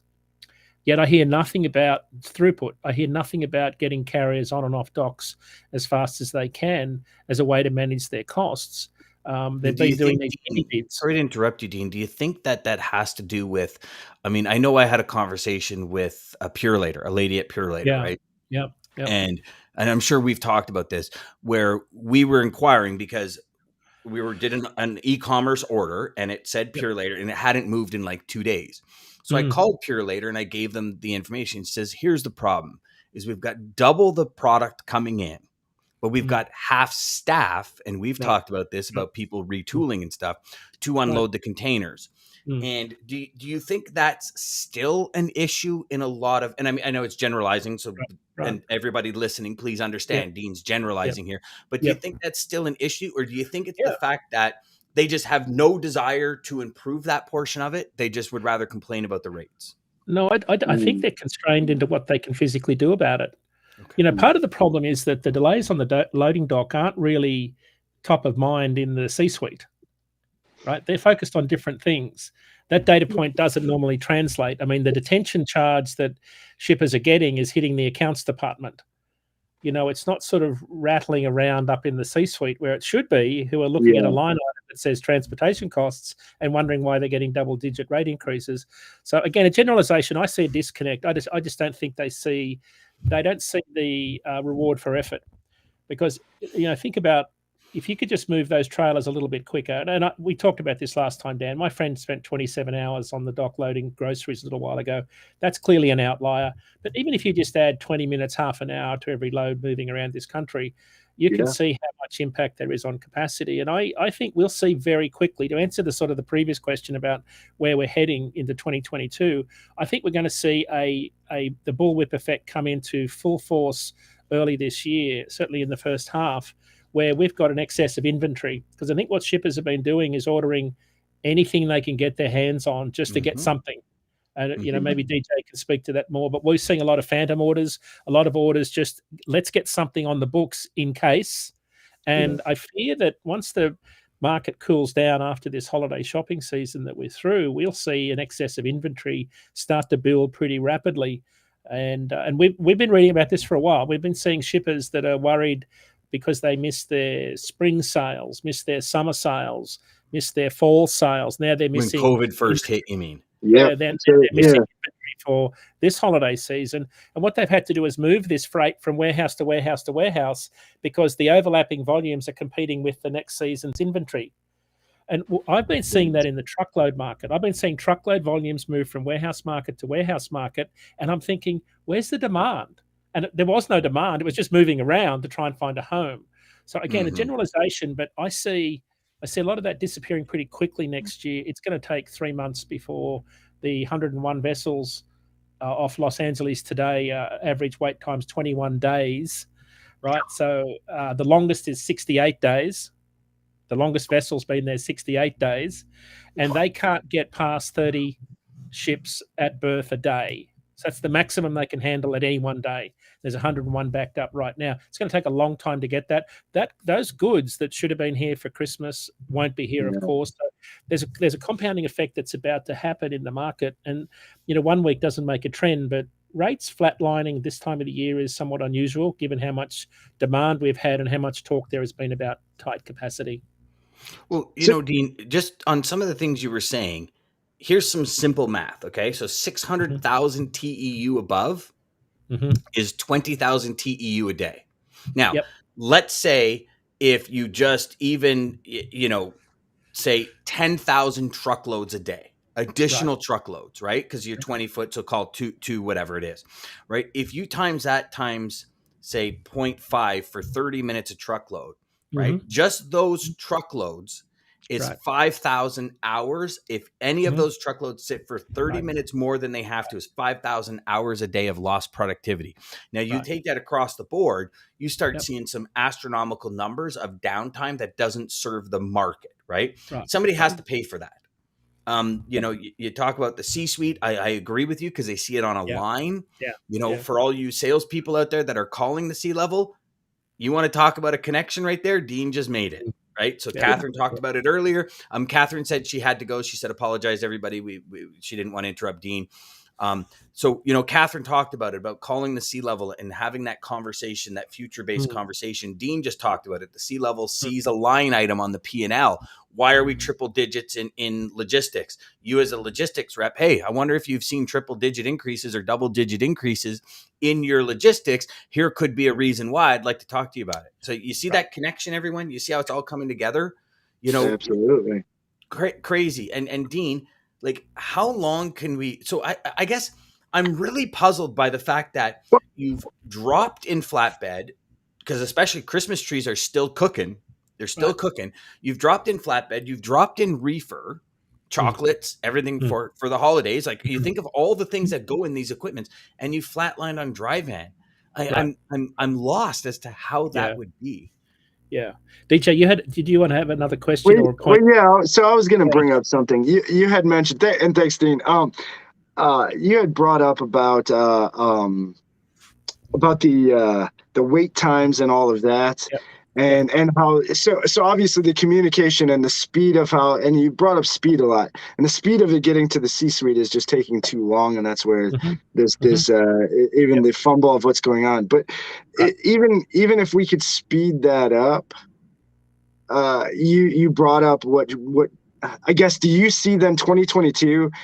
Dan mentioned a customer having 1.6, and he was going to mention the sea freight, but then mentioned warehousing and having. Do you see that being the next problem then, warehousing, because of the excess inventory and just because they're trying to, I think Sarah brought up Christmas trees still being in one of those containers right now.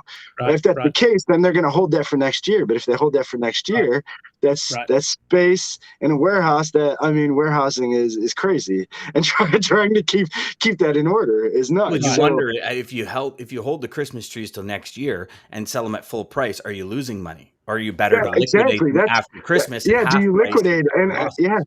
Yes, exactly. It's like Thanksgiving, right? So part of the reason rates are down 5 cents in reefer, we're coming off a high 4 weeks ago, right? I mean, they're down about 10 cents a mile since Thanksgiving, which is not, abnormal in terms of seasonality. But the drop is significant this week because of supposedly how tight capacity is the point I'm making. It's not nearly as tight as what people think because trucks just aren't moving in the network fast enough. But I would say that, and to follow on from the turkey analogy, turkey price this year is determined a lot by how many frozen turkeys were unsold last year.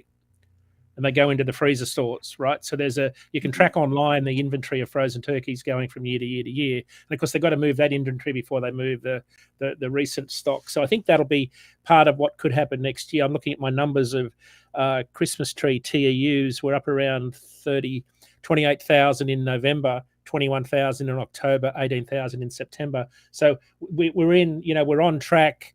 They're up. So Christmas tree are up. Volumes are up 31% month over month. So we're bringing in Christmas tree volumes. I don't know how much won't be here for people to use. But mentioned flatbed, Dan. Portland and Oregon flatbed rates are through the roof because that's where most of the softwood Christmas trees come from, even though nationally rates are down somewhat. So the story of this year has been that even though rates are being what they're doing at a national average level, there's been some incredible opportunity for carriers and brokers on certain lanes. Opportunity is probably the wrong word for a shipper because they've been getting some pretty scary freight rates. Los Angeles line haul rates alone, Los Angeles to Las Vegas, are still at $6.30 a mile this week for reefers.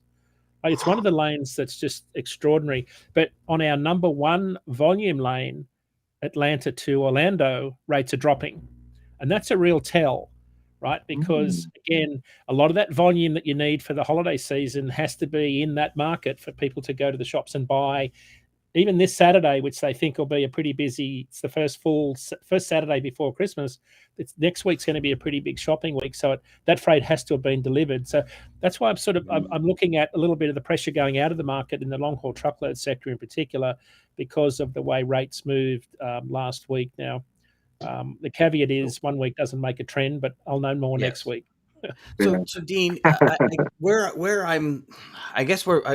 got a couple of questions from the audience that we'll get to, but one thing I look at, and I guess the question is, what is the baseline?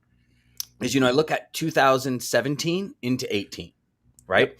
2018, I believe through ELD and North American Truckload or LTL, costs went up, but I think costs went to a point they should be at in order for trucking companies to have margins that, are let's call it healthy, sustainable, margins, sustainable. I agree, sustainable. And then, you're right, DJ. And then 2019, it's like, you guys, for lack of a better term, you guys screwed us in 2018 to 2019. I want, and they're dropping. So we have this massive increase in capacity. We got shippers getting smarter at shipping, creates this gap. Then 2019, it's like we're watching rates that normally are $900 go for $325. Then we go into 2020, COVID hits, and now, rates are doubling, tripling, quadrupling. What is, and I guess for me, I consistently ask myself, what is the baseline to take this off? Because if you're talking about a 2019 rate, yes, it's tripled. But 2019 was the worst rate since 2009. Insane, you're talking 10 years of inflation and your rates are cheaper. How is that possible? So what is the baseline that people are using, Dean? If you watch my show every week, I talk about a baseline of 2018. Because that was the last normal freight year that we had where things were normal. We had normal seasonality with supply and demand, new truck orders, trailer orders. We saw seasonality with the different shopping seasons. And of course, it was a season of high demand. So that was sort of our previous, that was the tightest capacity we'd had in the prior decade since the Great Recession. And then, of course, we thought that was a big year until 2020 hit and this year. So I always use that baseline, but we are on dry van 38 cents a mile higher this week compared to 2018 at the same time. We are 58 cents a mile higher in reefer. And this is a really interesting statistic. We are 52 cents a mile higher than flatbed in 2018. And 2018 was a flatbed-driven rate rally because of the surging in the industrial sector. Mining, drilling, commodities, a lot of economic stimulus and a lot of rebuilding from the Cat 5s in 2017. So we're still overall, and I can tell you the number, I averaged them out the other day. We are, for all three equipment types, we're 44 cents a mile higher year over year and about the same compared to 2018. And what would be typical inflation? Sorry, let me rephrase that. If trucking worked off the typical inflation rate, is there any typical, every year kind of things go up, they just naturally increase in cost, and freight rates, in my experience over the last, 2.5, almost 3 decades in the industry, is they don't hardly go up enough. If anything, they go down. And if we have any asset-based companies on the call today, they'll be the first ones to raise their hand, because I know they were in 2019 saying this is BS. Like, are you kidding me? We're getting worse rates now than we got in 10 years ago. So like, what would be a typical, if you were like 2-3% kind of on an inflation rate? Okay. So I would have said we should have typically gone up 9% since 2018. Yeah, and we're up a long way on that. And I think the big difference that a lot of people miss this year, and it's got to do with, the delays at port, the delays at warehouses, because, I always do, remember, I've done a few million miles as a driver, so I've spent a good chunk of my life on a loading dock. And there's no worse spot you would like to be as a driver, because you want to drive, not sit around and wait for that, red light to turn green in your rear vision mirror. It's like there's so much anxiety that comes around that whole process. But what's different in recent years, the polar vortex that hit in February was a really big tell, because it was an acute capacity crunch. Our whole market basically shut down for the best part of a week because drivers couldn't move. Well, and that was the first big weather event in the post-ELD era. Right? And the difference is, with paper logs, you could catch up. But with ELDs, you run out of hours really fast. And what we're seeing now is that any small event in the market is causing these acute capacity crunches. Road Check Week in May did the same thing.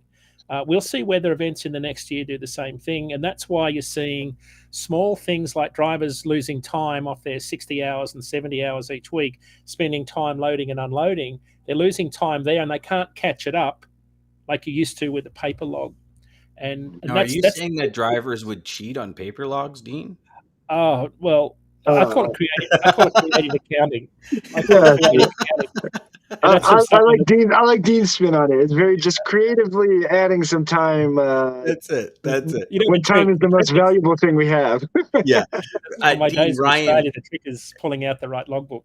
Yeah, have them numbered. Ryan says, loved your market update yesterday. Was intrigued to learn that markets are getting back to I think he means before Thanksgiving, and the national wreaths on the 18th. What is that? The national wreaths? National Wreaths Day. It's the where there's about 75 trucks. They load about 6,000 wreaths per truck.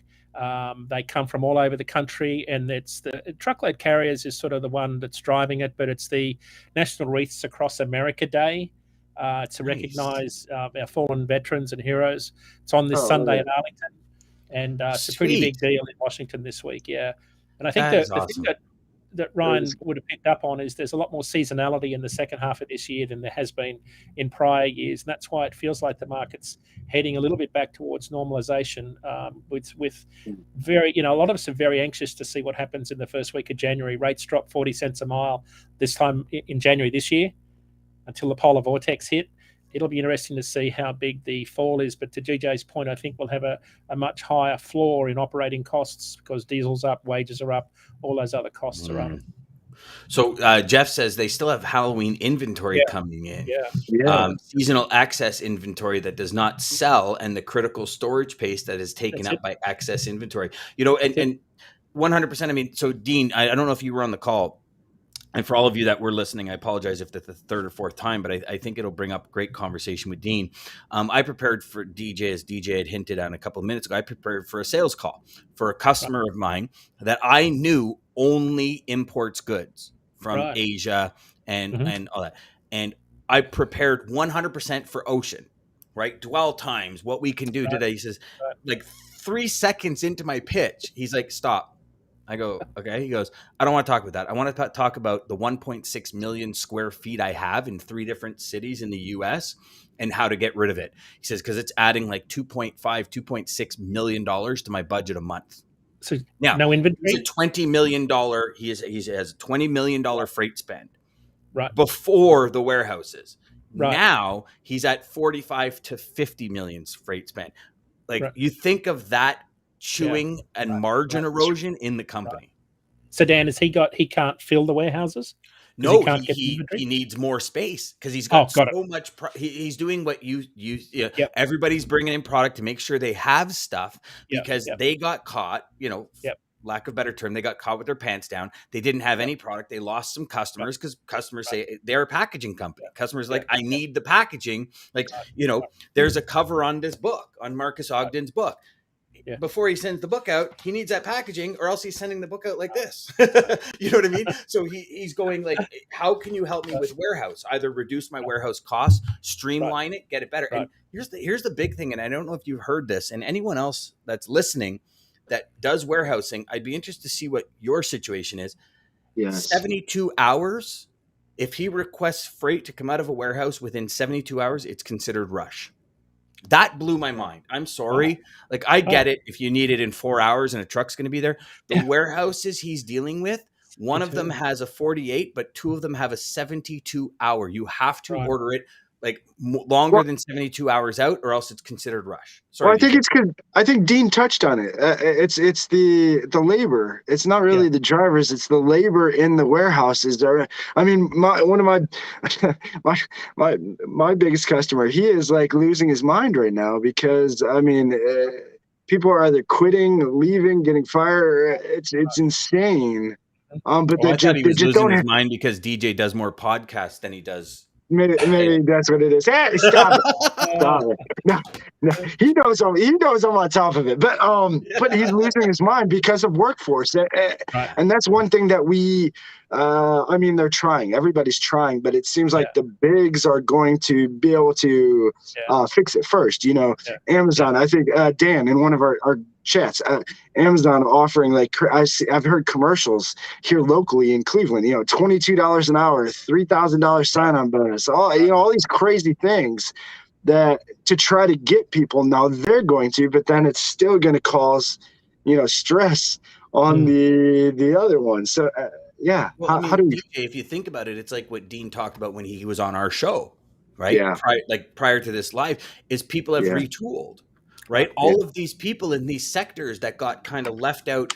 I mean, listen, it's not anyone's fault. It's a global pandemic, but who got left out in the cold on this global pandemic have retooled. Yes. Right. Like I mean, you're gonna have to fast. It's on the fly. We got to adapt at the speed of light right now because you have no clue what's. Exactly. So Dean, what do you see? I know we're asking the question, and again, a silver ball and all this kind of stuff. For starters, actually, let me start here. So anyone watching Tuesdays, Dean does a live show, a market update live on LinkedIn. Do you do it on any other platforms, Dean, or just LinkedIn? It goes out on YouTube and LinkedIn.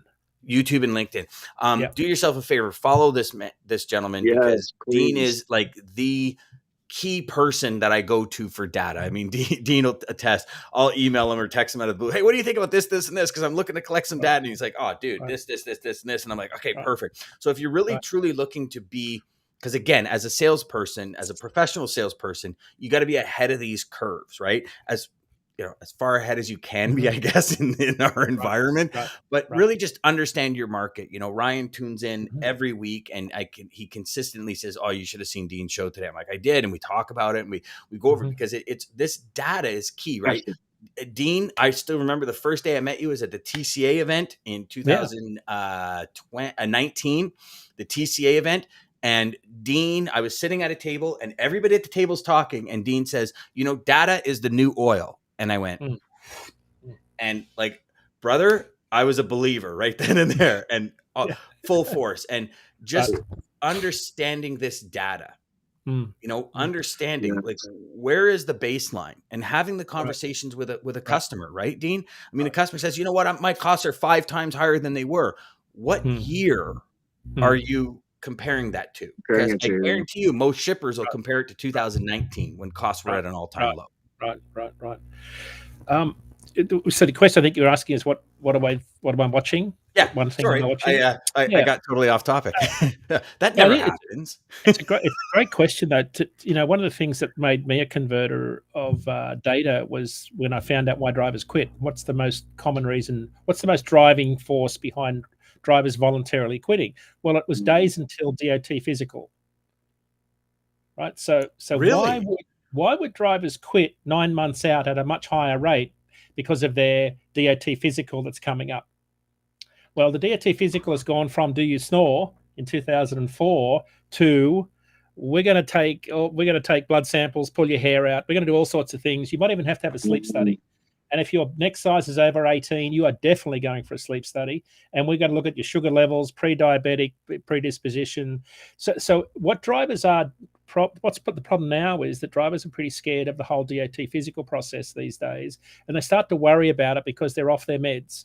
They're overweight, they're snoring, right? There's all this stuff going on in their minds, and it leads to this higher turnover rate because of that. Now, the flip side is you're most likely to quit in the first 40 days after getting your 2-year DOT card. So I do my DOT physical. I pass with flying colors. My blood pressure is under 90 on the diastolic. I'm fit and healthy. I have a 2-year window before my next DOT physical. I'm at my most employable level for another company. So that's when drivers quit after the 2-year card. So if you think, I know you're nodding your heads thinking, oh, I could connect those dots, but it's not intuitive. It's a counterintuitive data point. And that's why some data you've got to look at with your weight on your own scales. And that's to answer your question. If you're talking to shippers, pricing power is going to move back to shippers pretty quickly this year. There's no question that's going to happen. I think it'll happen mid-year once this market starts to settle down and new trucks start to come out of the factories. It could happen sooner if I'm right, and in that there are enough trucks already in the market, because we've added about 7% capacity since this time last year. So we're adding trucks. It's not that we haven't been adding capacity. I think there's enough trucks. Once the steam goes out of the market, demand starts to taper off and trucks start moving again, we could see pricing power go from carriers back to shippers pretty quickly, which means shippers, after 6 quarters by then of double-digit rate increases, are going to go to mini bids and the spot market to drive down their transportation costs. Yep. And because that's what happens every time the market turns and capacity eases, is shippers say, okay, my turn now. Yep, 100%. And I believe if you're a logistics salesperson right now, you go to a cost plus model and you allow your customers to the visibility into a cost plus model. I think you're going to win. And I know we got Joe Lynch coming on later on today, who Joe is a big believer in the cost plus model as well. Joe's a good man. And he's a huge believer in the cost plus model. And I believe it too. I believe if as a sales rep right now, we're in the heart of rates climbing. Dean just said it, shared it with you.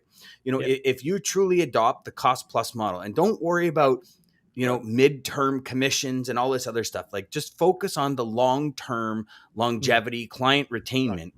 Right. Watch Dean's shows, get the data, and do a cost plus. As rates drop, so will your prices. Don't keep them here just because you want to make it back. Be honest, have authenticity, have integrity, and work that program. And you know what? Your customers will most likely, because they know you're taking care of them, they know you need to make a profit. Anyone in this world that thinks we don't need to make a profit, I think is crazy. We need to make a profit. Don't say I'm doing cost plus 25%. You'll never get it. But cost plus 10, cost plus 12, cost plus 15. Hey, this is a tough lane. I have to do cost plus 17 on this lane just to make it work because it takes me 10 times the manpower. Have those authentic conversations with your customers. When you do, you are going to see another level of balance in your life. You're going to see another level of client retainment, and you're going to absolutely love it. 100%. Absolutely. 100%. Agree. Yeah. Agree completely. Marques, what do you think? We got Marques Ogden with us. Marques Ogden is the Marques was actually Dean. You're gonna love this because I know I've said to you, you're like, okay, I'm gonna get settled in up in the Northwest, and then I'll get on the phone. Marques is coming through an airport, and he was like, I'm coming through an airport, Dan. I'm in the middle of connecting flights. I'm like, listen, whenever you can get on, get on. But Marques is the author of The Success Cycle. Marques, ex-NFL athlete, keynote speaker, and everything. Cool. And when we want to talk about some of the challenges we're facing in our industry when it comes to bending and not breaking, Marques has been there. Marques, thanks for joining. Dean, do you have any closing thoughts or ideas or strategies for anybody watching and listening? And are you going to be able to stick around for a bit, my friend? I can until the top of the hour, but I think just to wrap up, fuel as a percentage of revenue was 32% in 2019, average over the year. We also had thousands of carriers go bankrupt. Right. So right now, fuel is 24% of revenue. So it's not the cents per gallon or the rate per mile. It's the relationship between the two. Everybody has to watch, right? Because everyone's costs have gone up. And I think as rates start to come down next year, a lot of those base costs are going to stay in place. Fuel in particular, wages, inflation's driving up the cost of everything from brake linings to lights. So I think be cognizant of everyone's got higher operating costs, and to stay in business, they're going to have really good conversations, very open and honest conversations about what it really costs to run an asset-based business these days. I agree. And it costs plus. Everybody gets paid what is going to make them healthy, and everybody wins. Everybody wins. Thanks for having me on. Our pleasure, Dean. Marques, my man, what is going on? How are you, man? I'm doing well, Dan. I'm sitting here in the Cleveland airport, and I got a board in like 15 minutes. So to head back to Raleigh and off to New York City tomorrow for a big project. So just ripping and running, man. Good for you. Okay, so you got 15 minutes. So here's, if you can, I'd love for you to talk about bending, not breaking, because I think in today's market in sales, it's about kind of pulling a few neo matrix moves in order to work your way through prospects. So share with us, and I know you talked about it at the summit almost 2 years ago now, almost a year ago now, but it really hit home. And I'd love, because you only have 15 minutes, just share with the audience a little bit about that strategy of bend, don't break. So basically, when you're talking about bending and not breaking, you're talking about you need to have the mindset to push through anything. And so for me, the word mindset is mentally invested, never-ending determination, sets expanding talents. And I feel it's so important because in business, in life, you're going to have those times you're going to get told no a lot. I mean, and like the gentleman said right there before I got on, you got to have some real open, honest conversations with people. Steel's going up, transportation's going up, gas is going up, food's going up. It's in your country, it's in my country, it's everywhere. It's just absolutely everywhere. Inflation is going up the board. So you need to have that mindset of frustrated. Yes, you're going to get told no. You're going to have the tough conversations, but you can't break under any circumstances. Like, for example, like me, I'm sitting here now, got through doing a talk, and I'm on here, I'm getting on a plane. Like, it's stressful for me, right? I gotta keep moving. But you have to have that mentality that if you're gonna succeed in business, you just gotta find a way to get it done. And if you have those days where your mindset bends, which it does, if you're a normal person, like we all should be, but you should never have it break. Never let the no's or let things happen and just basically deter you from going after what you want to go after as far as your dreams, your business, and things of that nature. So that's what it means to me. Just have the mindset to, if it's tough and difficult, yes, it's going to bend, but never, ever, under any circumstances, Dan, let it break. Go ahead, DJ. Go ahead. I freaking loved it. So I watched your keynote, Marques, and I got to tell you, on your website, I loved it. And your mindset, the mindset is the key. Yeah, we got to stay strong there. And you're in Cleveland. I got to give a shout. So I'm in Cleveland too. Thanks nice. for. Yeah. I was in Independence, Ohio, at a one of my clients is a very successful mortgage broker in Independence, Ohio. Okay. So I'm a consultant for him. I've been consulting for him now for 2 years, and he's had great growth through the economy, through all the COVID stuff, because we focused on mindset, and also we focused on how his team is communicating with target clients. Like, in the mortgage business, like any other business, it's a B2C. Like, you're talking to that consumer, you're talking to that person that's going to make the decision, and you have to be able to connect with them emotionally, build trust them, and provide logic that what you're going to offer them is exactly what they need to get where they want to go. Absolutely. Oh, man. Yeah. Oh, I love it. Yes. Pretty powerful, DJ? Powerful. Gosh, it's insane. Yes. I freaking love it. Yeah. Marques, we look at just business as a whole, right? And we look at a lot of the frustrations and functions we have in business, and, mindset, obviously, huge part of your book, huge part of your life. Share with the audience, if you will, when it comes to mindset, NFL, major athlete, multimillionaire, construction, then what? Share, because I know you only got about 12 minutes. So yep. So exactly. So in real terms, it's pretty straightforward. It's like everything I did in business, right, was built off of, what I had achieved in football, my life, the success, all that. But unfortunately, as I grew my business and my construction company, the ego got in the way. And I do a lot of talks about hitting the next level.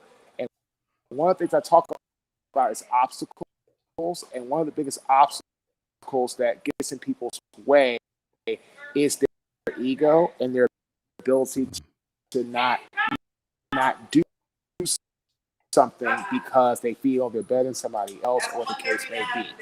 Not letting your ego begins your business day if you're not, and cause a lot of problems, cause a lot of dysfunction, and it can cripple and really a lot of times it can kill your business. So I'm really big on not allowing your ego to get in the way of turning your goals, like, things that you want to do, into what I call your accomplishments. Goals are fantastic, but what people are going to pay you off of is your accomplishments. Somebody's going to pay me $10,000, $25,000 for a speaking job because my goal is to be a speaker. They're going to pay me $10,000, $25,000 or more, whatever the case may be, because I've accomplished a lot as a speaker already, and the value's already there.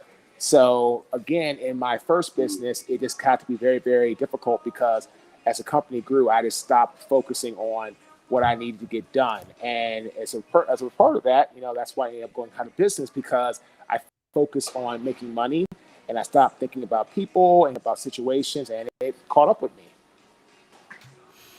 That's interesting. Marques, I know you got to go, my friend, and I'm honored that you even took the 15-20 minutes to come out and speak. Thank you so much. I really appreciate it. I hope all of you watching and listening truly understand that, especially in our industry, Dean, you can contest to this. I mean, we're not out of the woods yet, but we also have another storm coming. That's the complete opposite storm that we have now. And, if we take the last 48 months in logistics, it's been the biggest roller coaster I've ever seen in the last 27 years. I mean, insane, the roller coaster. And, we'll get back. Dean will jump back on in a minute here. But just because that roller coaster might be ending from a high dollar value capacity thing, we've got another roller coaster coming right down. We're going up another lip that's going to drop 90 degrees when pricing drops, right? And right now, one big thing that Marques said that I'd love everybody to listen to right now is, right now you might be saying to yourself, oh, I don't need to bend now. I'm in the driver's boat. But where you will need to bend is when it goes back to a shipper's market, and everyone that you thought was a customer is no longer a customer because you're a capacity customer, not a value-driven customer. And Marques, you said it perfectly. Nobody's going to pay you because you want to be a speaker. They're going to pay you because of the results you've already gotten people in that. And as a logistics provider, those results are going to be key coming up when prices start dropping. So Marques, thank you, brother. I really appreciate it, my man. I'm honored to call you a friend and a colleague, and thank you. Have a safe flight. Appreciate it, man. Talk to y'all soon. Have a great rest of your day. And like I said, I'll leave with your argument this last thing. Be sure, and you said it best, if you're going to sell to people, right, or really position yourself, sell from the heart, which is emotion, trust, emotional intelligence, and value. Bring the emotions. You're not just a transactional based customer, right? Build trust. Show up consistently when it's best for the client, best for you. I promised that I'd be here. You got to get it done, no matter what it takes. I'm sitting there on a little bench, and it's when people walking by, I'm crazy, but you fulfill and you build trust with people by showing up when it's best for them, not best for you. 100%. Right? And then you have to have absolutely meet people where they are, because as you go through a pandemic, you have the highs, the lows, and meet them where they are. And then the last one, value. Show what you've done for other people. Don't highlight what you've done. Highlight what you've done for other people. Therefore, you are highlighting the same you have done. That's the way you don't have to come across egocentric or egotistic. You're highlighting your client base. But again, emotion plus trust, value, that's selling from the heart. And if you do that all the time, You're going to have a very high conversion and close rate, no matter what business you are in. Everybody, I hope you enjoyed it. Have a fantastic day. Dan, you're the man. Love you, brother. Have a great day, everybody. Thank you, brother. Love you too, man. Oh, Take care. Happy holidays. Safe flight. You. That was awesome. Oh, yeah. My goodness. Yeah. His formula at the end, we got to write that down somewhere. We got to put that somewhere. I mean, that's actually right here. That's money. Right here. So DJ, your next Audible book, The Success Cycle by Marques Ogden. That's it. It's on the list. Marques goes on to tell, I mean, he wasn't able to get into his full story, but if you like it, just to honor my friend. I listened to that. Yeah. Marques went from NFL all-star athlete to owning the largest construction company from a minority-owned business in his town to broke, to literally having to become a janitor. And if you think about, just think for 1 second, just ponder this. NFL athlete, your whole life dedicated to reaching that level, to getting rotten milk spilled on them because he's a custodian at a school. Like, you want to talk about humbling experience. That man has been through it, there's John Wilson. Hey, everybody. Hey, John, how are you, my friend? Dean, he brought up a point, and I'd love to talk about this until you got to go. Right now we're in a market where it's a carrier broker market, right? It really is. If you have the money, you have the relationship with the truck, you're going to get the freight. I think the bigger roller coaster, and probably one I'm not going to say battling, but the conversation I have more and more being a sales trainer is, why do I need a sales trainer? My business is up 110% year over year. Mm-hmm. And my question is, okay, what happens with those customers when it flips? Because it will. Mm-hmm. It did in 2018 to 19. It's taken a year and a half. I mean, I figured end of Q1, Q2, it's going to flip this year. You're kind of saying the same thing. I'm glad I was vocal about that, because I got my main man Dean to back me up on that one. But what is the battle that's going to come forth with this? Because there's a new fight on the horizon, right? The fight for value, the fight for, I'm the biggest expert for you. And really, for all of you watching and listening, and Dean, DJ, want your take on this. Mm-hmm. Now is when you start that. Like, you don't start it when the tide turns, but so many of us are not future focused for that. Right. Yeah.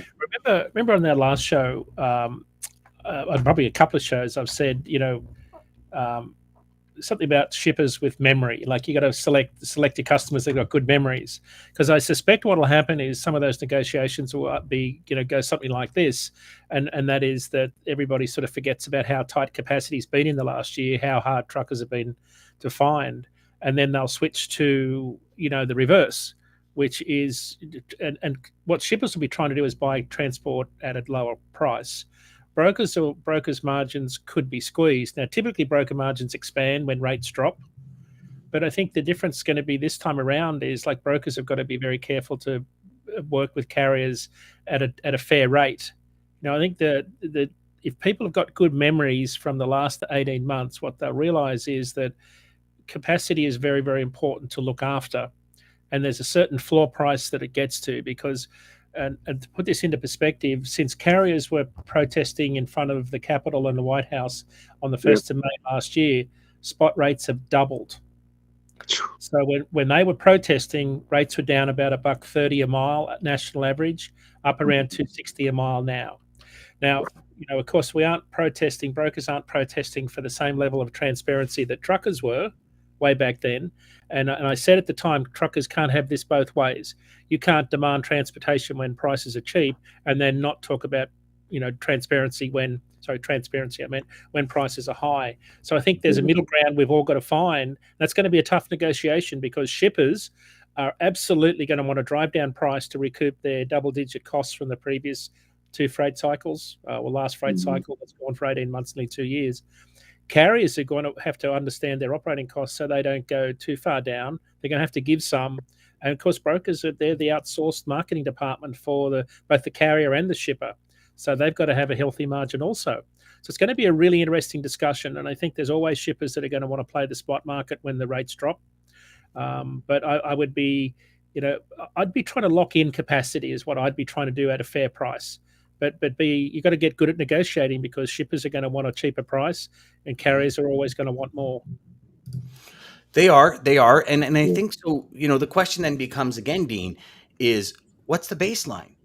Because we all tend to want that baseline to be, carriers are going to pick kind of that 2018 baseline where really my rates are only 30 cents higher a mile on that 2018, but shippers are going to pick the 2019, right?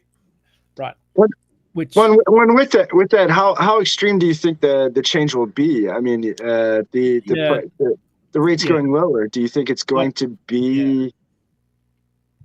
Not DJ. It's a great point. Was it DJ? I think so.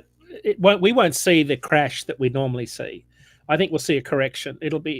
Rates will come down, but to a much higher level than previous years.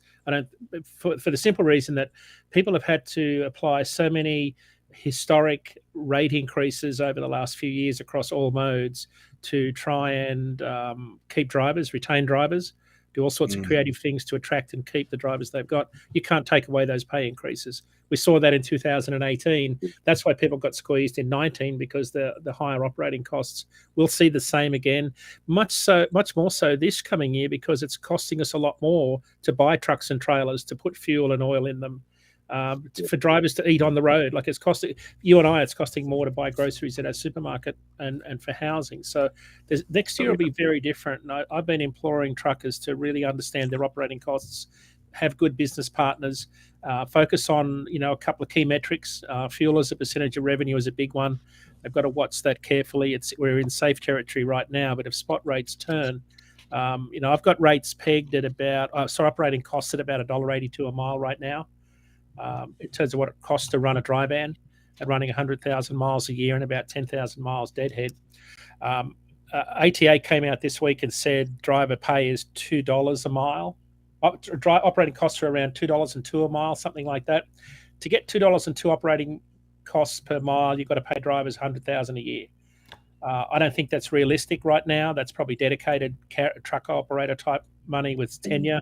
I've got it pegged at about $70,000 the average cost right now, which I think is a bit generous for a lot of the new hires. But so Dan, to answer your question, this time last year it was $1.43 per mile to operate a truck because diesel prices were about $1.30 lower, fuel prices, right? But rates were climbing. This year we're up 39 cents a mile in the space of 12 months on the operating cost side because of higher diesel costs and everything else. So it's conservative. So I was having a conversation with a friend of mine who gave me some pretty staggering numbers. Joe, my man Joe Lynch, Logistics. Everybody welcome Joe. Yeah, thank you. I called Joe because his time was 2:00. I said, Dean's on. You got to get on with Dean. You got to get on with Dean. These are two serious rock stars in our industry. Yeah, I haven't talked to you in a few years. You have to come back on my podcast. Love to. Yeah, I think that might have been 2 years ago, right? 18? 3. 3? Oh, 3. Wow. It was pre-pandemic, so yeah, and nice to meet you, DJ. I've seen. It's amazing how we use the pandemic as a milestone, right? It was before the pandemic. It really is. Everything's this is the new baseline. I think everything's going to go. It's the new baseline. So I think it was. Go ahead. I was just going to say I did a podcast with Dean right after ELD hit, and when we actually had some data, and it was fascinating because. And I'd like to get your 2 cents on it now because obviously a lot has changed since we know a lot more about the effectiveness or lack thereof of that law. And I won't claim to know anything, but I listened to the podcast myself over and over again. It was that good. I mean, I'm not saying that to promote my podcast. I'm saying to promote what Dean knows about this topic. Yeah. Okay, so here's what I'll do. So to promote your podcast, it is one of the best podcasts in the market, and our podcast is in the market. But Joe, your podcast is hand down. I mean, I remember when I first started looking and saying, I got to educate myself. I got to educate myself more. I found your podcast first, brother, and I kept watching it, and then I met Dean, and then and it's all about a progression, right? So. Your podcast is phenomenal. For all of you watching and listening, the logistics of logistics. Thank you. Go subscribe, hit that bell, to sound like a YouTuber. Hit the bell, hit the notification. Get on, get subscribed. 100%. You got to jump. Okay, no problem, Dean. Thank you, my friend. Really appreciate it. Oh man, thanks Dean, thank you so much. I love all the info. See you, Joe. Yeah. I'm going to send an email to you, Dean. Okay, good deal. I'll get it from Dan. Guys. Thank you. Done. Okay. Yeah, I'll throw you that info for sure, Joe. Thank you so much for the kind words. And I will say I've absolutely loved doing the podcast. And one of the cool things about doing it is, for me, is I've had people like you on there. I've had people like Dean, and I joke about it, but Dan, you from your own experiences, you do a podcast and you get good guests, and the rest kind of takes care of itself. Yeah. And I always say that to my own feeling is like, just don't say something stupid after they say something smart. It's so much more noticeable. So, Joe, I have to tell you, I can't tell you how many times DJ and I, after we hang up from going live, because we do our podcast live now, right? Yeah. Like, there's no coming back from what you say. And I say to DJ all the time, I go, dude, I said that out loud. Like, I thought it in my head. And when I said it, like, was it as bad as it sounded? He's like, no, you should be okay. And I wait, because I'll say something and it'll be like, oh, did I just say, like, it was, I thought it was my inside voice and it wasn't. And then I'll wait and I'll look at the comments. And if nobody answers, I'm like, okay, perfect. So I just kind of over somebody's head or something. I don't know. But I was so glad you said that too, Joe. And nice to meet you as well. I've heard so much about you, and I am subscribed already, but I do love what you bring. And you are right. Yeah, I'm afraid to say anything after all of these smart people that we're seeing, and you especially being on here, and everybody else. I'm so scared to say anything. So yes, thank you for throwing that out there, because it is. Yeah, it is. It's an interesting thing, because somebody was on my podcast not so long ago, and we prepped. So I like to think we. Oh, thank you for the nice comments. Yeah, Chris. Ryan says, loved your podcast with Chris Jolly. Yeah, yes. Thank you. So one of the things, it's always great to have Chris Jolly on my podcast. So what was interesting, this guy was on my podcast. We always prep. I always feel like if you're going to talk to that many people, you should prep. And so we prepped, and after the podcast, he kept saying while we were prepping, I'm going to be on FreightWaves next week. This is good practice. And then when we're done, he listened to the podcast. He goes, oh my God, I'm such an idiot. I don't know what I was doing. I'm so sorry. I was like, no, it came out good. He kept saying, oh my God, I'm so embarrassed. I was like, no, it came out. I was like, it came out good. And we're having this text messages back and forth. And then the next day he wrote, I got a customer from that podcast. I was like, see, you must not have sounded like an idiot. So there's a reason to put yourself out there. Yeah, and I think when we hear ourselves for the first couple of times, it's painful, or especially video. If you like, we're sitting here and I can see all of COVID. Yeah, trust me, brother. I get like 6 of them a week. I don't understand it. I don't know, because like when I look at myself, I look like Arnold in his prime. Hey, come on. Hey, you ever seen that picture where the cat's looking in the mirror and it's the lion? You know what I'm saying? Yeah. But it's Joe, it's that whole thing. I mean, I'd be surprised. Actually, it probably wouldn't surprise me, just because I've been doing this for so long. If salespeople were to film themselves on a sales call, like set up their phone and film what they're saying on a sales call, it'll feel real uncomfortable. But it's the best way to learn, right? It is. I want to dive in here because, Joe, when you and I had our conversation, you were on my podcast, I was on your podcast. We've had multiple conversations back and forth on cell phones, and you always just fire me up. And one of the biggest things that I think fired me up the most was a conversation we had about cost plus model and how that is the next evolution of freight sales.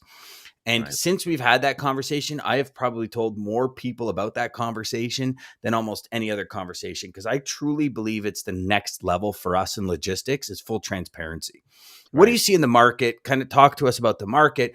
Talk to us about what you see about the idea of transparency, and kind of just your key things that you think that will drive this model moving forward. Right. One of the things I think is interesting is, we, for a long time, we had said, I have the cost of the truck, and then I have however much I can make in the middle.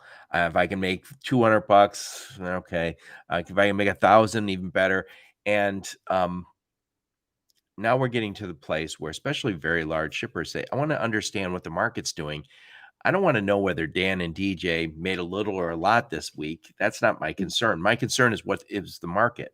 And as things become more and more automated in the middle, do I deserve that $1,000 in the middle? We've always had this feeling in the space that you have to come to me because you can't find the truck drivers. Well, the internet kind of changed that, didn't it? Right? Mm-hmm. All of these companies that say, I've got 100,000 carriers, I've got 15,000 carriers, and you don't have any. Well, if I sat down, I could come up with some. And by the way, at the same time, all the carriers are saying we're trying to get good shipper freight. So you can't continue to say that the market is the same as it was prior to the internet and the world opening up. So, but anyway, getting back to it, I think we in the middle, and I don't like being called a middleman, but when I was selling transportation logistics services, I remember somebody said, you're just a middleman. I get LTL rates directly. I go, but you can't get the same LTL rates I can, and you don't know how to negotiate with all these carriers as well as I can. And I'm bringing technology and dedicated headcount. So, and I'm also cheaper than what you could get. So am I really a middleman? I think that's the idea, though, is if you can't add value in the middle of the transaction, then you're not going to be in the middle of the transaction. Mm-hmm. Yes, I think you hit it right on the head. I think you can. I mean, we can even use comparisons. I mean, it's like so I used to do storm restoration for people call some of those type of guys storm chasers. Okay, but if you're trained properly, what we would tell people is it's like when you have the insurance agent who is insuring your house. They're like the lawyer or the trained professional going on the behalf of the insurance company.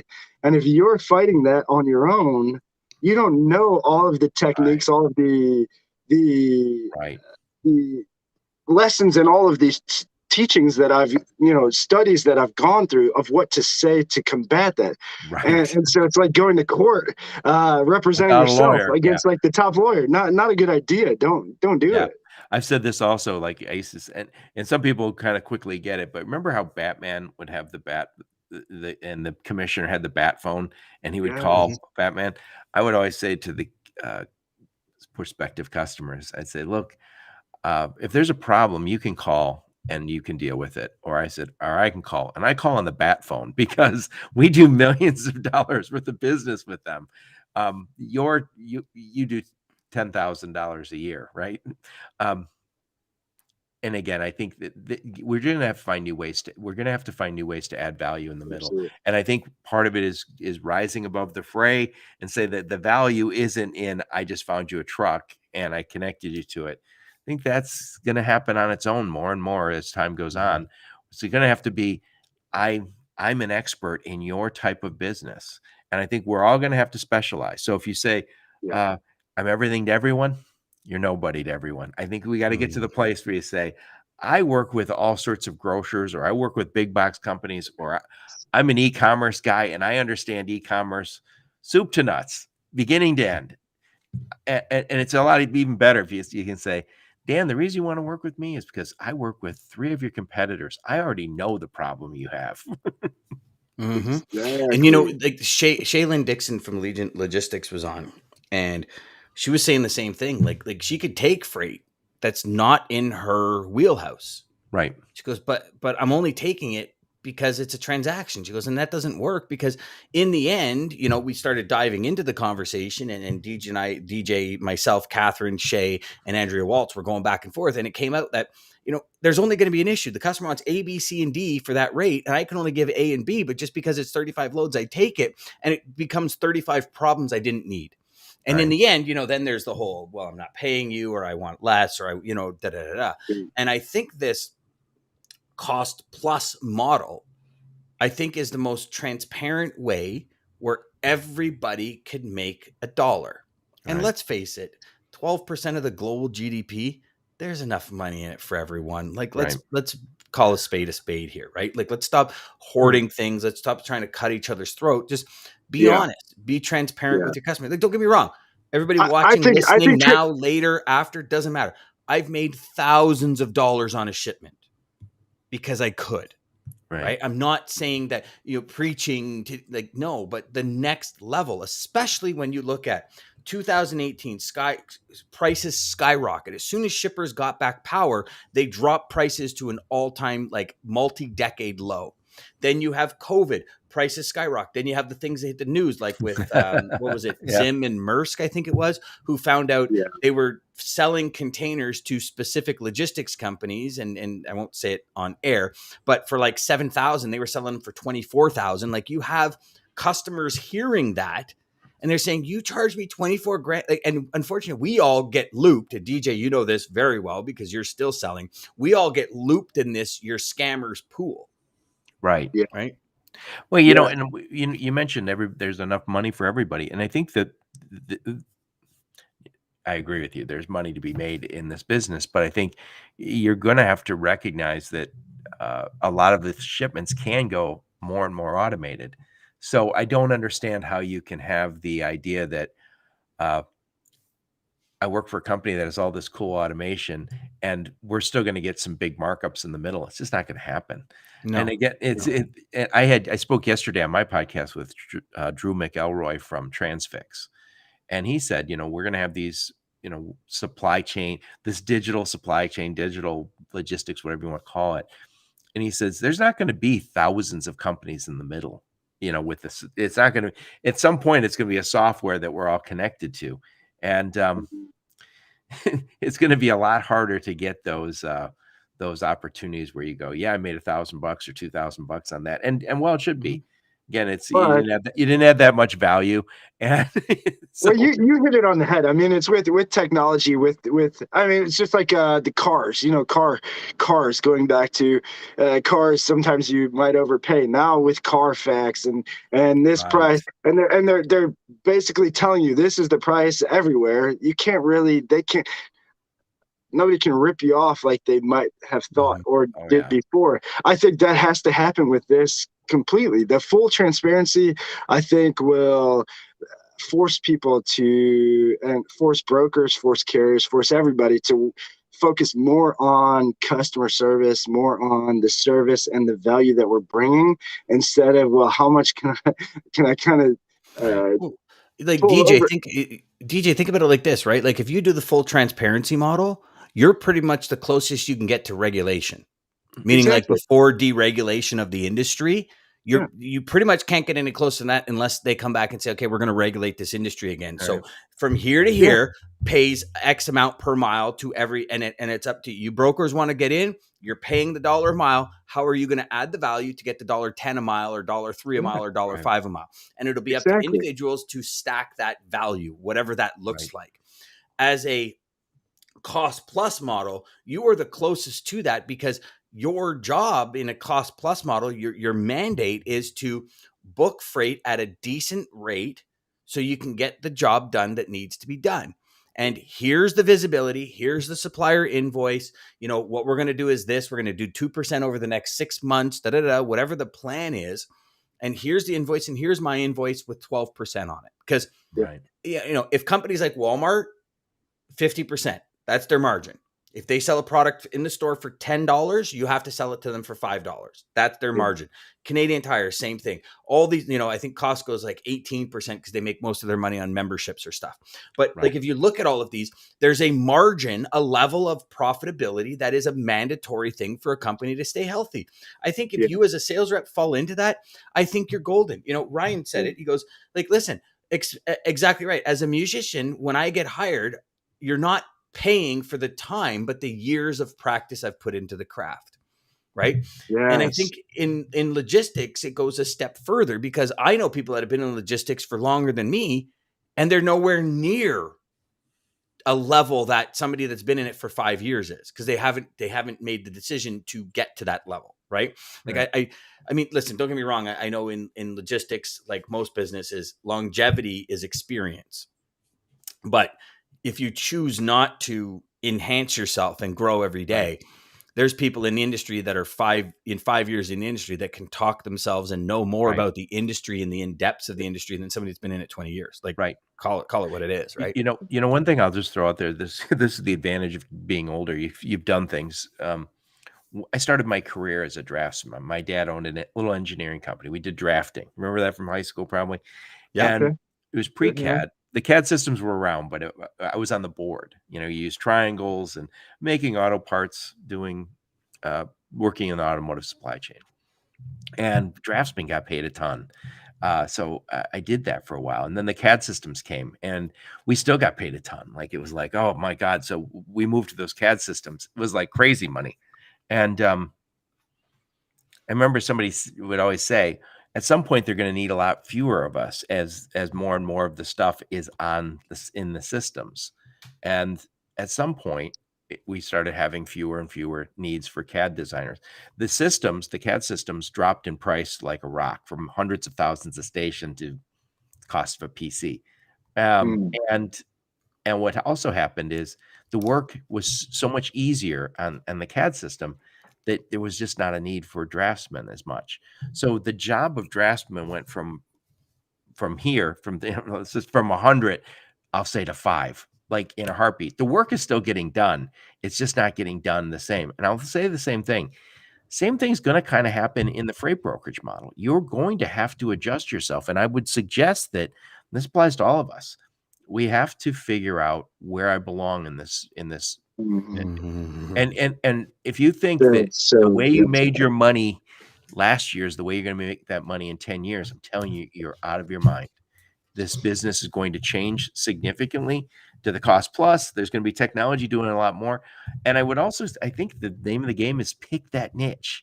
And again, just get fantastic at one area. And somebody said, well, weren't you a freight broker? I said, yeah, I used to be a freight broker. That's where I started. But you know what I am now? I'm a retail supply chain expert. And I've worked with Target and Walmart. And I worked with these following, retailers. I guess since you guys, whatever the retailers are on the other side, Tim's. Oh, yeah, know that one. The old DD, Dunkin' Donuts. Love that one too. Yeah. Anyone that has donuts or candies or anything, I'm pretty much all into. Yeah, for sure. But I guess my point is we're going to all have to make that. Yeah. Pick that niche. Yeah. And I think you have to pick that niche, but I think it's also, you just really have to lean into it. We all have to. Yeah. Ryan wants to become a retail expert, Joe. So is this Ryan? Yes. So Ryan wants to become a retail expert. Ryan and I go way back. Ryan is a one thing I could say about Ryan is when he asks for direction and you suggest it, the man is unstoppable about doing it and so grateful when it happens. So if you're okay, I'd love to connect you two after we're done. So one thing, I'll just throw this out there, DJ and Dan. If one of the advantages of becoming that expert is, if I was to call you and say, hey, DJ, this is Joe, and I'm I have 15,000 carriers in my network. We got cool technology. We do this, we do that. Chances are I'm talking your voicemail anyway. You go, what do I care, right? But if I call and say, and I leave this voice message on your, say, hey, DJ, you're the procurement manager at Target, and I've been trying to get a hold of you. And the reason I want to get a hold of you is we currently work with Costco. We work with Kroger.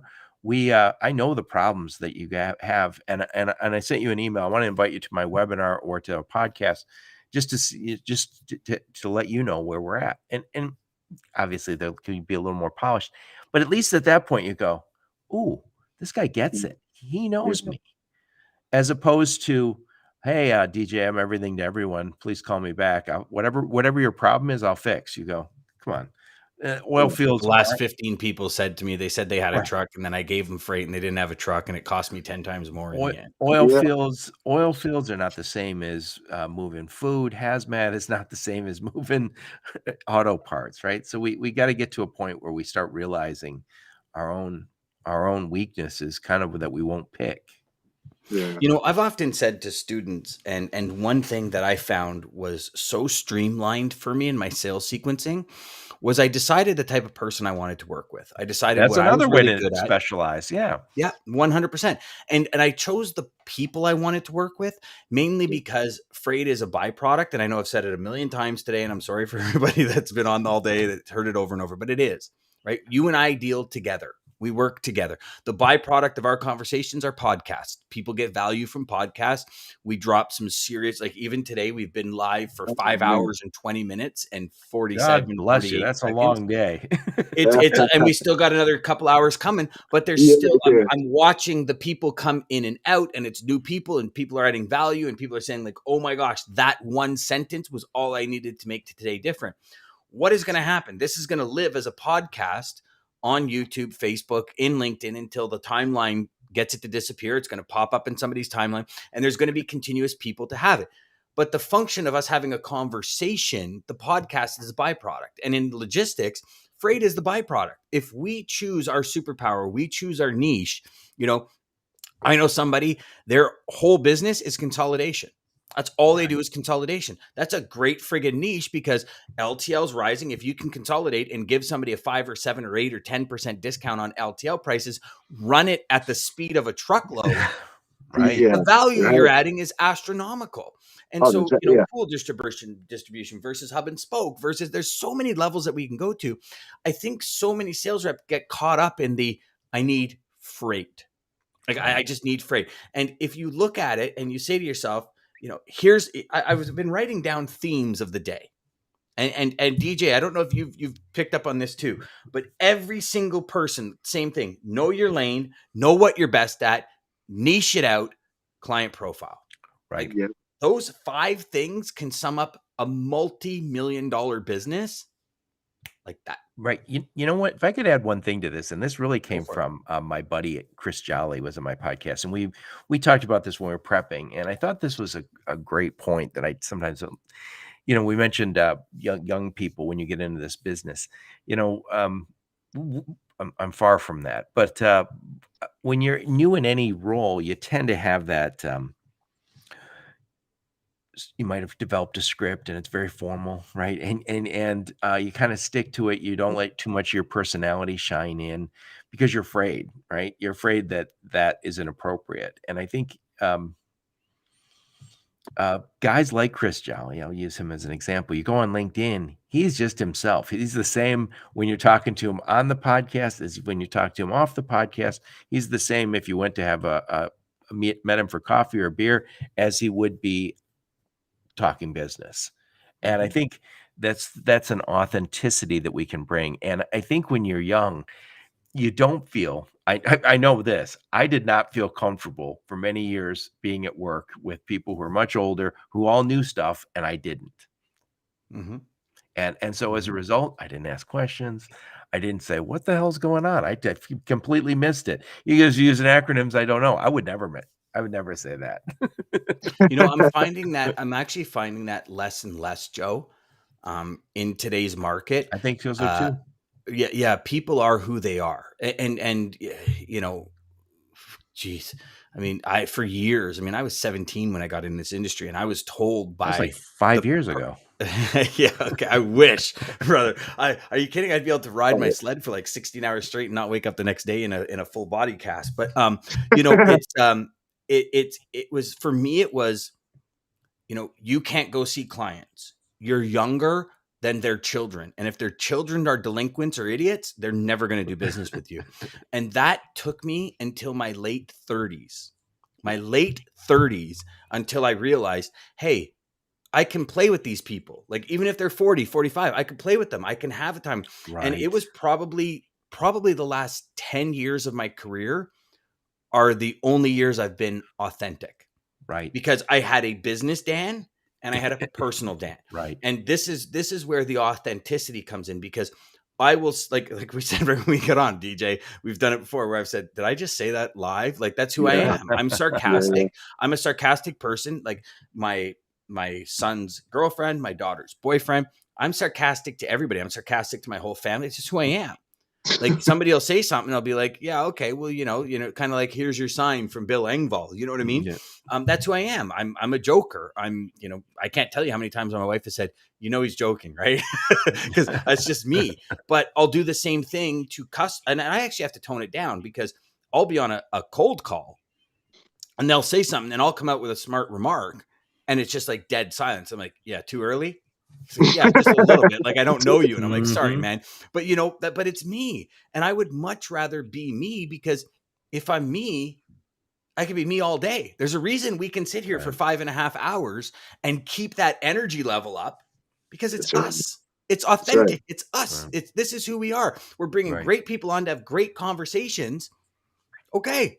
That's us. We're not, oh, hi, Joe. So, I'm wondering, like none of that. And it's funny because, we were talking about audio and how this person's like, oh my God, I was horrible. And you see people get on video and audio and it's like, they talk normally offline like this. And as soon as camera's rolling. Hi, I'm Dan Deegan. It's like, no, that sounds way too weird. No, hi, I'm Dan. No, that's corny, and it's just this balance, right? But we do it on sales calls. Right. Like sales, like it's crazy how we just change. Like it's just and you, right. Dan speaking, when your phone rings, right. It's like, good afternoon, Dan speaking. It's like, was that me? Who the hell was that? Yeah, who was that? I've been around people answering phones and I'm like, hold on, what was that? You didn't even sound like the same person. Right. Dan, your kids when they're just hitting, like when they're just coming through puberty and their phone rings, like, hello. It's like, that is not your voice. No, Dan, DJ, you're absolutely right. I remember when I was at a little third-party logistics company, the guys who worked for me, they'd be talking about the game. They'd be talking about what they did over the weekend, and they're all animated. They're all, and then the phone rings. They run over and they're like, hello, blah, blah, blah. And I was like, and I used to say, you know what? Open up. I want you to build a rapport with these guys, like you're building rapport with all the guys in the office. I want you to do the same on the phone. They're like, yeah, well, this, we're talking about drinking beer and the ball game. I was like, yeah, but they drink beer. They maybe, they want to be inappropriate. They have lives that you can learn about. But it's finding that commonality and working with people that you want to work with and you click. And if you're trying to be something you're not, you're never going to click. You're never going to find the people that you really want to work with because you're not being yourself. You just got to be yourself. And think about it on the flip side. How many of us had customers were like, this customer's pretty cool. And then an issue happens and it's like, holy Satan, slow down. Like, what the hell's going on here? Like, what's wrong with you? And then our perspective of that person is completely changed because it's like, whoa, you're all great when things are, I would rather know that at the beginning. It's like if any of you have ever had a friend or a parent or a somebody in your household where you never know what kind of mood they're going to come in with. So like you're all kind of on eggshells and authenticity is so key. And you know what, I told the story, DJ, was it last show? I think I told the story where there was a guy at the first company I worked at, loved baseball, huge baseball fan, Joe. Yeah. He would call up. His first question to customers would be, do you like baseball? And they'd be like, well, yes, I love baseball. Okay, perfect. Because I suck at sales, but I could talk about baseball all day. This guy made a living coming to work talking about baseball because that's who he was. He would be the first person to say, I suck at sales. Sure. Can I get the job done? Yes. To sell you on it, let's talk about baseball. When this person hit that home run and he worked this hard and he'd use all baseball analogies and you'd have to know the baseball players. You'd have to love baseball. He's doing $1.5 million, $2 million a year GP talking about baseball. So what better to come into your office every day, get to tell stories about the games and talk about the game, right? Somebody who sells like that should be working over at Candor. Joe, what a great transition, brother. Look at the pro at work. See? Yeah. We're friends. We're friends. He's allowed. I don't know if that was a bash or a compliment, Joe. No, what I meant. Like if somebody's selling $2 million worth of freight, they should be working with you. Heck yeah, I'm hiring too. So let me know. So big shout out, Nicole Glenn, Candor Expedite, the only expedited broker I've ever had the pleasure of speaking with that actually is making the business work. So Nicole, to you, hats off, honored that you're able to join us here. I'm going to, because we got all of us going here. What I'm going to do is I'm going to change. There we go. Now we got a little. We're in business. Now we feel like we're back at the summit last year. You know what I'm saying? Where we're all in the corners. But hey, so we were talking cost plus models. We were talking authenticity in the business. We were talking everything. Just share with us Candor, kind of where the vision came to what it came from, and then also Nicole, big thing I want to touch on is something that you said to me when we were creating the 30-day plan. Yeah, content. And I love it. So I'll give you the reins. Go for it. Well, you are like, I love this energy you have. I wish I would have joined it first thing in the morning because you're just like going. It's good. Yeah, I'm like I'm sure my rotator cuffs are going to be sore tomorrow. My hands have done so much of this today; it's unreal. But you notice what's interesting about that, Nicole. What's interesting about Dan's energy and DJ's energy is people tend to match your energy. So what you learn when you're doing podcasts after a while is like if you show up a little low energy, that's what you get back. Oh You yeah. bring a higher energy. So I always try and get like people a little pumped up, like Dan and DJ. I can't keep their energy up. I was going to say, man, I mean, thank you. are you guys drinking coffee? Like, what's going on? You know? Monsters, I haven't had a coffee. lots of monsters. Yeah. You know what? I said to DJ this morning, I said I didn't get on my monster run because normally I'd have like a case of 12 beside me for today, but I had one cup of coffee this morning. I've been at this seat ever since. Yeah. And I'm still fired up. And what's firing me up is the motion and conversation that we're having is just it's incredible. Like we're having people that we've never seen before and go, dude, this is awesome. This is amazing. I'm watching. I literally just love it. And the energy is just coming from the like-minded people who really just want to do the right thing in the industry, and we're all trying to make it better. So I mean, I freaking love that. So yeah.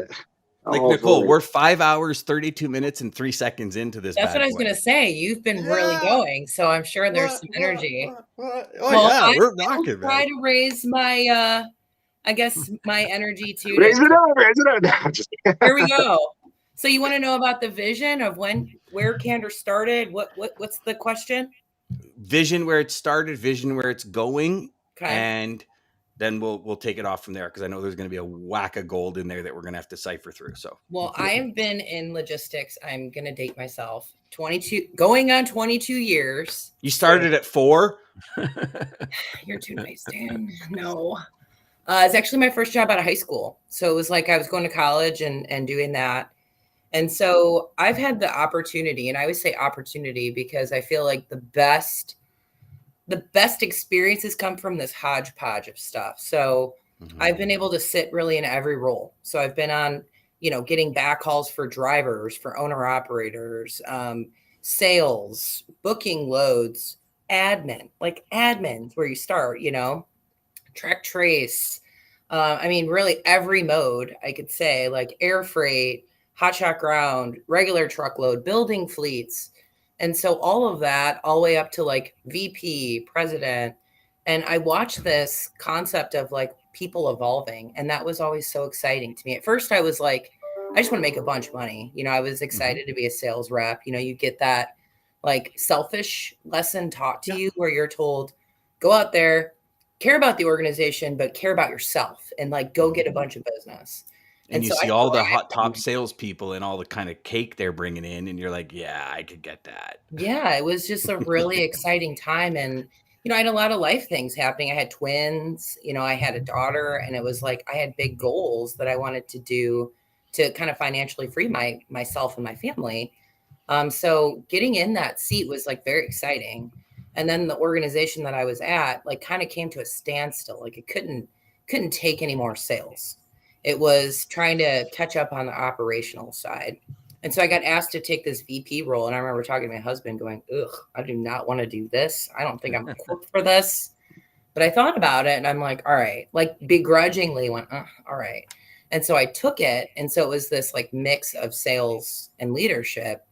And then the leadership side like took over. Like I loved it. I loved watching where the people were to where they were going and that development piece and trying to coach that, but then trying to coach myself, and identifying my own blind spots as a leader. And, how do I take myself to the next level? Who's going to tell me the truth of where my weaknesses are?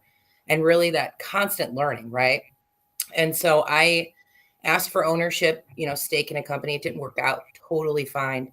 But it made me propel to go, I'm ready. I got to a point where I went, I'm ready to take this on, and started Candor in 2017. And it was crazy to do for a little bit. It's like, there's so much stuff to learn in starting a company, running a company, picking the right people, surrounding yourself with mentors and constantly learning. And so it's been this evolvement for myself since 2017. And I'm sure it will be all the way through the rest of my career of like, who do I want to be when I grow up? I don't know, there's so many things to learn, but that creates a vision of, hey, we're doing some really good stuff. We're really helping clients. We have that consultative approach. We have the ability to enter into different modes, but still keeping that niche focus. Mm-hmm. And I think that's the difference between our company and a lot of other brokerage firms is their list. You go on their website and it's like 30 items long of what they do. Right. But what are they really good at and what do they hone in on? And so that's where we've really developed that expedited niche from my past, but bringing people on specializing in that. And then we've done a lot of growing this past year. We've added a couple of additions. So now we're really trying to focus on that white glove middle market of, final mile, but middle mile. And then the truckload piece, capturing the clients that really need the assistance for, this capacity crazy world that we all live in right now. So, well, Nicole, I have to say, and I have to honor you, just like Shaylin Dixon was on earlier. Oh, she's awesome. She's awesome. Starting her business at the beginning of COVID. You started your business right before one of the largest 36-month swings in our history of the industry. When you talk 2017 going in, things are kind of standard cool. 2018 rates skyrocketing, places like where you are in Texas, 5 loads to every 1 truck. Whoever's got the biggest checkbook gets it. To 2019, so much capacity in the market. Shippers going to literally getting that load board, their own link logistics, and buying freight off the spot market themselves, to creating this company. I gotta say, honored to call you a friend, honored to know you, and just that is some of the and then 2000 right into 2020 into 2021. You haven't had an easy run. No, we opened our office down in Dallas in October of 2019, and by March the world kind of stopped for a minute. And so it was one of those things where we're like, holy crap, what are we gonna do? And I think this normal paranoia sets in for anybody, whether you're a sales rep, I don't care who it is. But whenever we're faced with some humongous unknown, I think it freaks us all out. Even for a minute, I'm sure you can ask any entrepreneur, they did a pause, right? To figure out what's next. And so you have to be that calm in a storm. And I think that's a secret sauce for any sort of leader, whether you're just a manager, a director, a business owner. People want to feel that sense okay, this person is making me feel safe. We have a plan, right? I see Joe laughing because you talk to so many entrepreneurs, Joe. No, it's interesting because I really do. And I talked to you on my podcast a few times and talked to a lot of entrepreneurs. And one of the things I'm always notice is the willingness to kind of step into the darkness and say, I don't know what's out there, but I'm going to learn. I'm going to figure it out. And yesterday I talked to the founder of Transfix, Drew McElroy. And what I thought was interesting is he had that same idea. I don't know, but I'm going to figure it out. I don't know. I'm going to figure it out.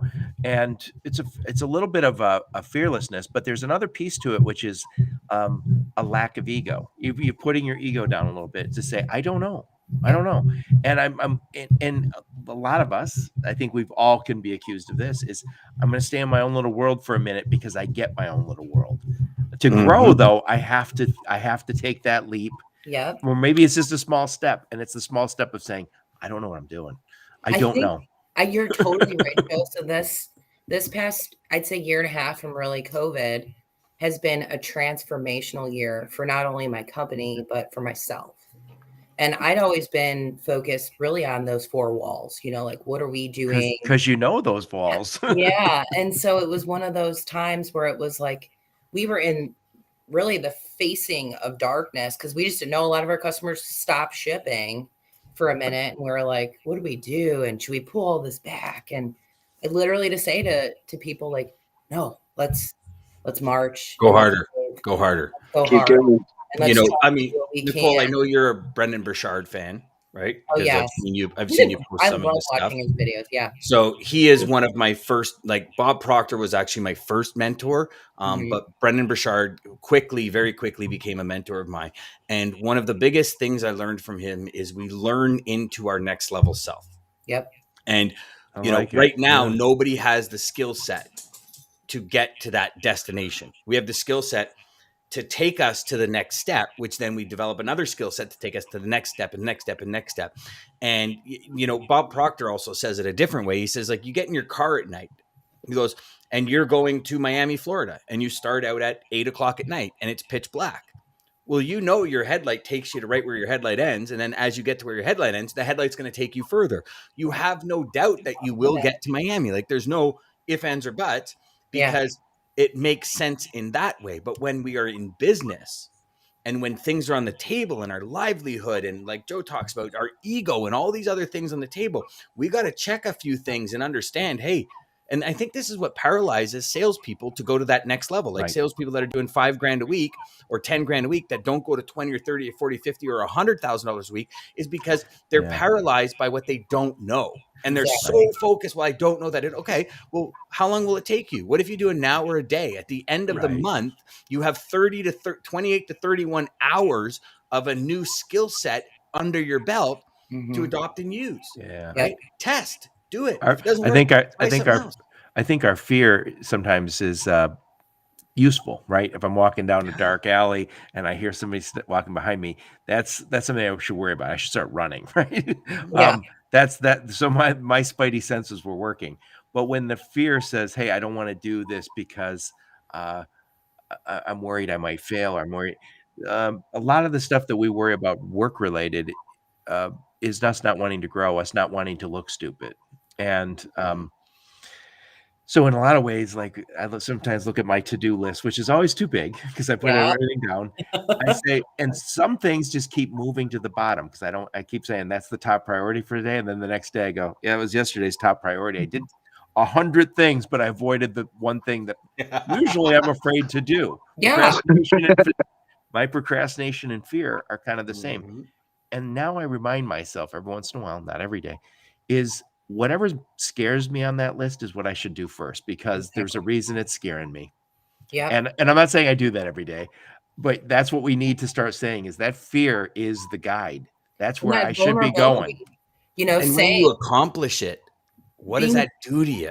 Usually when you do it, you go, for God's sakes, I waited 4 days to do something, and there's who cares, right? Well, you look back and you see, like, when you go through your life, I feel like life is different every 5 years, like completely different. And you look back day by day or look forward day by day, and it's like nothing's really changed. But then when you go back that 5 years, you're like, holy cow, look at all the things.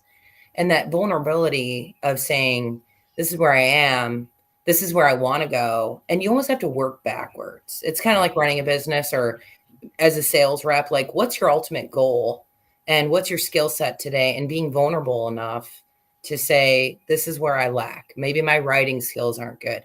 I should take a writing class. This is the part. People get lazy, right? So they're just like, oh, whatever, I'm just going to throw out these emails.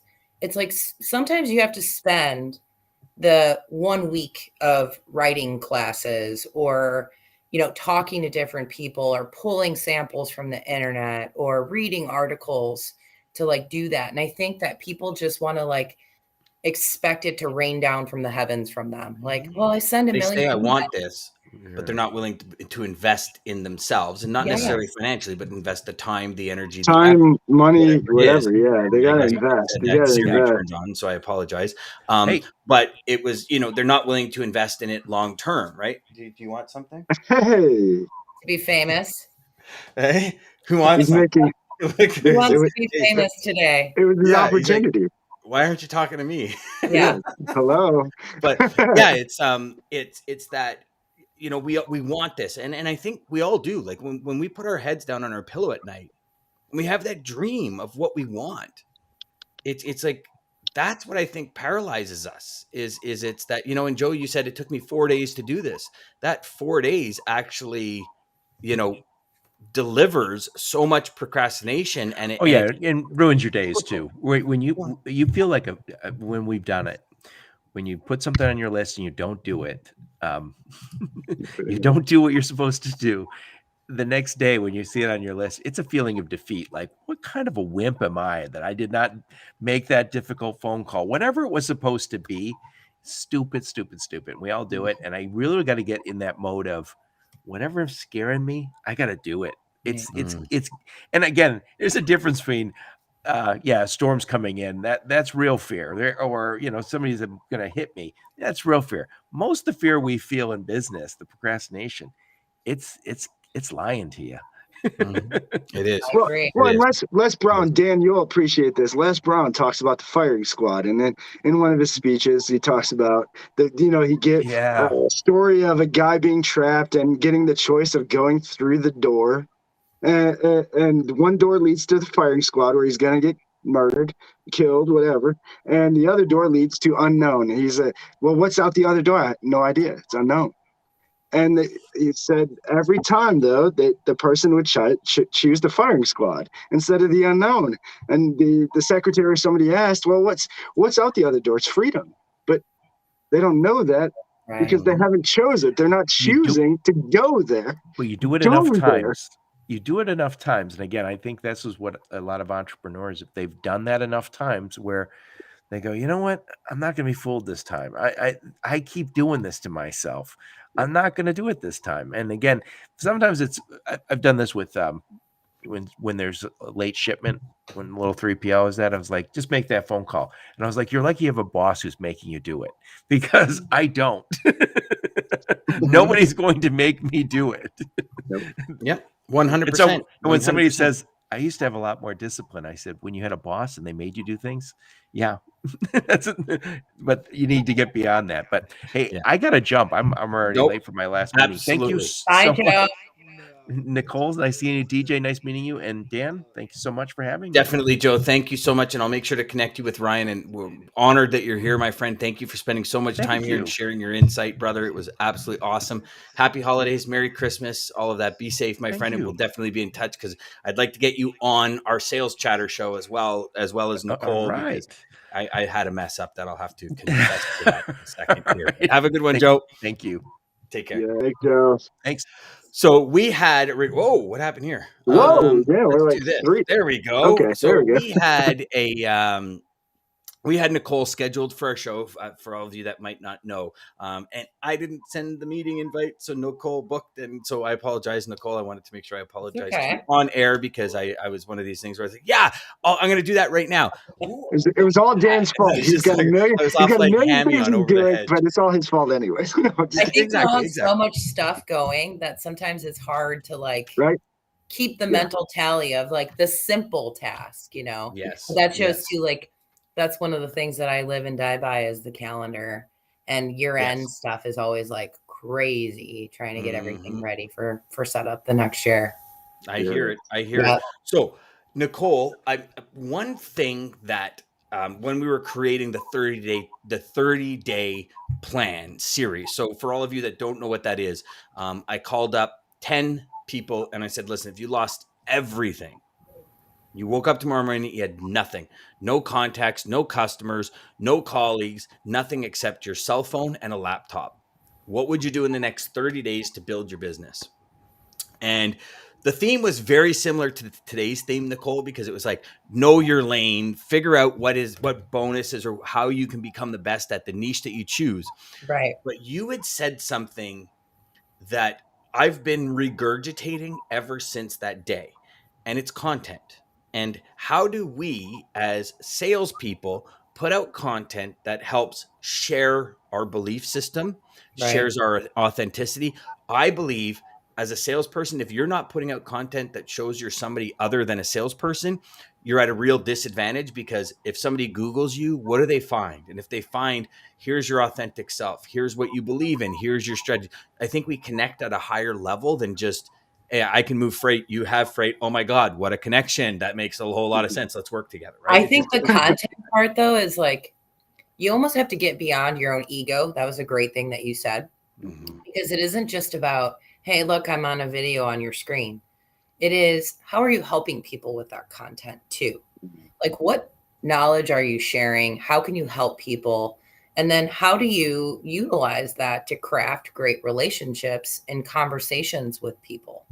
And with the content, I'll throw, I don't do it all the time, but I'll throw something out like a poll, or I'll throw out question or whatever, or hey, I need help in this. And that network and that content has helped me really take escalation points in my career, as even from a sales rep all the way through a business owner, because you're willing to have, again, that vulnerable side, that ego goes down, but you also are coming to people to craft a solution for them and share that knowledge. I think that's the whole thing that we need to take note of, is sharing that knowledge, with people on how we can make their lives better and easier too, on what they're facing. I agree. Yeah. I agree. I have a strategy that I actually learned from Brendan. He calls it JK5, because for Jenna Kutcher. So for any of you who know Jenna Kutcher, social media, genius, talk about 5 things. So I'm sales strategy, personal development, industry news, productivity, and stickability. Those are my 5 things that I talk about. So every post I have talks about those 5 things. So even if I post an article, freight waves or whatever, hey, read this article today. Here's kind of the sales strategy portion. Here's the personal development portion. Here's the industry news portion. Here's the productivity, stickability portion. Yeah. And everyone that I speak to and I say, what does that mean to you? It's like, oh my gosh, I've seen some of your content. I love the strategies you bring forth. I'd like to have a conversation, and I need help with one of those 5 categories. You do? That's. Oh yeah. 100%. That's what makes no, you don't. You're like, hold on. You do? No, I was like, you just totally threw personal development. Hey, help me out. No, you don't. You do not. But I don't think you need help with that. No, that's why I was like, what? You do? Like, holy crap. But yeah, it's like, so, that kind of, and you were the only one out of the 10 that had said, first thing I would do is I'd figure out who I am, because I think that's critical. Like, who are you? Who do you operate best with? How can you serve at the highest levels? Who's your ideal client?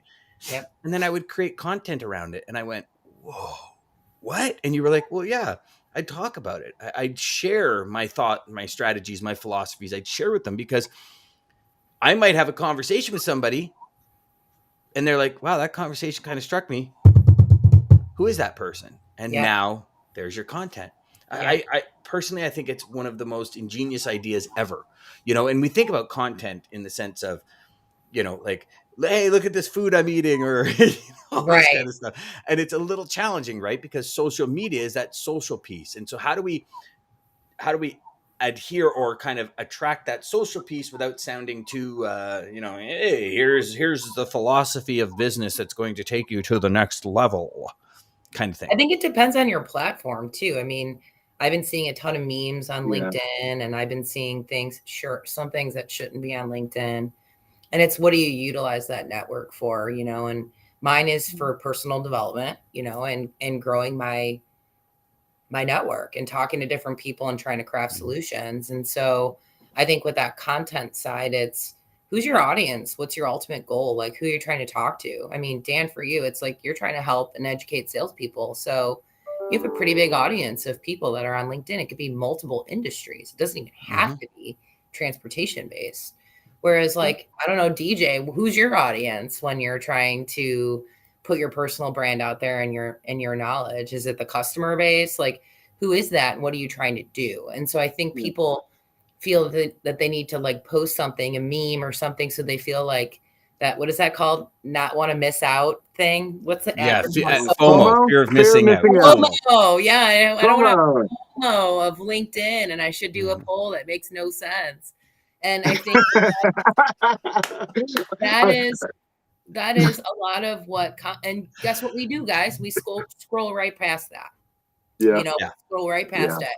And so, but then the people, I mean, you could probably name 5 or 10 people that when you see their name and there's a post, you stop and you're going to get something of value out of that.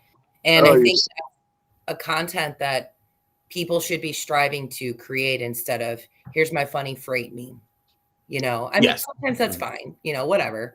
But in all reality, like, what are you bringing to the table? And I've often said to individuals, like, try not to, hey, come work with us, we're the number one. Like, if you're going to do that, do it from a corporate kind of post as opposed to an individual post, because, it's kind of like corporate brochures, right? I since I've been in the industry, I've seen corporate brochures, and I've yet to see a corporate brochure that is actually about the customer. right? It's about, here's our technology, here's our service, or as opposed to, these clients, or here's the top 4 things clients say about our technology. Yeah. Like, these are the benefits, right? And Yeah. and when we look at it, or even just call out the problems. If you're having trouble with this, if you need this, if you're looking for this, you are who we need. Just yeah. That's qualifying in a brochure is awesome. Yeah. Sorry, Nicole. So there's a great book that really focuses on that, and I might have told you about it before. It's called Story Brand by Donald Miller. Love what? Did you? Wait. This is the one that you and I switched. Hold on. Let me see all the tabs in your book. So this book, here we go. I knew it. I remember it. I knew it. You said, so this is how I consume books, people. So that book talks about this, where it's like, hey, don't put a picture up, or say you're a photographer and just go, I take pictures. Like, talk about how you actually create memories, or put it in the perception of the client, and what are they getting out of this relationship that they could potentially have with you. Like, what are you serving for them? Because we do a lot of jargon, where it's like, we're the best, we're number one, count on us for this. And it is. It's funny you brought that point up, because right here, like right away, first tab, the number one mistake, the first mistake brands make is they fail to focus on the aspects of their offer that will help people survive and thrive. Exactly. You got to tap into that, or the emotional side. And that's why Apple's been so successful. Right. Yeah. And you know what? Remember we talked about this, the calories that we burn in our head when we're trying to figure something out. So mistake number 2, the second mistake brands make is they cause their customers to burn too many calories in an effort to understand their offer. Yeah. And your audience, like, sometimes I talk to transportation people who are on Sharon. I got so excited to see you. We talk to clients who are on a global scale, and they're looking for assistance on the domestic side of things. And so it's almost like when they're so used to living in the global world, it's like, I spoke to a lady and she's like, I need help with final mile. And I was like, okay. I started asking more questions, and I was like, oh, her final mile is the domestic piece for me. So it was like, she's used to dealing with product coming in from, say, Germany or whatever, and then it hits the board, it hits this, and she needed to create a solution for that. So it's understanding where your audience sits too, like when you're talking to someone, because like you just said, we can really make them go into calorie mind burning crazy if we're not connecting with what they're actually seeking. And so simple sometimes is the best medicine for that. 100%. And since Sharon's on, we've got 2 of the most prominent women in transportation leading the charge for Sharon's diversity in transportation. By the way. What's that? Sharon is the bomb. Well, that's what you told me when you said you need to connect, and you connected us, and you said that, and we had Sharon on the show, and she is the bomb. I know. And you got you 2, and you got Sarah, who are just leading this charge, and the next level of logistics, and next level of diversity, next level of the education. And so I'm honored to have both of you here. I scheduled you both, and Nicole, that's why I kind of changed your time, because I wanted you both to kind of merge together on here. Oh, what a good puppy. My dog, was it? No, don't worry. My dog just totally jumped into the camera and wanted a little bit of action on the camera. He's wondering why I'm talking to everybody else and not him.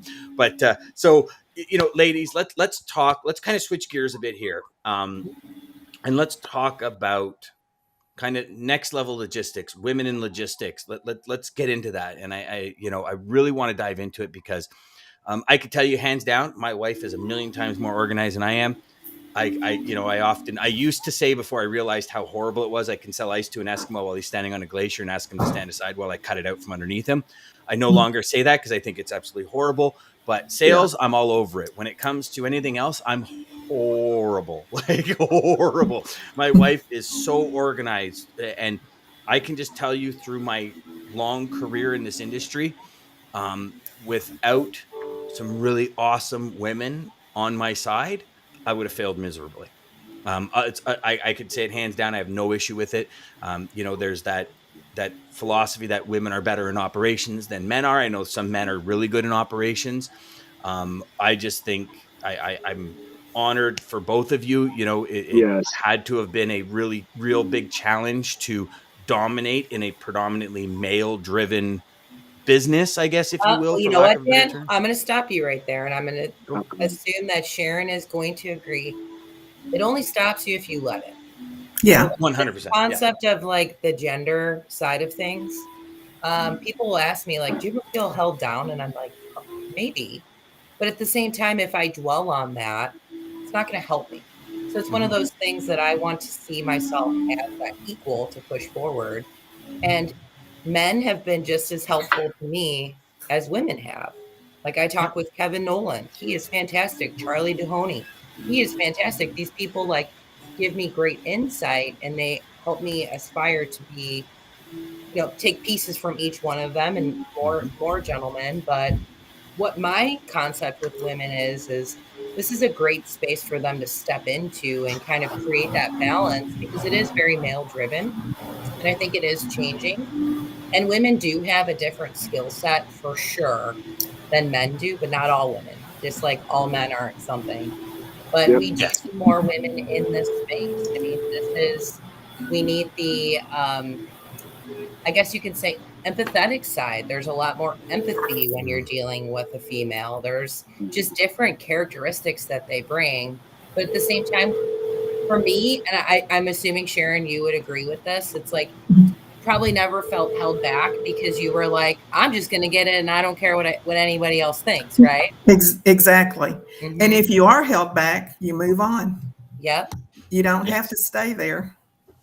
Right. I think when you stay there, it's just your own person, you making a choice to stay there as opposed to barreling through. Exactly. Being afraid. Happen. Yeah. Yep. You know, I can imagine though, and again, I didn't bring you both on here to beat a dead horse, but the adversity that women must have faced coming into this industry at the first time. And I know, Sharon, you know, you help women excel in every industry, and we see this. You know, what are some of the challenges, the biggest challenges, you know, after this Me Too movement that you find women are having? You know, I'm not so sure it's the women that are having the challenge. I think it's the men having the challenge at this point. Well, we have a lot of challenges, Sharon, and I'll be the first to pipe up about that bad boy. You know what I'm saying? Like a lot of challenges. We are challenged. I sometimes think I should have a hard hat on and go sit in the corner a lot of the times. Let's just put it that way, you know, but I'll leave it at that. I think women just need to start asking. And I think that's the difference between gender is that, you know, the way that we raise boys versus girls is, hey, girl, be polite. Hey, boy, go hit that baseball and go, you know, slide into home base. And I think it just has to be more of, you know, coaching our daughters and people who are around us in the female side is go after what you want. Yeah. You know, say what you want, talk about that, communicate that. And if you hear no, keep trying. You know, it's one of those things that you just got to keep pushing, you know, and be a little bit more audacious. Sharon and I in LLC which is Ladies Leadership Coalition. You know, we've talked about different things. And I think, I don't know who brought it up, Sharon, maybe Blythe or someone did in regards to, maybe it was even you, that women will not take a role if they don't feel ready. I think it might have been you, Sharon, wasn't it? Yeah, I think so. Yeah. That's you know, and that's one thing I've had to learn. Yes, is exactly. You take it and you figure out how to do it. Exactly. Otherwise, you'll never do it. You know, you have to take charge of your own life. You know, I feel that there are so many people put in positions that they are so unqualified for. It is actually staggering. And, you know, I could speak to my son's going for firefighting, and, you know, they're talking about diversity in the emergency response, right? And he's spoken to a lot of people. And I think, Sharon, we talked about this on the podcast, where, you know, 105-pound woman gets chosen over a 250-pound guy because they need a woman, you know, quote unquote, for lack of a better term, don't take this the wrong way, the token woman in the fire hall kind of scenario. Whereas physically, if that woman is stuck with a 180-pound person, she's not even able to move the doll 3 feet. How are you going to do it in full fire gear with smoke and all the other stressors that come along, right? and I've always believed that the best person should get the job, regardless of who they are. I don't really care, because what is the goal? What is the mandate? And if the mandate and goal are what is the objective, like you have a fire, the mandate and goal is to get everybody out alive, right? And then if you can save the structure or the house, usually it doesn't happen, but you get everybody alive. So what you need to do is you need to equip your team with the right people to get it done, right? And I think that's really where a lot of the strategy of, if you really want to move the business needle, bring the right people on the bus. Yeah. Right. Yeah. We've got Greg and Thomas here. Both are customers of mine and I've worked with for years. And they'll be the first to tell you it's the right people on the bus. And if you don't have the right people, those goals and mandates get skewed. You get off the highway, you start taking a back road, you run into a ditch, you hit a pothole, you blow a tire. Like, I know I'm using an automobile analogy quite a bit there, but you know what I'm saying. Well, and I think with experience, I don't believe that women, as an example, should just be given a job just because they're a woman. My mother, she taught me that a long time ago, back in the feminist era, when everybody was trying to, burn their bras and do all of that stuff. She just said, just do the best you can. Yeah. And people will recognize you. Well, to some degree, that's true, but not always. But I know that there have been a lot of young people that they just want to be the boss. They don't want to go through the experience you have to get in order to get where you want to go. There are steps of doing that. And but yes, when you're qualified and when you've gone through the trenches with everybody else, you deserve to be looked at and promoted or do that job that you really want. And I think you just have to learn how to be confident about it, show people what you can do. And my problem was when I was younger and first getting in the business is I didn't have a voice and I didn't use my voice. I did have a voice, but I didn't use it. And so I think that's one thing we need to teach our young women, our daughters and our granddaughters, to use their voice and use it in the right way. And I think for me, like growing up, I have a 5-foot Sicilian mama from Chicago. And she never hardcore, Nicole. Yeah, that is hardcore. She worked in a warehouse, so she was dealing with the book fair company. She worked in a warehouse. And she would get challenged all the time. And as a kid, I would hear these things where she would be talking to my dad at dinner and go, they said this and this. And I said no. And I said, and it wasn't even like she was trying to go over the top to make a point because she was a female, but she owned herself, and I always respected that. And so when I stepped into my roles at the age of 18, all the way up through, I think that's what some of my ownership respected, was that I owned myself and I wasn't afraid to say, I don't think that's a good idea. We need to do this, or can I? And I think that was a huge difference maker for me. Instead of just riding along for the show, I wanted to be a part of the show. And so that's the one thing I would tell women is, these roles, they may be bigger than you, but go after it. Who cares? Own it. Just don't be an extra in your movie. Be one of the stars of your movie. Exactly. And I think that's what you'll see. That's why Sharon's been successful. And Sarah, you see these Sarah Humphrey Barnes. I'm saying her name.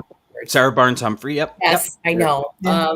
So that's the difference. And I think also for me, I don't know about you, Sharon, growing up in this industry at the age of 18, entering it, I was surrounded by men. So I never let that intimidate me. It was kind of like, hey, that's what I had. These were my guys, and it never bothered me that I was one of one sometimes in companies being that. Yeah, it kind of depended for me. It depended on the men, and I've been very fortunate to have some men mentors like you have, who helped me understand some of the things that I was doing wrong, personality-wise, female-wise, if I wanted to be part of the men's club, and and still stay true to myself too, because I've never wanted to be a man ever, not one day in my life if I wanted to be a man. And so, but you do have to work with men, and you want their respect, and you want them to treat you with respect. So you do have to learn how to talk to them and deal with them and be, respected by them. So to me, that's probably the trickiest part. Maybe not so much in this day and age, but when I was younger, it was. Well, I've always found it when I got into this industry, our ops team, we always found we would do some testing, and on average, new ops females would be offered rates $100 more than experienced op females, because I don't know if it was just something where dispatch and listen, we're talking 28 years ago now. I mean, every trucking company was males. There was very, very, very, very, very few that had a female ops person, right? So it's male against ops, and it was like, I remember times where I'm like, just flirt with them and get better rates, and it's like, and again, today you talk about that in today's day and age, it's like, pardon, right? But back then it was like, that's what it was, like you have a good looking ops person, you bring them to the meeting. And as horrible as that sounds, even coming out of my mouth now, it was what was done. Right. And it was, it'd be like, so Anne was in charge of my ops, and we'd bring a new person in, and would have to stop and say, okay, put him on hold. She'd pick up the phone. Listen, Jim, come on, man. Like, this person works for me. Oh, hey, Ann. Okay, yeah, I could do it for 100. Like, that easy. But it's just that trying to take advantage kind of thing, right? It's I mean, I don't even know. Women are playing the other side of the game too in those situations. Yes. So there's 100%. I'm going to end up leaving you guys here in a second, but I did want to tell you that one of my last leaders that I worked for, when I would get overly emotional, because that does happen. I mean, that is a female trait sometimes, and a male trait, but I know that I cry at every single Chicago fire, every single Grey's Anatomy, I know everybody's like, oh my God, Dan, did you just admit that? I'm telling you, every single show. This is why he just admitted that to a lot of people. I know, but you know what? I got no problem with it. You know when Brian said this morning, I cry at the opening of supermarkets? That's me. I'll be sitting there watching TV, and I'll do one of these, and my wife's like, are you crying? I'm like, no. I'm not crying, you're crying. Screaming down my face.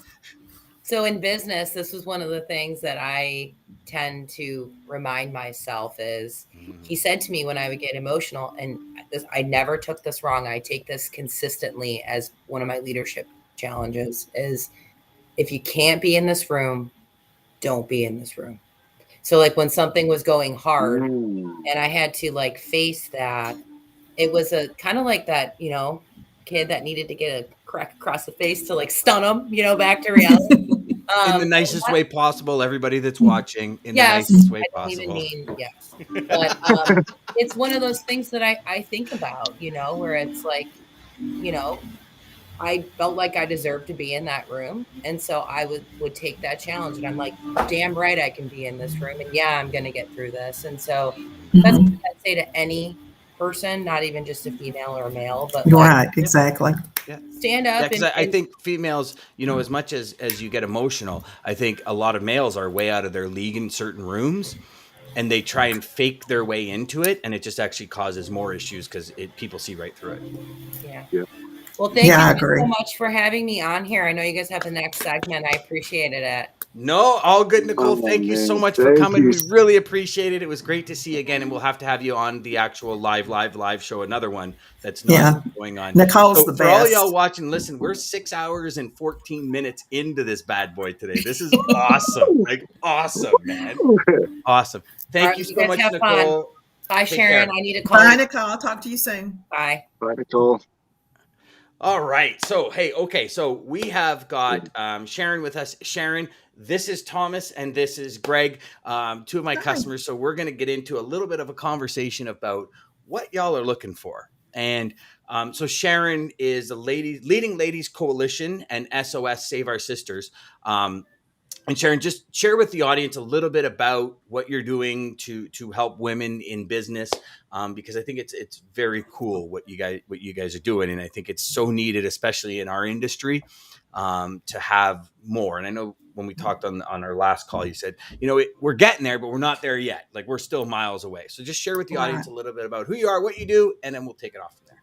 Yeah, so I was really excited when Nicole reached out to me to be a part of the Ladies Leadership Coalition, because it's such a great group of women. We're all in transportation in some form or another. I know Blythe does the podcast and the video, and we have recruiters, and we have women who own their own trucking companies like Nicole and Christy Knichel and Liz. And I first I didn't know why they really wanted me to be part of the group, because, they're very active in what they're doing. And I'm really impressed with every one of them. But they brought me in because I've been in the industry for a long time, 35 years.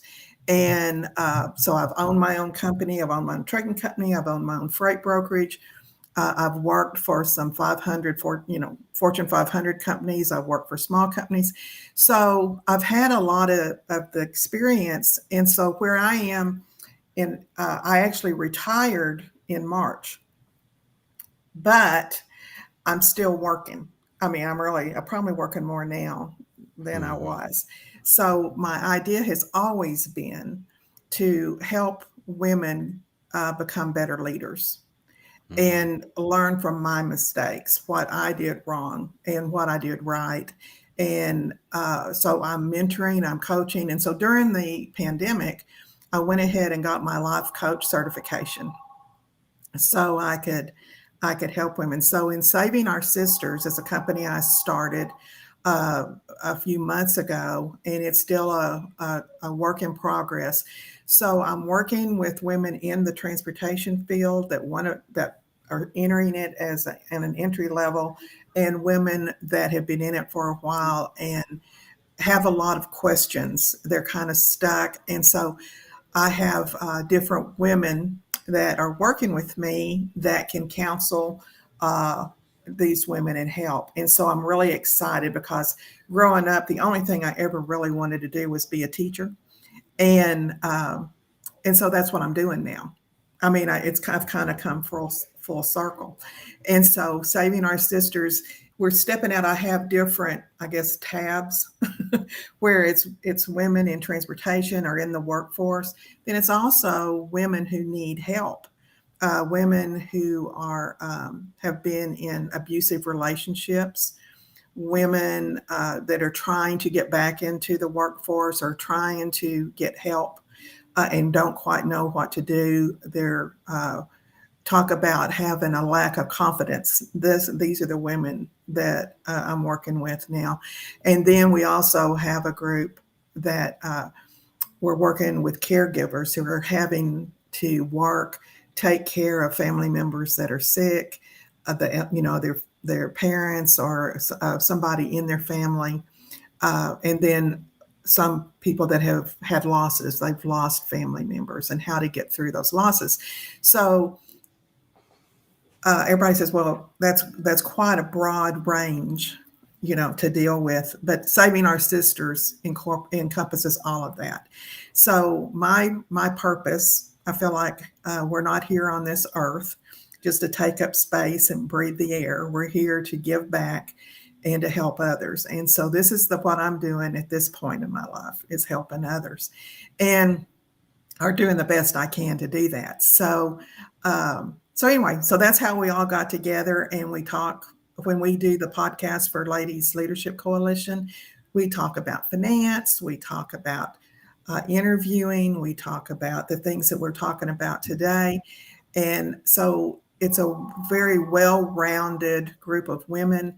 And going forward, we're just going to continue to grow that tribe of women to help each other. And we have men too. We have men come on our podcast. So it's really working together, not just women versus men, but let's quit talking about, men and women. Let's just talk about us, goals, achievements. One thing that you bring to the table is confidence. And so here's a great transition, and here's something. So Greg and Thomas, what does confidence mean to you? You're both logistics, managers. You both run freight operations, truckload, LTL, warehousing, all of the above, international freight, all that kind of stuff. So you're all very versed. You get calls every day from salespeople. And I know in conversations with you, 500 to 1,500 times more calls in a week than you used to get. How important is confidence when a salesperson calls you? Oh, Thomas, I don't think your audio's on, buddy. Yeah, audio's not there. Nope. If you hit that little gear in the bottom and just choose your audio settings. Greg, is your audio on, brother? Can you hear me now? Oh, I can hear you now, buddy. All right. Cool. So talk to us about confidence when a salesperson calls you. Me or Thomas? Me? You. Thomas's audio is still not working. We're going to work on Thomas's audio while you talk. Confidence gets you in the door, and it's going to keep you in the discussion with me. So if you don't believe the product you're selling, then why should I want to purchase it? So it's very important. I don't want a canned response from somebody. You probably only have 5 minutes to grab my attention, and you have to do it without bluster, but in words that mean me, which is very tricky and why I'm not a salesperson. So, but the confidence is important. I've been reading a book by Phil Knight, and one of the things he says, belief is irresistible. And I do think that is the case. If you believe something, you are much more likely to sell it, and somebody is much more likely to pay attention to you. Mm-hmm. I believe you there, Greg. I had a gentleman contact me, and it was a multi-level marketing thing, which I don't have any problems with as long as the product is good. And he was like, "Oh, this product is awesome. It's amazing." I said, "Okay, so send me the product." And he says, "Oh, well, you don't want to get involved?" I said, "No, I want to try the product." The product, like the effects of the product were really good, but the taste was horrible.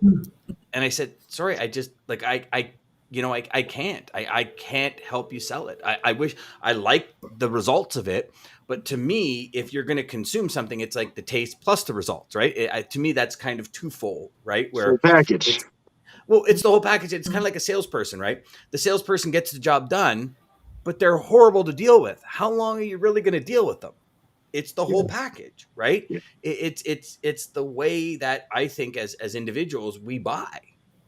And Sharon, for you to be, focusing on that strategic piece as well as other pieces, but that strategic piece of confidence, I think is remarkable, because I think for everyone, the perception is, well, as I get better at it, I'll gain the confidence, but it's competence that creates confidence. And it's that confidence competence loop that just keeps circling and growing like the rings in a tree, and it's doing it. It's not time, it's actually just the energy output.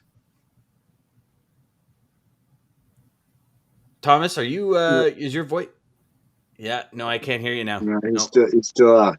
Yeah, no worries. No worries. Greg did mention something, and nice to meet you, Greg. You mentioned belief and reading the Phil Knight book and belief. I mean, belief is so powerful, and it has to start with you and with whatever you're selling or doing or service or whatever you have, and fully believing in it.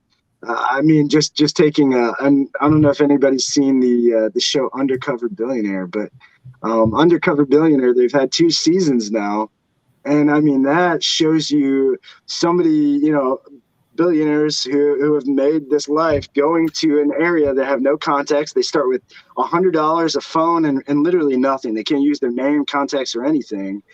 And the way they get these people to help them and buy in is by believing because of what they believe. And the mission that they have, they believe in it so much that they get these strangers. I mean, they're strangers in the beginning to buy in completely into what is essentially nothing. But because they all can come together and believe, magic happens. Sharon, what do you find as kind of that starting point in SOS? that you find is critical, or that's kind of the biggest challenge for women when they're trying to excel in their careers? Is it belief about what they're capable of? Is it confidence? Is it, the ability that they deserve it maybe? Yeah, I think it's believing that they can do it. It's something that they want to do, not just a job. I know sometimes you just have to have a job because you have to pay the bills. Mm-hmm. But some of the best hires I've ever had are women with no experience, and they're hungry. They just want a chance to prove that they can do something. And I love those women because they work so hard, and they're not afraid, and they believe me in what I'm saying to them. They trust me that when I tell them this is what they should do, this is what they should say, this is what we're trying to sell, they believe me. And instead of arguing with me, they trust me. Now, I'm not always right, and we have those conversations, and they bring stuff to the table that I never even thought about. And so it's a very good working relationship. It's like a team. Well, it is a team. It's a partnership. Mm-hmm. But I think successful women in this industry, especially, they're fearless. They're not afraid to talk to people. They don't get discouraged when they get a lot of no's, or they don't let you see it if they're discouraged. They keep a positive attitude. And so one of the things that I had a man that worked for me one time, and I know this just sounds really weird, but we would be on sales calls, and we might have to stop and make a little pit stop to go to the bathroom or something. And he said, "How do you always beat me out of the bathroom? I thought women stayed in the bathroom forever." And I said, no. After you did this? I got things to do, places to go. And so he said, "Okay, you've made it to the men's club because, not all women are like you." But anyway, it's just little things like that. So I tell stories like that to the women that I work with and keep them pumped up. And you got to keep them positive and keep a positive attitude. Not to say we don't get down sometimes, but I think the attitude is the most important thing. 100%. 100%. Sharon, I know you're kind of squeezing us in here. Share with everybody how they can get a hold of you. Any women out there that are watching this live, that are watching this on the replay, that are listening to this on the podcast. If you have any of these difficulties, please get a hold of Sharon. She can really help you get past them and get to that next level of productivity and life balance that you want, that you desire, that you really have the skill to get to. You just might need a little bit of tweaking here and there. Yeah, so I'm on LinkedIn. You can always reach me on LinkedIn, but my website is sosisters.org. sosisters.org. And you can reach me there. Awesome. Thank you, Sharon. Thank you for having me here. Sorry about we had a little difficulties. Oh, that's here. Okay. No. You know what? Thank you so much for being. I know you were just on the show, and I know it was very short notice, but you know what? We're honored that you were able to be here because it is a really big topic that we need to address because it is. Hey, listen, this industry, again, 12% of the global GDP. Everybody deserves to be in it. And you're doing a great job. I've been watching on and off all day. This has been awesome. Thank you. Ryan said he's been here since 9 a.m. We're on the home stretch, baby. So, yeah, we've had some people here the whole day. Okay, if I don't talk to you, have a Merry Christmas. You too, Sharon. Take care. Thank you so much again. Bye-bye. Bye-bye. All right, Greg, let's see if we got Thomas. Are we there, Thomas? Nope. Can't hear you. Still can't hear you. Nothing. Yeah. Read lips.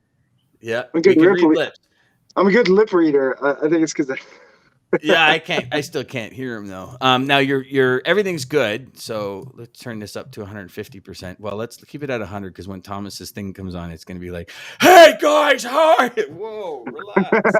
Stop yelling at us. You're the one with the audio that wasn't working. But anyway, gentlemen, Thomas, I'm going to keep going while you're trying to figure that out, and just let me know. Maybe even jump off of the computer and jump in on your phone. Brian Biro had a challenge and he came back in on his phone and it was mint. So maybe even try that. So to close out today's show, what kind of show would it be if we didn't bring real live customers on that are going to talk so much awesomeness about DJ and I? No, I'm just kidding. Real live customers on that can share with us kind of what's happening in their world. what's happening on the proverbial other side of the fence. Often DJ and I share like guys, ladies, anyone in sales, put yourself in somebody else's shoes. Like when you're calling, try and figure out the goals, the strategies, the next levels, where they want to be, what kind of challenges they're having. I've shared live, I've shared with students. I had a conversation with Greg and I was thinking it was all going to be ocean and it turned to warehousing. Like it's you're prepared for one thing and you got to be ready to move. Greg, since you're here, it's only going to be you, brother. What are you finding?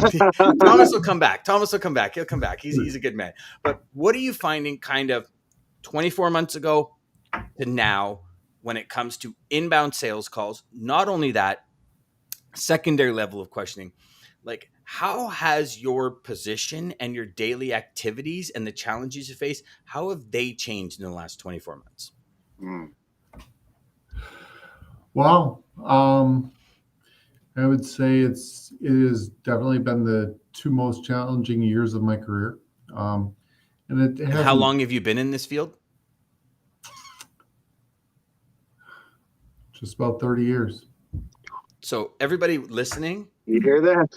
The two most challenging years in 30 years. Like Greg, right away, go. Yeah. So I am a calm person. I am very. You are. You are super chill. And that has made it really tough here because I'm fighting battles on both fronts. And I would say, for those that don't know my background, I spent 15 years on the dark side, and now I'm 15 years on the light on the shipping side.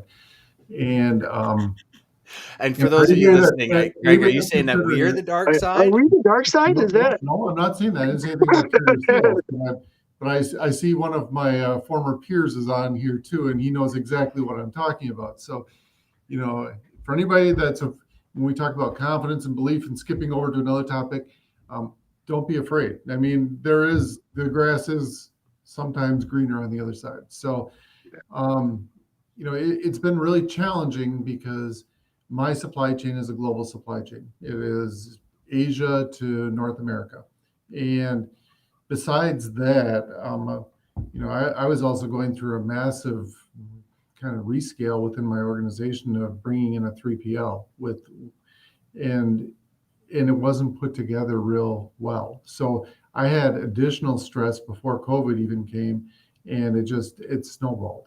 And it's been 2 years of, my mantra now being talking to people that I don't expect you to like what I'm saying, but I do expect you to understand what I'm saying. So it's been really, really difficult because, for the most part, we have a commodity that we're selling, and we're competing on price and we're competing upon transit, and both of them have been going the wrong way with me absolutely not able to pull any single lever to do things.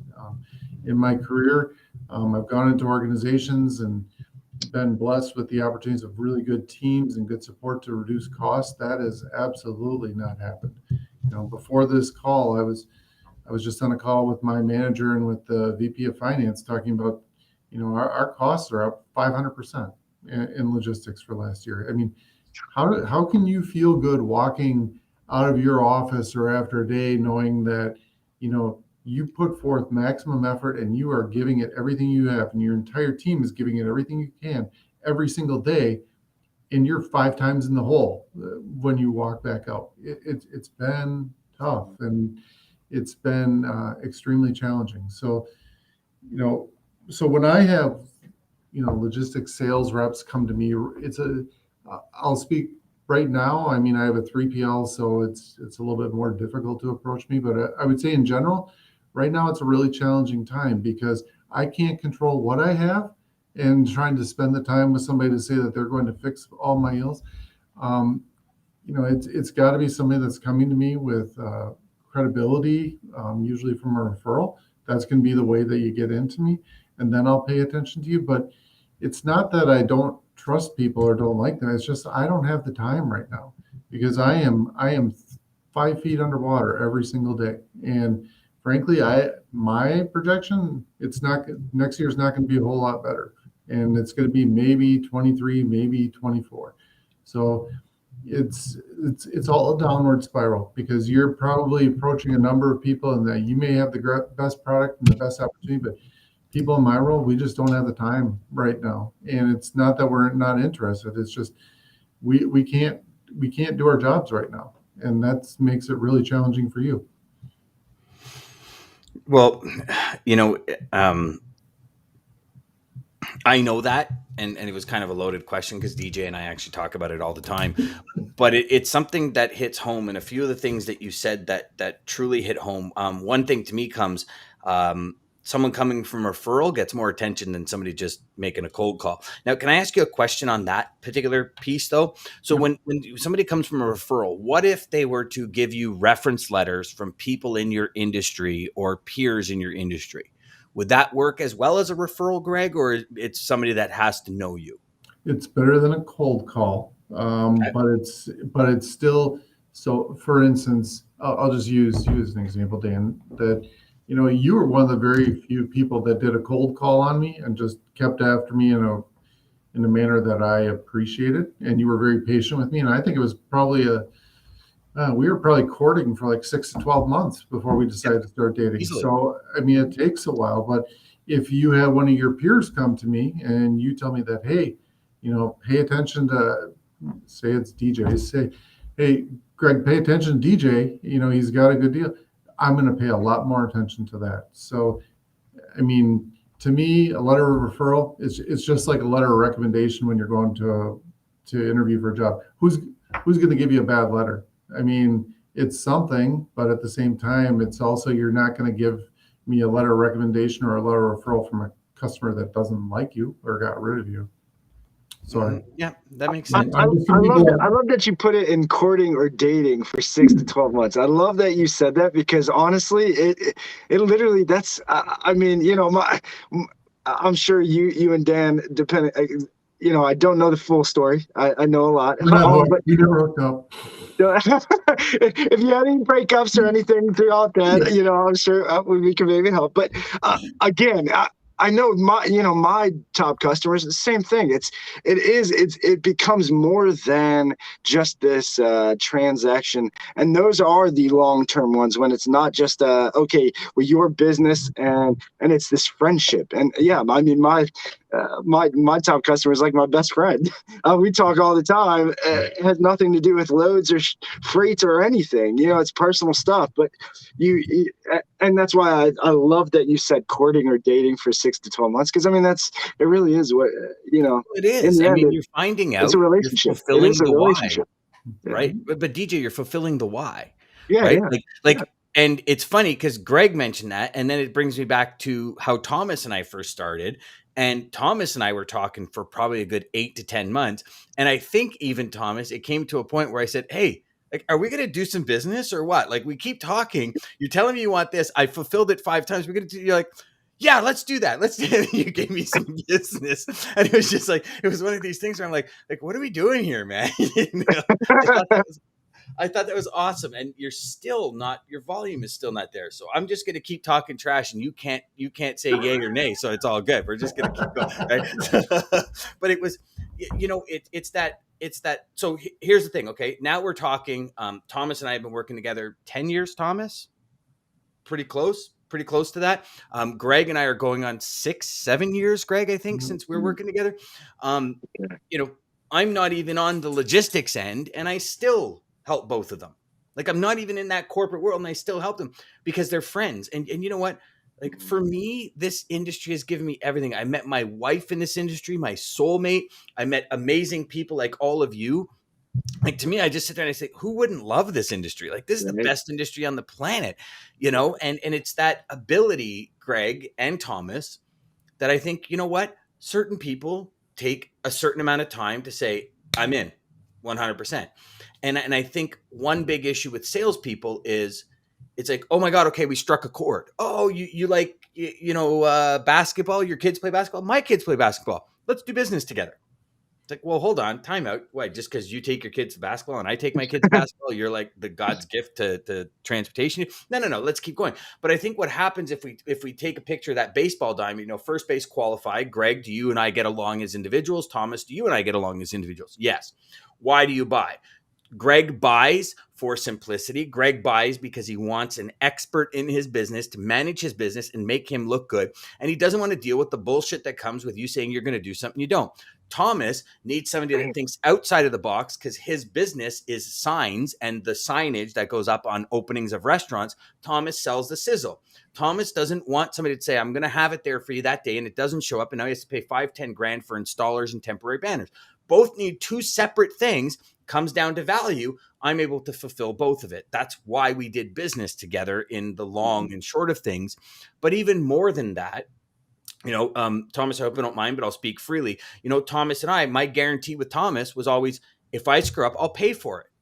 Some of you have heard the story where we screwed up. There was a $7,000 bill, and I sat with Thomas and the owner, and I said, I am going to lose money on this much business to pay back your $7 grand. Are we good? I paid them back that $7,000. Now, for all of you to understand that, Thomas's business is LTL. Who here guarantees LTL? Nobody's hands going up. But you know what? I did, and I stood true to that. And I will always do that. And that's why we do business. So, we talked a lot today about finding that niche, about, being honest, having integrity, being there, the guarantees that we put in place as logistics salespeople, like Greg, you've got all this warehousing. If I guaranteed you tomorrow and your company tomorrow that I would reduce that warehousing by 2/3 in the next year, that would make you look at me a little bit more than another 3PL that's just saying, there's another check. All right, there's another bill. Send it to Greg. There's another bill. And it to me, that's what it all comes down to, is that fulfillment. Thomas, if I never, and yeah, I know I'm trying to ask you yes or no questions because I know you don't have audio, but you're a trooper for sticking around, brother. But if I were to ask you, if I didn't hold true to my guarantee to you, would we still have the relationship we have? There you go. Right? Greg, if I didn't come through for you every time you needed something, when I told you I was going to do X and I did X, or I did X and Y, would we still have the relationship? Absolutely not. Right? So reps out there, like, come on, man, get off the whole, I got a truck bullshit, whatever it is. Like, start having real, authentic relationships that help people. Greg just finished telling you he is 30 years, has never had 24 more challenging months than the last 30 years. Thomas, has the last 2 years been more challenging for you than any other? Okay, yeah, it's a big yes. That was a big yes, brother. That's a big yes. You know what, guys? Have the conversations, in my opinion. Have the conversations with your customer. What's happened? What's happened? What's not happened? Where do you need to be? What do we need to do? Can we collaborate? Can we do this? DJ, jump in, brother. But I'm I was just going to say, obviously what sold it in the end, your guarantees, but it was that you stood behind them, whether they worked out or not. And it's mean, I heard this from a YouTube video. I forget who was, maybe like somebody in the military, a guy in the military for a long time said it, but he said, say what you mean what you say, and watch what you say. And if you could stand behind those three things, then, and that's what you did. You said what you meant, and you meant it. You paid the bill and foot the bill for Thomas, and that's what kept that. Because even though you couldn't follow through with the guarantee, you stood behind it, and you got it. You know what? And here's the thing: you're a man of your word. That's all you had. Well, but somebody else might have said, "Oh, it was my carrier." It was my carrier. Oh, yeah, they're gonna blame it on everything. Yeah, that's the same story everybody else is here. Oh, the truck broke down for the 327th time because I quoted you some BS rate that is not even possible. Like, no. Yeah. And and here's the thing. And I know, Thomas, you don't have volume, so I'll ask Greg the question. If you want to type it in the private chat, I'll repeat it if you're okay with that, because we do really want your intake on it. So, Greg, outbound calls, you're up. I think you said you're getting like 25 a day from 5 a week. So your inbound calls of people emailing and connecting you. And you're one of the individuals that have said, I get back to everybody, which I'm thinking that's a full-time job of its own, but okay. So what does a salesperson in today's market, what are some of the things they should say to you, or can say to you, or can ask you that will actually get your attention and have you engage with them further? What are you looking for in today's market? Great question. I'll tell you first what not to do. So, oh, I love it. I love that. So, do not put in a subject line, "We got trucks." I don't care. You send me a message with that, I'm not even going to probably reply to you. Do at least some research. Thomas says everybody has trucks. Yeah, that's called that. So do some research. At least exactly what Thomas just said. Know about my business, so we think the same. So do some research on it. Although I may get approached 25 times a day, I do pay attention and I do remember things. So I will say, for example, that I know that the last time that Dan had me on here, one of the connections was with Ryan, and I believe Ryan is on the call. And Ryan, I haven't forgotten you, and we got to connect, and we're going to connect in a couple months. But you have to hit. Now, hold on, Greg. I got to stop you because I made that connection. You and I go a long way back, and you're okay. So just. I just want everybody to understand this. So that connection came from referral, and it's still 2 months out. Yes. So just reps, try to understand this.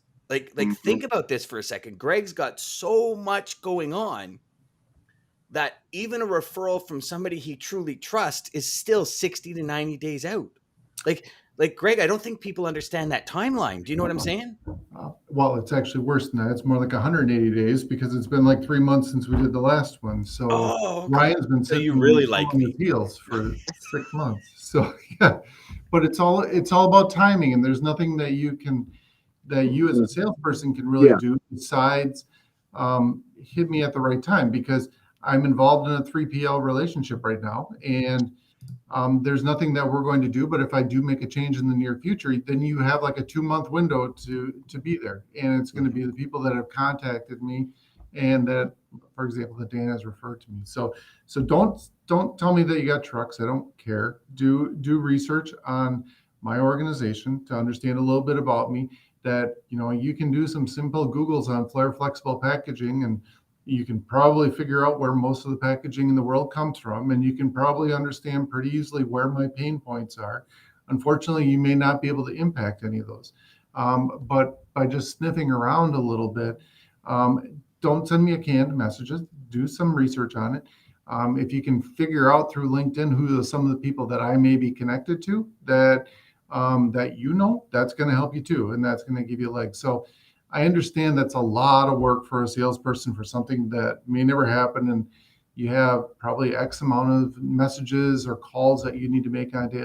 I know it's hard. I know it is, and I'm not trying to make it more difficult, but at the same time, we're all busy, and it has to be some luck. And I'm just sorry to say that, but that's kind of how I look at things. Approaching me, I always want people to approach me via email, and it's not so I can ignore you, because I do respond to all of them. But what I do is then I have a record in my delete file or in my save file of who has contacted me. So, for example, somebody that I say, hey, I'm interested, but let's talk again in 3 months or so. If they start messaging me every month, I'm like, well, why am I going to do business with you? Because I know you think that you're going to be prompting me and staying in front of me, and that's going to help you. But it's really not, because when I said I want to talk to you in 3 months, I mean, I really do mean I want to talk to you in 3 months, not right now. And there are the other real challenging one is for a lot of these bigger companies where they have inside salespeople, and I'll get a message from Marcy this month and saying, hey, we're interested. I'm like, hey, we use a 3PL. They're not accepting carriers right now, but I'll keep your name on file. And then 1 month later, I get a message from Bob from the same company. And I don't like that when I get like 3 or 4 contacts. And I know that's part of CRM, and I get it. But at the same time, if I tell you something once, I kind of mean it. If I say it twice, I do really mean it. If I tell you 3 times, you're just not listening to me. And it's not your fault, because it was Marcy and Bob before you. But at the same time, it's your company. And that's another, I'm not a vindictive person, but there's 2 global top 5 forwarders that Every company I've been to since the very first one, I had to get rid of them because they made me look bad within 3 months of being in that organization. It does not matter what they are going to price me, or if you work for them, and if Dan went to work for them, I will never do business with those companies again. And it's not Dan's fault, it's not your fault, but it's that company's fault. And it's such a distaste that I have that 2 of the biggest 3PLs in the world, I'm never going to do business with at any company I'm at. You know, Thomas says, totally agree with that, 100%. Sometimes it takes time for a switch. Absolutely agrees with that. Similar services from similar businesses help, and definitely luck helps sometimes, as it's timing that just works. You know, and I think, you know, part of me puts this economy we're in, this friction, this supply chain fractions, the supply chain breaks that we have, puts me to it that, and by all means, I'm guessing here, but correct me if I'm right. When you guys go to make a switch now, it's going to be a very investigative switch. You're not just making a switch because somebody was great at talking. Like, if you're going to make a switch to somebody, you know, call it the devil you don't know or whatever it is, you know, I think there needs to be a long-term benefit, and I think you need to be really comfortable. And really comfortable might take, you know, Greg, originally it was almost a year. Thomas and I were 10 months. Maybe that's 2 years. Maybe that's 20 months. What do you guys say about that kind of strategy? Because the way I look at it is, right now, if your 3PLs are not performing and not mitigating your negative exposure and not looking at every part of your costs, you don't want to bring somebody else in that does the same thing, because you're in the same boat, just if a different person. Like, how do you now at this point look for people that differentiate? What are some of the long-term goals, and how have they changed? So you're absolutely right, because specifically in my situation right now, I cannot be wrong whatever I do next. We have gone through 2 years of agony, and if I come back and say, hey, you know, I'm going to bring in this provider and they're going to cure the ills that have been in my organization, which, by the way, I would never set up a carrier to say that they are going to fix everything. But I need to make darn sure, because we've gone through 2 brutal years. And if I'm going to make a change, I need to be absolutely certain of what I'm doing. And frankly, I've been doing that research for going on 6+ months right now. So, you know, I've got some ideas of what I would do. And I will have to vet them out, but you can bet that this is going to be the longest vetting time that I am ever going to do when I'm bringing on new carriers, because my credibility at my organization, through realistically, at least in my opinion, no fault of my own, is at an all-time low. And it's tough, because I'm not used to being in that kind of situation. I'm used to having partnered with a number of carriers in the last 15 years with really good people and really good carriers. But I need to make darn sure, because it could be my job riding on it. So there's a lot more pressure right now to make those decisions and to make them right. DJ, you hear those words? You see that? You hear a lot of those words, and a lot of those words, and not to put ourselves at all, but DJ and I have been saying this for months now, Greg. Months. Like everybody, just listen. The next move has to be the right move. If you talking to somebody and their supply chain is like damaged, what is your expertise? And Greg, you know, I know you'll take this, and Thomas, type it in as fast as you can, brother. But it's like, you're looking for people with a specialty here, then a specialty here, then a specialty here. And I'm willing to bet you're even to open up and saying, instead of working with just one person, I'll work with 3 people that are specialized to completely cover your supply chain from A to Z. Am I right? Yes, and just read what Thomas just typed, and then I'll expand on that. Well, with the modern market, I need to have our products there on time, as advertising has been hit hard. Just to get the business stable, all programs need to run smoothly. 100%. 100%. Because every other blip in the supply chain, like Thomas, for you, the plastic not coming in, the neon not coming in, the lights not coming in, the hell, you want to talk electrical? The circuit board's not coming in, the circuit panel's not coming, like all of this, containers, everything, that all adds to tarnishing your image, credibility, and brand in your marketplace. And it's not a logistics company fault. It's just an overall industry issue. But like Greg said, you're being tarnished, and you know, you don't go to work every day to get shit on. Nobody does. Well, because here's a hint, and I think Thomas will probably back me up here right now. The costs suck. They suck on our side right now.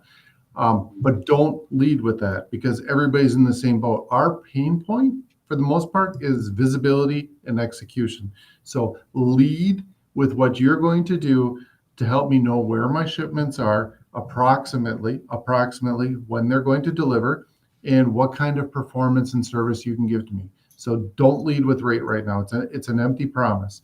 We're probably going to get that anyways by coming with you, but don't lead with that, because our biggest pain point right now is everything is messed up, and it's very hard for us to tell anybody where anything is or when it's going to get to where it needs to be. Lead with that. How are you going to do it? And you know, frankly, you may have the best technological solutions that really don't work very well right now, because nobody's are. But what you can lead with is, what are you going to give me for customer support, and how are you going to do things? With my 3PL right now, between my 3PL, my forwarder, and myself, we are each doing a manual spreadsheet every single day to track every one of our orders, because we can do nothing through integration and nothing through technology that is going to help. So what are you going to do through muscle processes to provide me more accuracy, so that when I tell my production managers, I'm going to have those rolls to you next Wednesday, that right around next Wednesday, they're getting it, not 2 weeks later, not 3 weeks later, that I can give them visibility. That is the winning sell right now. It's not, because you don't want the hassle now, because most of the time we know about it on our end, Greg. Just FYI, we know. We know. Like we got containers delivering into BC, and somebody was saying, "Oh no, they'll be out in like 4 days." And I said to the customer, I said, "No, like we're 10 to 15 days for there. That's not going to work." I said, but unfortunately, sorry, mudslides, roads collapse, bridges broke, like nothing we can do about it. But I'm not, hopefully, do we add a couple of days? Sometimes we do, but I'm telling you, like it's going to be, just count on this. I can give you the Pollyanna rosy colored glass look, but all I'm going to do is I'm just going to be shooting myself in the foot later. And so Jeff, you want success? Jeff says, you want success? Talk Greg's language, 100%. And I wish Thomas had his audio, Ryan, because the Raptors parade signage story is a doozy. You know what? We'll get Thomas, DJ, you and I will get Thomas and Greg on separate podcasts, and we'll talk about those stories. Awesome. Greg, thank you for sharing everything you shared, Greg. I mean, guys, anybody who is watching this, I mean, he talked about pain points. He talked about find out what his pain points are. Don't just lead with freight money. I'm cheaper. I have trucks. I mean, he's giving you everything that we've been talking about. Giving you the $1 million sale. Yeah. Like, think about it. Now, you guys are going to have to help me with this, because Jeff loves to mess with Dan when it comes to these shows. Sounds like SNIMDL, Greg. What is that? So Jeff and I spent a wonderful 5 years working together in the intermodal division at Schneider.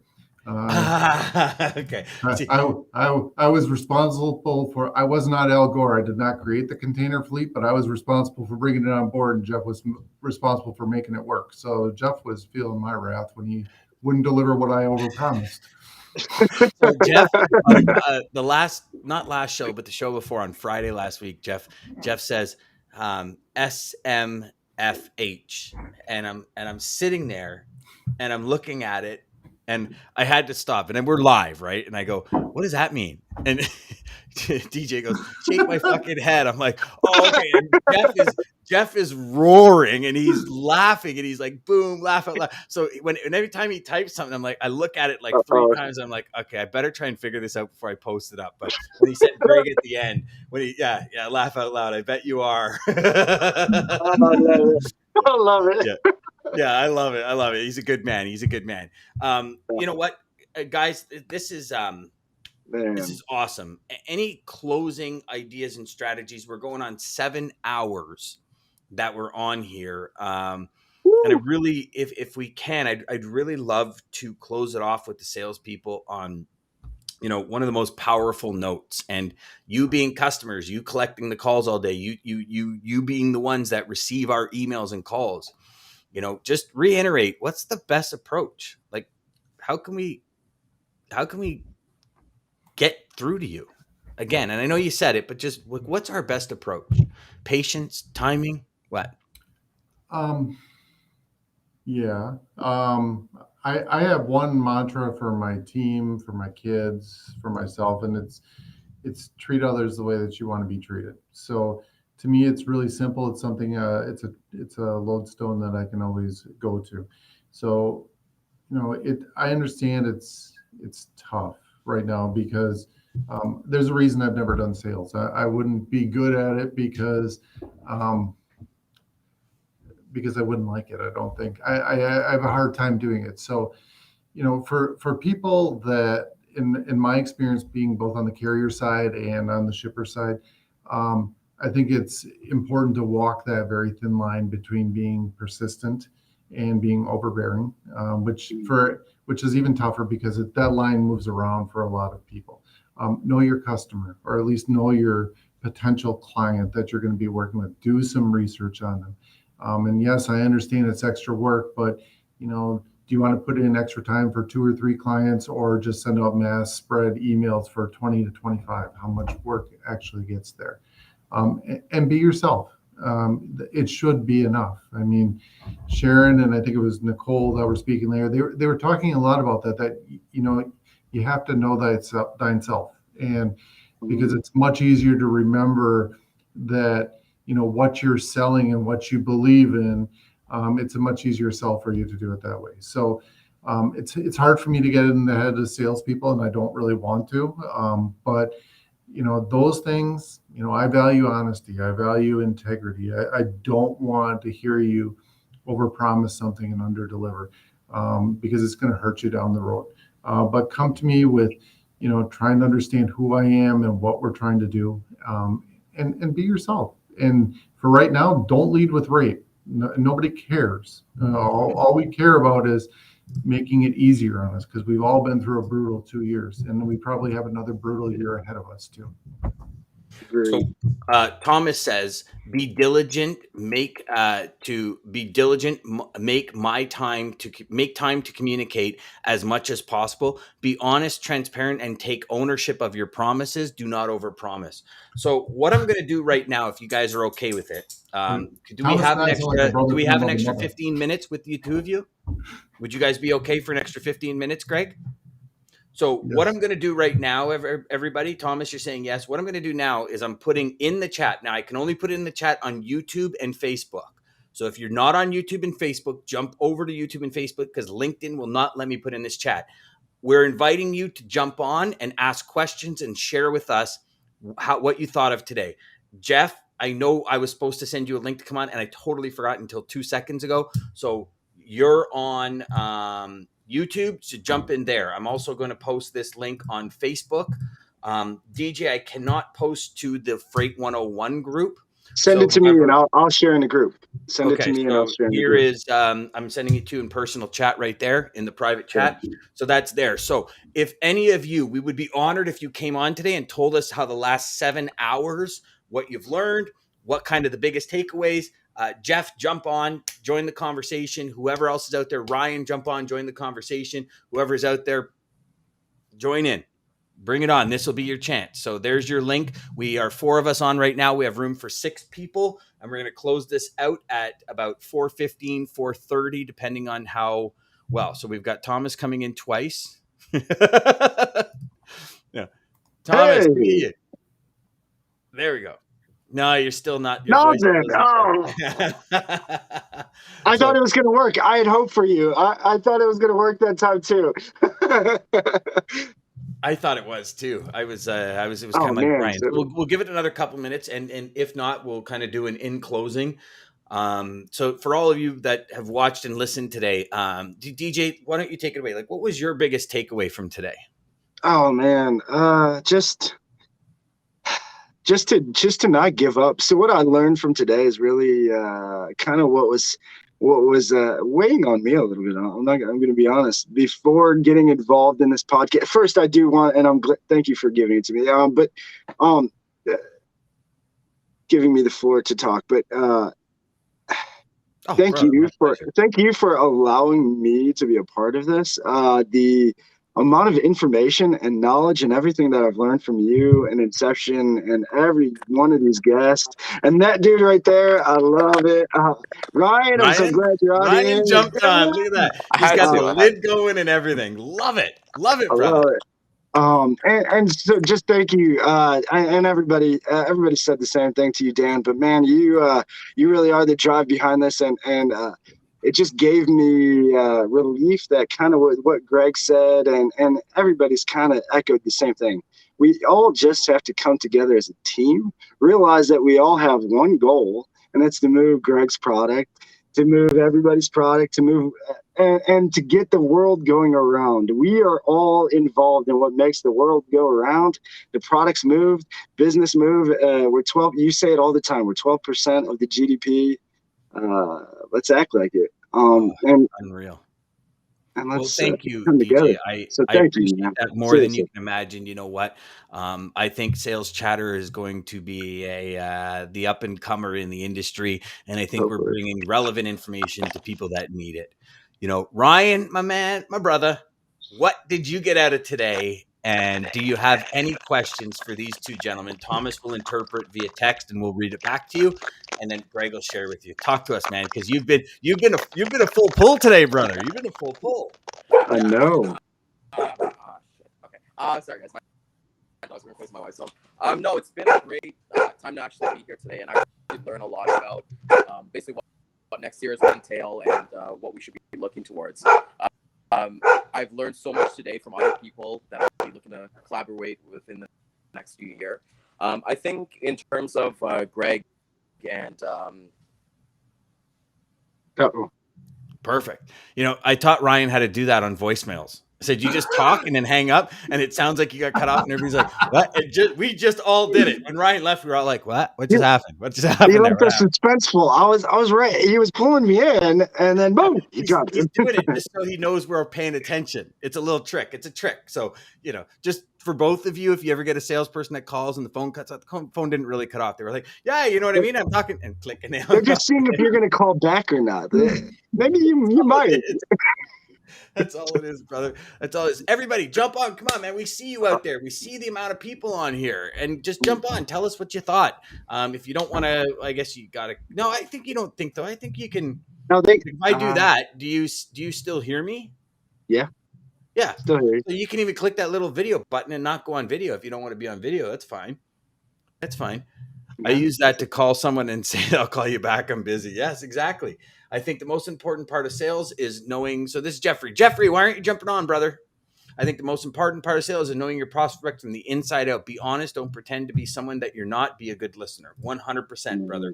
100%. I don't know where Ryan went. So, all right.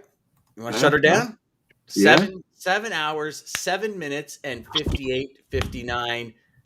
7 hours and 8 minutes. Y'all are rock stars. My legs are cramped. My gosh, my arse heels, my legs are cramped. My dog needs to go pee. So, y'all, thank you so much, Greg. Thank you so much, Thomas. I love you guys. It's an honor to call you friends and clients, and DJ, same thing with you, brother. It's an honor to call you a friend. Thank you for spending the last 7 hours going through this with us, brother. I think officially put on the longest marathon of logistics, sales, conversation on LinkedIn, on YouTube. We did it. We did it. And you know what?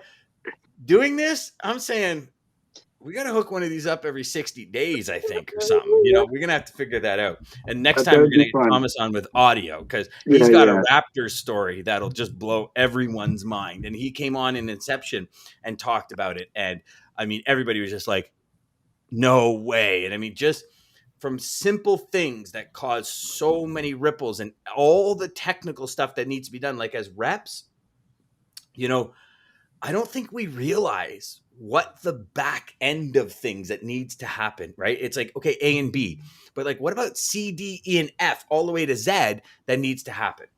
And I think, you know, for me, the big takeaway is kind of the theme of today. He said he got booted out and the audio was cracky. Next time, brother. No problem, Ryan.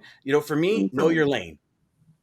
Know your lane. Become the best at one end of that lane. Like, be that go-to for your niche. The willingness to step into the darkness. Joe Lynch, huge thing there. Don't know. Don't know how I'm going to get there, but just understand you're going to learn into the person you want to be to achieve your goals. And then for me, someone's coming from a referral, from a physical referral, gets the best attention. Again, what are we doing right? What are we doing wrong? What can we improve on? Perfect, Mr. Customer. Is there anyone you can connect me to? For me, those are kind of the 5-6 huge takeaways from today. Thank you, everyone, for being here. Thank you, Thomas. Thank you, Greg. Thank you, DJ. It was such a blast. And you know what? We kept the energy level way up there the whole day. This is awesome. We got to end with Greg left us with the best. Treat others how you want to be treated. End it there. Treat others how you want to be treated. That's the biggest takeaway we all need to remember. I'm going to make my kids watch this.